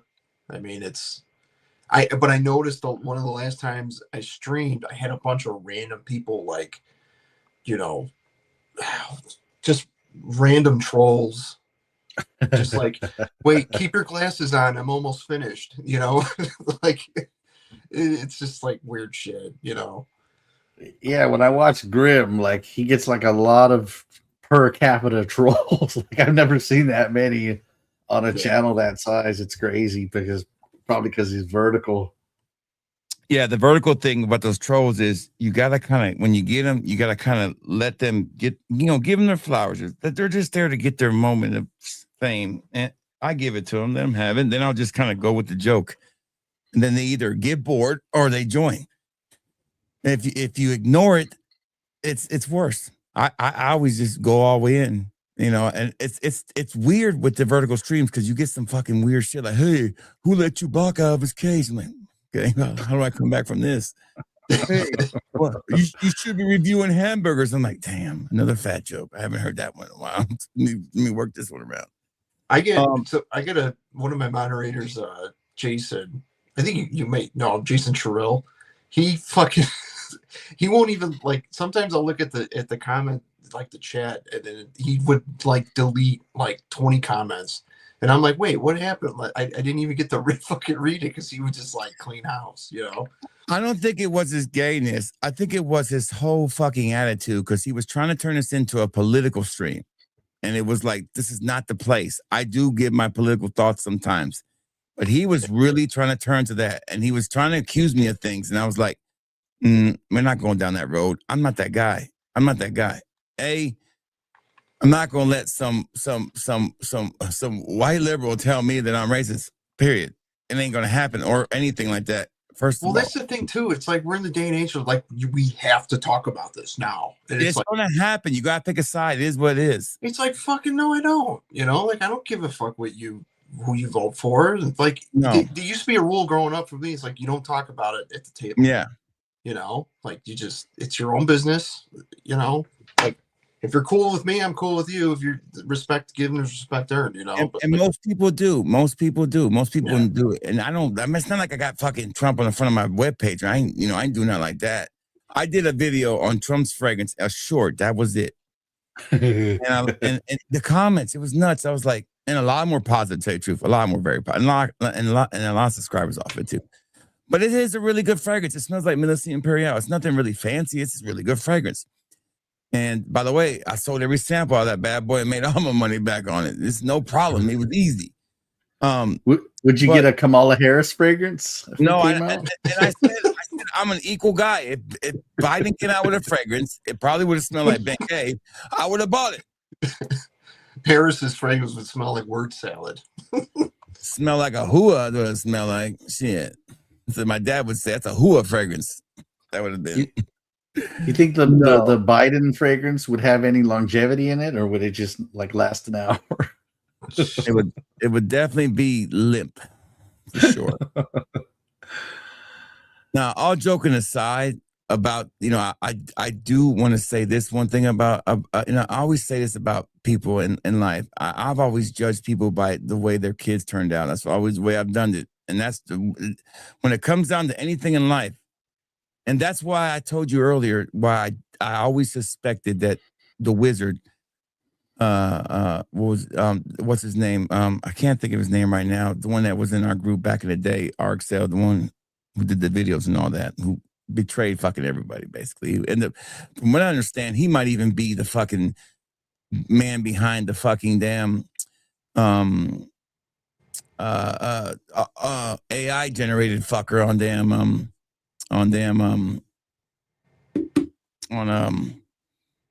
The one that came up with the don't fucking older jerks, the AI guy. Oh, the good the Stinkwell guy. Yeah, that could be him. According to that. I'm not really sure. But anyways, you don't have any kids and you're Hispanic. There's something wrong with that. I mean, that's just like that doesn't happen.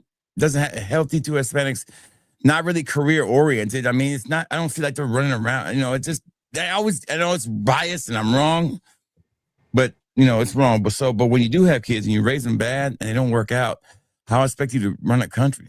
Here's my perspective on that, because my wife's a special ed teacher. She's a middle school. Dude, you can't even give a kid a fucking detention anymore without the parents going, show me proof that they did this. Fuck that. Like, it's, and I'm in Illinois, so like they a couple years back, Illinois Senate passed a bill saying they're getting rid of zero tolerance policies. So ever since then, it's like, and these kids are smart now. They know, like, she'll send a kid down to the principal's office, and they know that the principal's gonna like give them like a treat or something, and just say, okay, now don't do this again, and bring them back to the classroom. You know, now if a kid gets jumped in the bathroom at school, and they find out, you know, they reprimand whoever they think did it, the parents are like, show me the video. We are in the show me the video kind of, you know, world now. It's another way. It's another way of. It's always been the same thing with these people. It's always been the same way, Stone. It's the way to control everything. It's the way to keep people under their grip. They used to do it with chains. They used to do it with fucking whips. Now they do it with policy. Nothing's changed. It's the same grifters doing the same thing, and they just do it in a nicer way. They give them enough. They give them enough leeway. They give them enough to live off, but never just enough to survive, but never enough to go ahead. Same thing with the kids. Just enough of an education where you can go work at a convenience store, but never enough to really do anything with it. Right. And there's no structure anymore. Like, you have to learn to fail in order to succeed. You know, like George Carlin, I love him. I mean, he would obviously. And he was not a conservative either, by the way. George Carlin he was nowhere near much I think he was a libertarian. I don't know. But he basically, one skit that he had, he said, like, you know, little Johnny's going to grow up to be in his 20s, and then he's going to get a rude awakening one day when his boss says, hey, little Johnny, get your shit, get the fuck out. You're fired. Like, you kind of have to prepare them for stuff like that. You can't just let them, you know, because you're afraid to hurt their feelings. You know what I mean? It's like, we can all have feelings. Or lead by example. If you don't want to beat the shit out of your kids, that's fine. I understand that. Lead by example. When you're with your wife, be loving, be caring. Don't be yelling. Don't be arguing. Be helpful. Be communicating with yourself. Be communicating with your kids. Don't let them. You know, people want to say, it's just not right to beat them anymore. You can't do that. Well, you know what? I beat my kids twice in my life. And it was both when they were really, really young. And it was just one little tap on the rear end because they would not go to sleep because they kept just fighting it. And I rolled over both times and cried myself to sleep because I was so upset that I had to do it. It's fucking heartbreaking. So dude, that's the only time I've ever done it. You know why? Because we lead by example. We don't do things that they would have picked up that would have been bad. My kids are well behaved right now. It's not because of fucking, they watch videos. They can do it. They learn things, but you know what? We set the example up front. That's the difference. Yeah, I grew up. I mean, my stepdad went to boarding school, so like, you know. Oh, I got my butt whooped. Don't worry, plenty of times. Oh yeah, I mean, I kind of got. I don't want to say thrown around, but yeah, it was intense, you know. My dad told me when I turned 12, he said, "You're too old for the belt. It's time for Mike and Tyson." That's what he told me. He said, the beating I never got one time, I've told the story before. It was the one I never got, but it was the one I felt would have been the worst. Was when I went to jail as a kid for trespassing. And I got home. My dad was in the dining room with the one light above the kitchen table on. And he looks at me and he goes, "Go to your room, because if I start, I never finish." I went right to my fucking room, and I was like, "Oh my god!" Because if he would have started on me, it would have been bad. It would have been like I would have went to school with fucking. It would have been bad. I remember my grandfather. All he had to do was, "You want the strap?" And we're like, "Nope." And he never had to. He never, you know. That's all he had to say. You have to strike a little bit of fear, just to. And if I raised my hand to my mom, like to block her hitting me, and she hurt herself, it was over. That ass whooping I was getting when he got home was even worse. Oh my god! So I never once blocked my mama's shot. I let her hit me, like, because it didn't hurt as bad. Her shots were worth it, because when she would hit me, it was like, you know. But one time I blocked it and she hurt her hand. Oh my god! When he got home, it was over. It was like he found the closest thing was like he's hit me twice with a wiffle ball bat.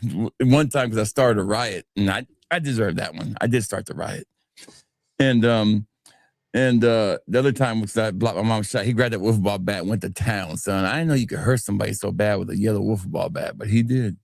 He did. It was pretty bad. I'm reading these comments. This is cracking me up. Oh yeah, these guys are amazing. Yeah. Pay no attention to Spencer. He always gets a little ornery when he wears that Davidoff hot water. Yeah. Stone Cold looks like a gym teacher. Spencer's a damn trying to hang out. You know, he'll do a video about some old fragrance that's cheap. Then but in reality, all he is a shill for mind games. We know that already. Fucking mind game bullshit. And that damn other house he talking about Lictimus. Fucking Lictimus sucked. Yeah, I like that house. I like that bottle I got from you. You like that bottle? I found the box, by the way. It's a real. No, those boxes are too big. I don't want it. Yeah. They're like this big. Like, yeah, it's like a juicy Baccarat Rouge.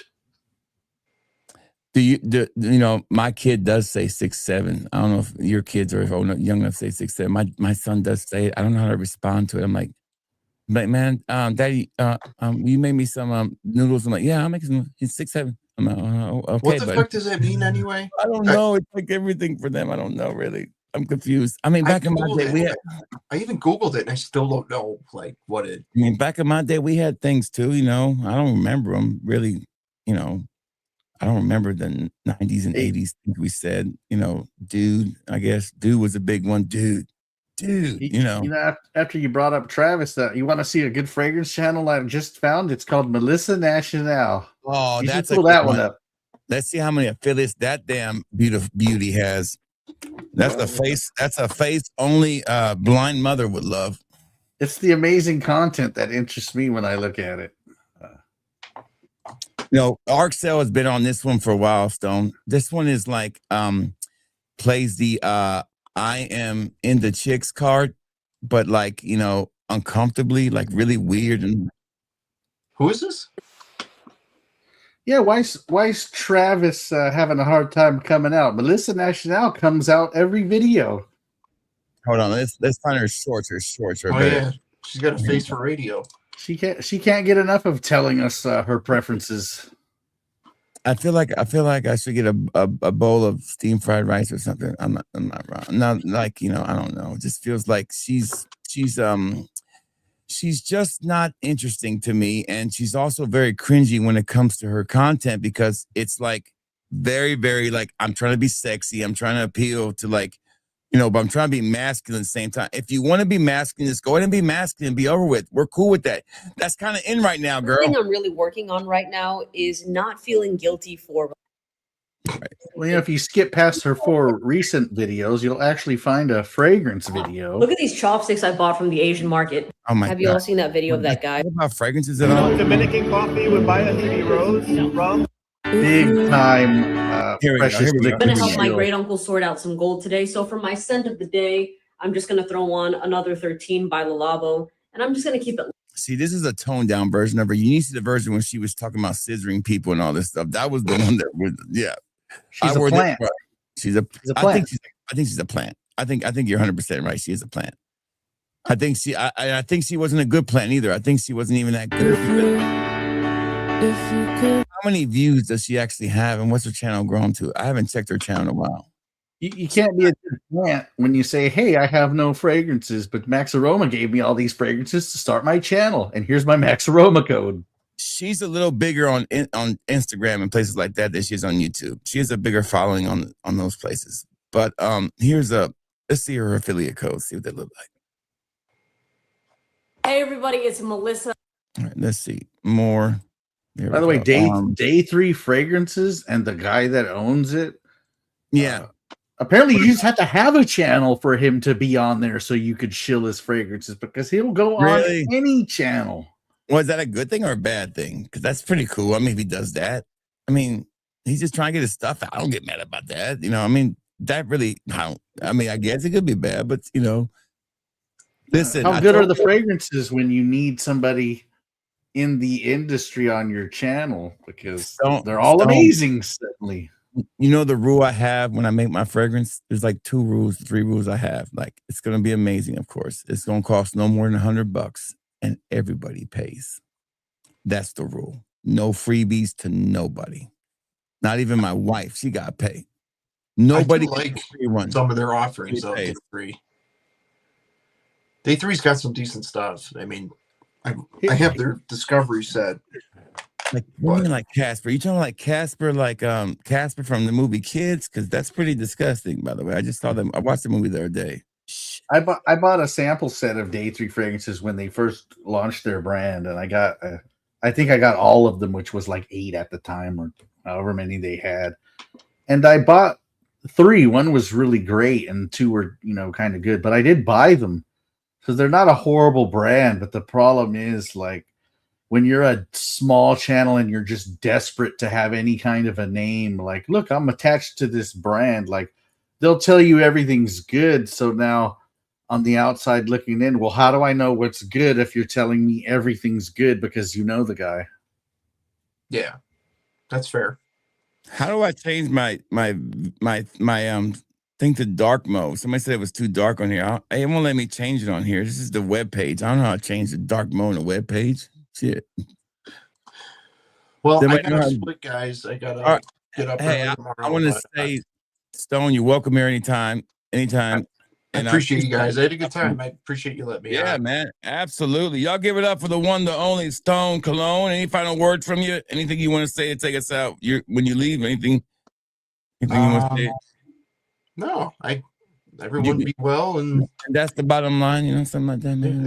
That's the bottom line, right? Because Stone Cologne said so. There you go, baby. Have a good night. Give it up for him. All right, guys. I'll see you later. See you, buddy. All right. RXL, 4 hours just flown by, brother. You believe that's been 4 hours? How fast it flies by? Let me change this screen. Is that better screen? No, it looks terrible. Eugene streams for 12 straight hours. Eugene does? Let me fix this and make this a little bit. Why is this? Oh, why is this still? Okay, I gotta remove this one. Oh, there we go. Okay, there we go. Now we're back to that. Okay, there we go. There. Why does he stream for? Is Eugene still alive? Man, which is the guy who went to Chicago and disappeared and he came back? My 2 cents. Is my 2 cents still making contact after he did that one live where he fucking told everybody off? No. Is that it? All he did was that one live, then he disappeared again.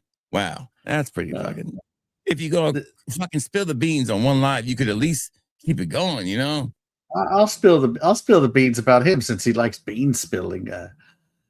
He was given a lot of fragrances for reviews and then sold them, which a lot of people do.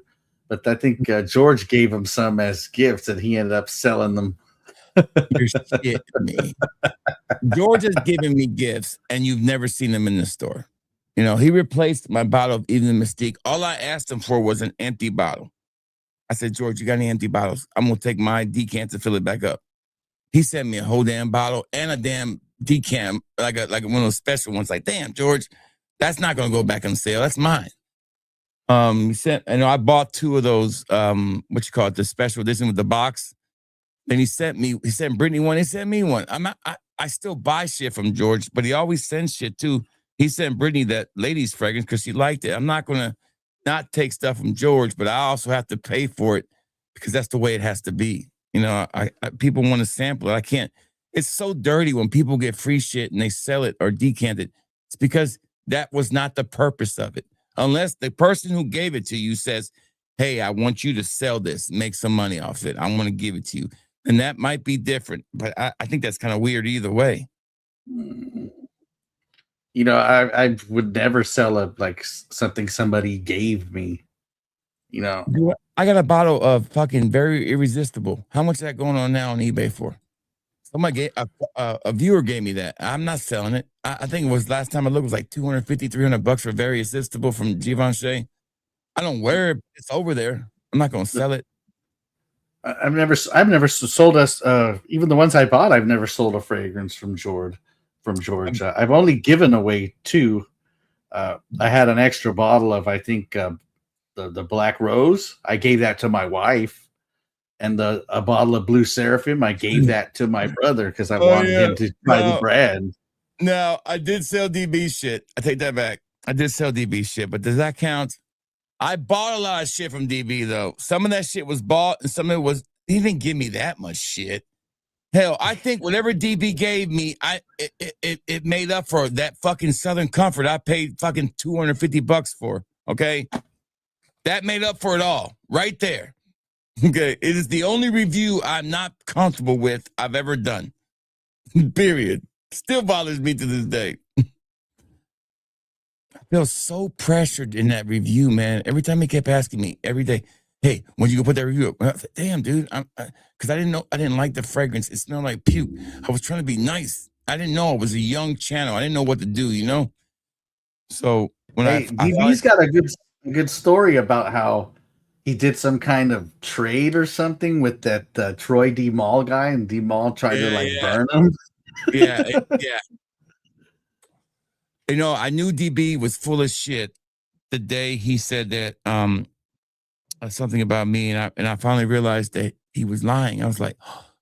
You know, I knew he was lying all the time, but it never really hit me until I realized it when I was like, he's really making this shit up. Oh my God.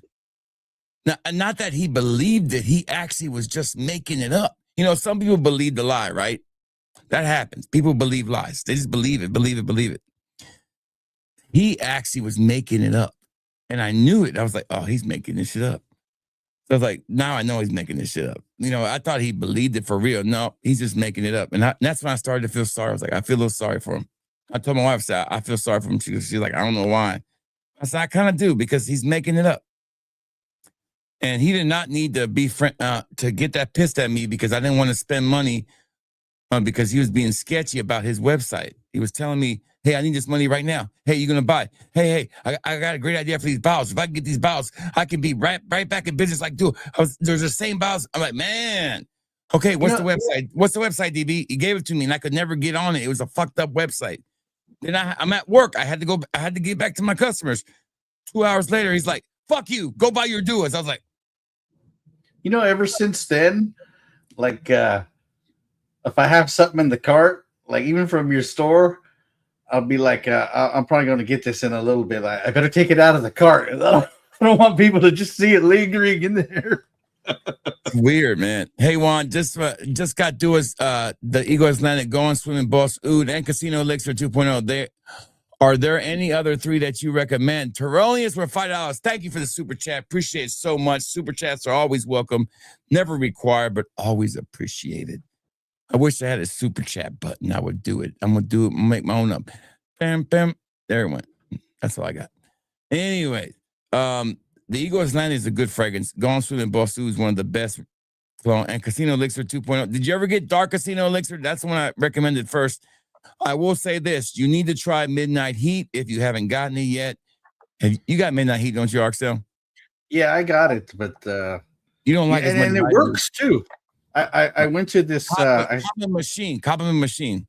Well, I went to this restaurant and to order some food, and it worked so well that the waitresses didn't even ask me what I wanted to eat or anything. They were just all scantily dressed, and they started dancing, and then they liked me so much they wanted me to be their boyfriend because they started asking me for money for dances. I was like, wow, this pheromones really work. So when you heard it, you actually heard this, didn't you?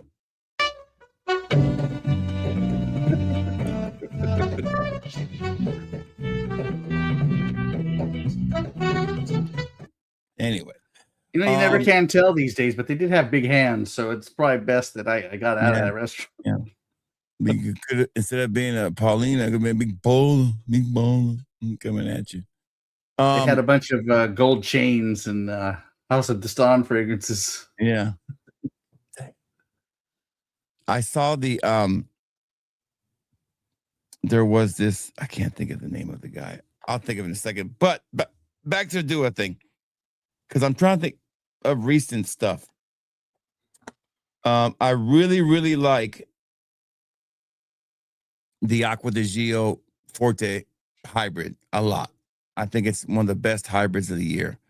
I really like Midnight Heat, but I also absolutely love Whispers of Bloom. Not Whispers of Bloom, but Whispers of Dawn. Their original creation. It's funky, but it's a nice funky. Give that a try. I'm trying to give you stuff that's different, unique, not clones, some original stuff and a hybrid. There you go. There was a freshie you recommended. It wasn't the iced watermelon, but I got it around the same time. What's that other one? Fruity cucumber. Fruity cucumber. That one was home really run. That's a home run. Like I wore that in Australia. I had 5 people ask me what I was wearing, and Mark was like, "Damn, that's nice. Yeah, that's a nice one." Cookies of Hawaii. Another good one. Yeah, Cookies of Hawaii is a good one. Also, and that's one of those gourmand ones you can live with. That's a nice one. Like, don't get me wrong, they've had some bangers this year. They're just being clouded by all this other shit. I'm just hoping this trend dies and we get back to eventually, everything moves on. Like,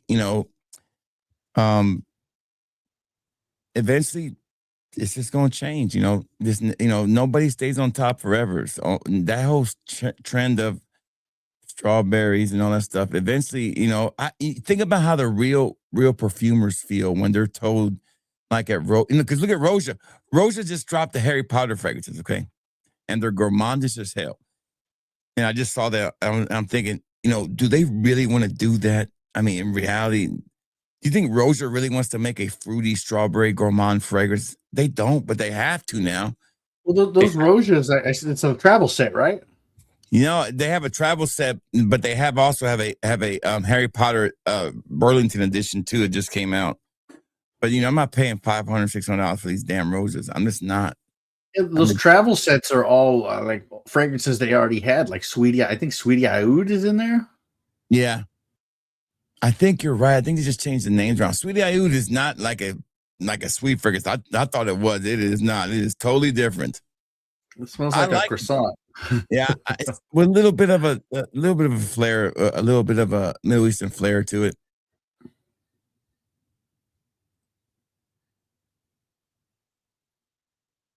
I'm trying to use my other thing, so why didn't let me do the other thing here? Hold on now. So I got some stuff in my cart. I'm trying to figure it out. So I got Ryan, all this stuff on there, blah, blah, blah.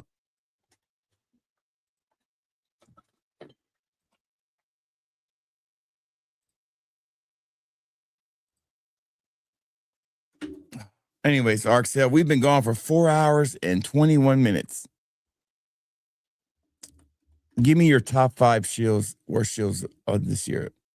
Just top 5. Give me the top 5 worst ones. We're not going to look them up. We're just going. I want to know what they are. Oda Erica, Chaos Fragrances. All right. Bow Tie Fragrance guy. That Fat Boy Finesse guy. Is he a Shill too? Oh my God! You ever heard of Yaman Lail?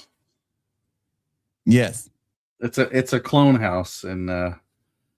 Not a bad clone house. It's just another clone house. But suddenly, this clone house is so amazing. They're so much better than the originals. And I have a couple, and they're nice. They're nice, and they come in nice bottles. But it's not like, wow, forget all these other clone houses. I gotta go, get this now. No, it's just that's what they're pushing and marketing, and no, it's big time Shills and a bunch of other smaller brands like that. You go look at his channel. It's terrible. And his channel's very glossy too. It just looks very, very, very, to me, it just seems to be so just nothing that was screen. I think when you gloss a channel up like that, you fuck up because people don't think about big guys. Like, we don't need to be perfect, man. The whole thing about being a big guy is like, enjoying the imperfections of life. When you make it that glossy, you're trying to be something you're not.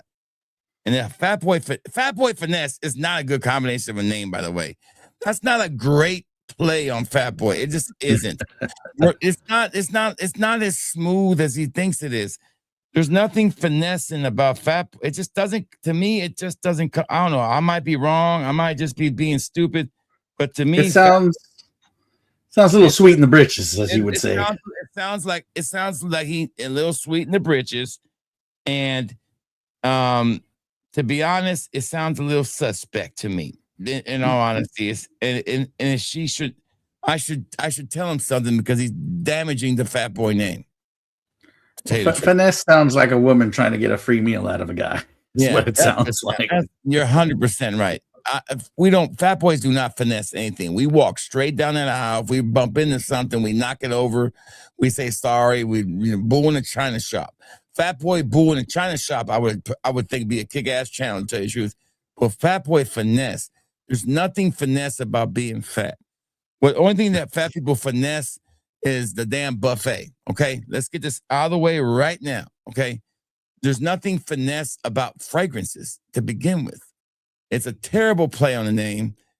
He wished he could have got Fat Boy Fragrance, but it was gone, and that's the way it is. And the reality is, he's not. It's just a boring channel that's clicked up with that side of Fragcom, and to me, it's boring. It's the same old bullshit over and over again. So he does call his followers the Fat Boy family. Hey, that's what you call them. Son of a bitch. I didn't know he did that too. And he does shill those James Oro glasses. He pops up on my Facebook feed with some type of I don't even know if it's a filter or an angle. Here's the challenge to you too, buddy. Stage fragrances. Who's more entertaining? I win. You gotta change your fucking name. You win. I'll take my name down. I'll call myself fucking Bilbo. I'll call myself. Give me a name. Y'all give me a new name. Give me a name on there. Whatever you want to call me. Bosnian butt farmer. There you go. Bosnian butt farmer fucking fragrances. Bot farmer. Bosnian butt. No, I like Bosnian butt farmer. Bosnian butt farmer fragrance reviews. If you beat me, fucking Fat Boy Finesse, there's the challenge. I ain't scared. You know what? I ain't scared. Not scared down here at all. I don't need no algorithm, no AI, no damn fucking, editor, no moderator. Do it all myself. Put 10 fragrances in front of me, 10 fragrances in front of you, an audience, a random audience, don't know better than nothing. And let's see who can describe them better, entertain better, show more enthusiasm, bring the passion, the energy, love to what we do. And we'll find out. And we'll give them scorecards and they can judge us. I know I'm going to win on the looks. That's going to be easy. But, we'll leave the looks out. It won't be fair. I'll leave the looks out, Arxel. We won't put the looks in there because, in all honesty, it's not really fair because it takes a lot. The last time you see a bad guy look this good, it is what it is. Settle down, right? Settle down. Oh, damn it. These guys have been on fire tonight. They've enjoyed this stream. I know they've enjoyed it because they've been blowing up the comments. I missed half of them because I've been talking to you guys. Mr. Ladies Man 33, where can I get it? Midnight Heat? It's not. If it's not on, if it's sold out on Do. I don't know if he's really asking, but if it's sold out on Dua's website, I'm not 100% sure. I'll check for you real quick. Let me check. I'm gonna buy me another bottle this week. I am out myself. I'm gonna restock it this week because I need some too.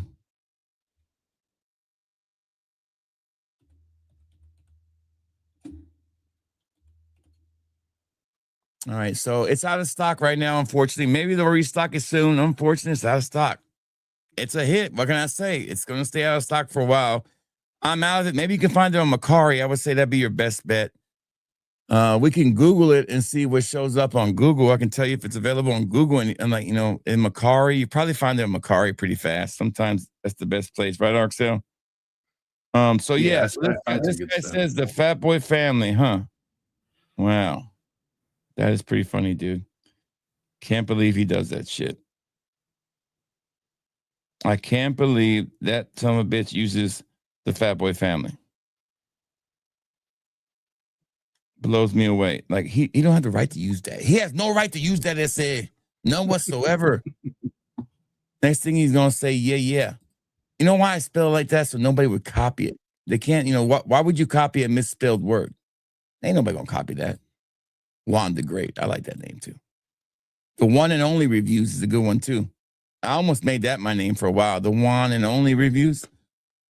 The One and Only Fragrance Reviews. I was gonna do that name for a while, but I didn't. Nerf Herder Fragrances. I like that one too. Super Pegger. Okay, works too. I was gonna look up Midnight Heat real quick before we get off here for you guys. My Macari buddy is actually Stan. He's always on Macari. Midnight Heat. Midnight.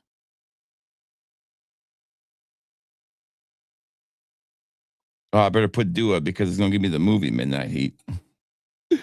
All right, here we go. Shopping. The number 5 on that list is a guy that I gave a lot of slack because I bought from him. Best Brands Perfumes. Oh yeah, Best Brand. Yeah, that's the guy who owns that company, right? And I'm gonna tell you why. It's not that he pushes stuff that he sells, because that's business. That's good business. It's obvious he's selling stuff in his store. But he'll take like stuff that's like $12 and tell you that it's better than the original. He'll take, and it's not even Latifah's anymore. It just says, it'll just be some weird, Middle Eastern bottle. It'll just say fragrance on it. It'll just be some cheap, low budget fragrance. One of them he said smelled amazing. It smelled like literal hairspray. The fact that I know you sell them, you could sell them, but to tell people this list of clones that are 99% close to what? Aquanet? Yeah, he's completely shilling for his store, and that's it. And he owns that store, right? I believe he does. I mean, it's a fine store. Everybody needs to get Aquanet. He's good friends with our Miami friend, isn't he? That can't be. The Miami guy hates felons. He would never associate with a felon. Yeah. Oh, which one's a felon? They're both felons? Birds of a feather. Birds of a feather. Rick falling asleep. You got work tomorrow, Rick? No. Little hypocrisy, don't you think? Like, I would never associate with a felon. Right. Unless I get free, cheap Latifahs from him. God. He likes that Afghan supremacy a lot, too. I actually like it. But I'm talking brands you've never heard of. They're so low quality. Yeah, the first time only thing I ever bought from Best Brands Perfume, you know what it was? Remember when that Jakar came out? Oh yeah, the Intense. Not the blue one, yeah, but the Intense. I bought it there because he was the only one that had it at the time, and that's where I bought it. I remember that. I remember he had the new Club de Nuit X Straight, and he wanted to sell it for like $100, and he was probably the first guy that had it. The very next day, I seen them on sale for like $50, and the very next day he had to scramble and drop that price. Like he wanted to overcharge people till he realized he couldn't. Well, all right, Arxel, thank you again, buddy. We had an amazing time. I just bought that McAleaf. I'll put it up in the store for pre-order, along with the other stuff I got, plus the Duos tomorrow. So no Tiger Extract. I'm not spending $460 on a 60 ml. I'll just wait until it hits other sites. Sorry about that, guys. I can't. I can't. I'm not going to buy a 60 ml and where I could only sell. I was going to sell 60 mLs of the bottle, right? So and keep 40. And I was probably going to sell 70% of the bottle and keep 30%. So I would have to sell the whole. I sell 30 mLs of it. And even at that Arxel, I have to sell them at $100 a 10 ml, even to come close to getting some of my money back. It ain't worth it. It's got to be at least 125 mLs to make money. Yeah, those decants are going to be pricey. I mean, Some people do that though. Some people pay like a lot for just a 10 ml. I've done it myself. I got a $100 and something Boadicea the Victorious 10 ml. Next to the neighbor's neighbor. Yeah, I know. I put tape over my labels now. Don't do it, Matt. Matt will dupe it. Yeah, you're right. All right, guys. Thank you so much for coming out. I hope you enjoyed it. Let's let this song. I don't know if you got to hear your song, Arxel. Here it is. We'll let it play for a second so you can hear it. This is the song that producer Stan came up with for us. Good night, everybody. See y'all tomorrow night for the auction. Huge auction tomorrow night. And FBF Stream Week starts. It continues. Thank you for all the support, love. Make sure you leave a like. See you tomorrow. Subscribe if you're new. Thank you so much. Take us out. Outro music.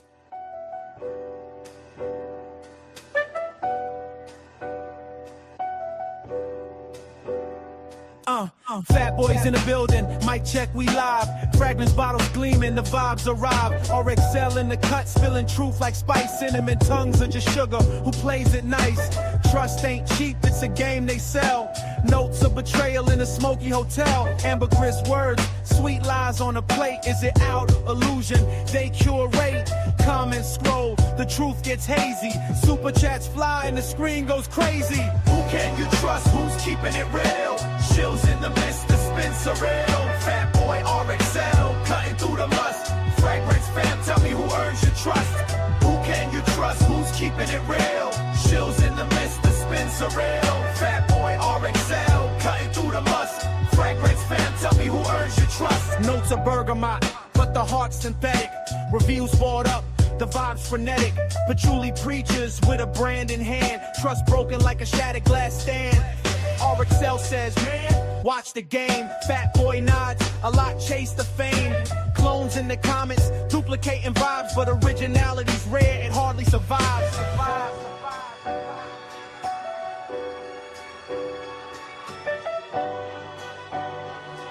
That's it, man. Game over, man. Game over. Can you trust? Who's keeping it real? Shills in the midst, dispenser real. Fat boy RXL, cutting through the must. Fragrance fam, tell me who earns your trust. Who can you trust? Who's keeping it real? Shills in the midst, dispenser real. Fat boy RXL, cutting through the must. Fragrance fam, tell me who earns your trust. I have come here to chew bubblegum and kick ass. And I'm all out of bubblegum.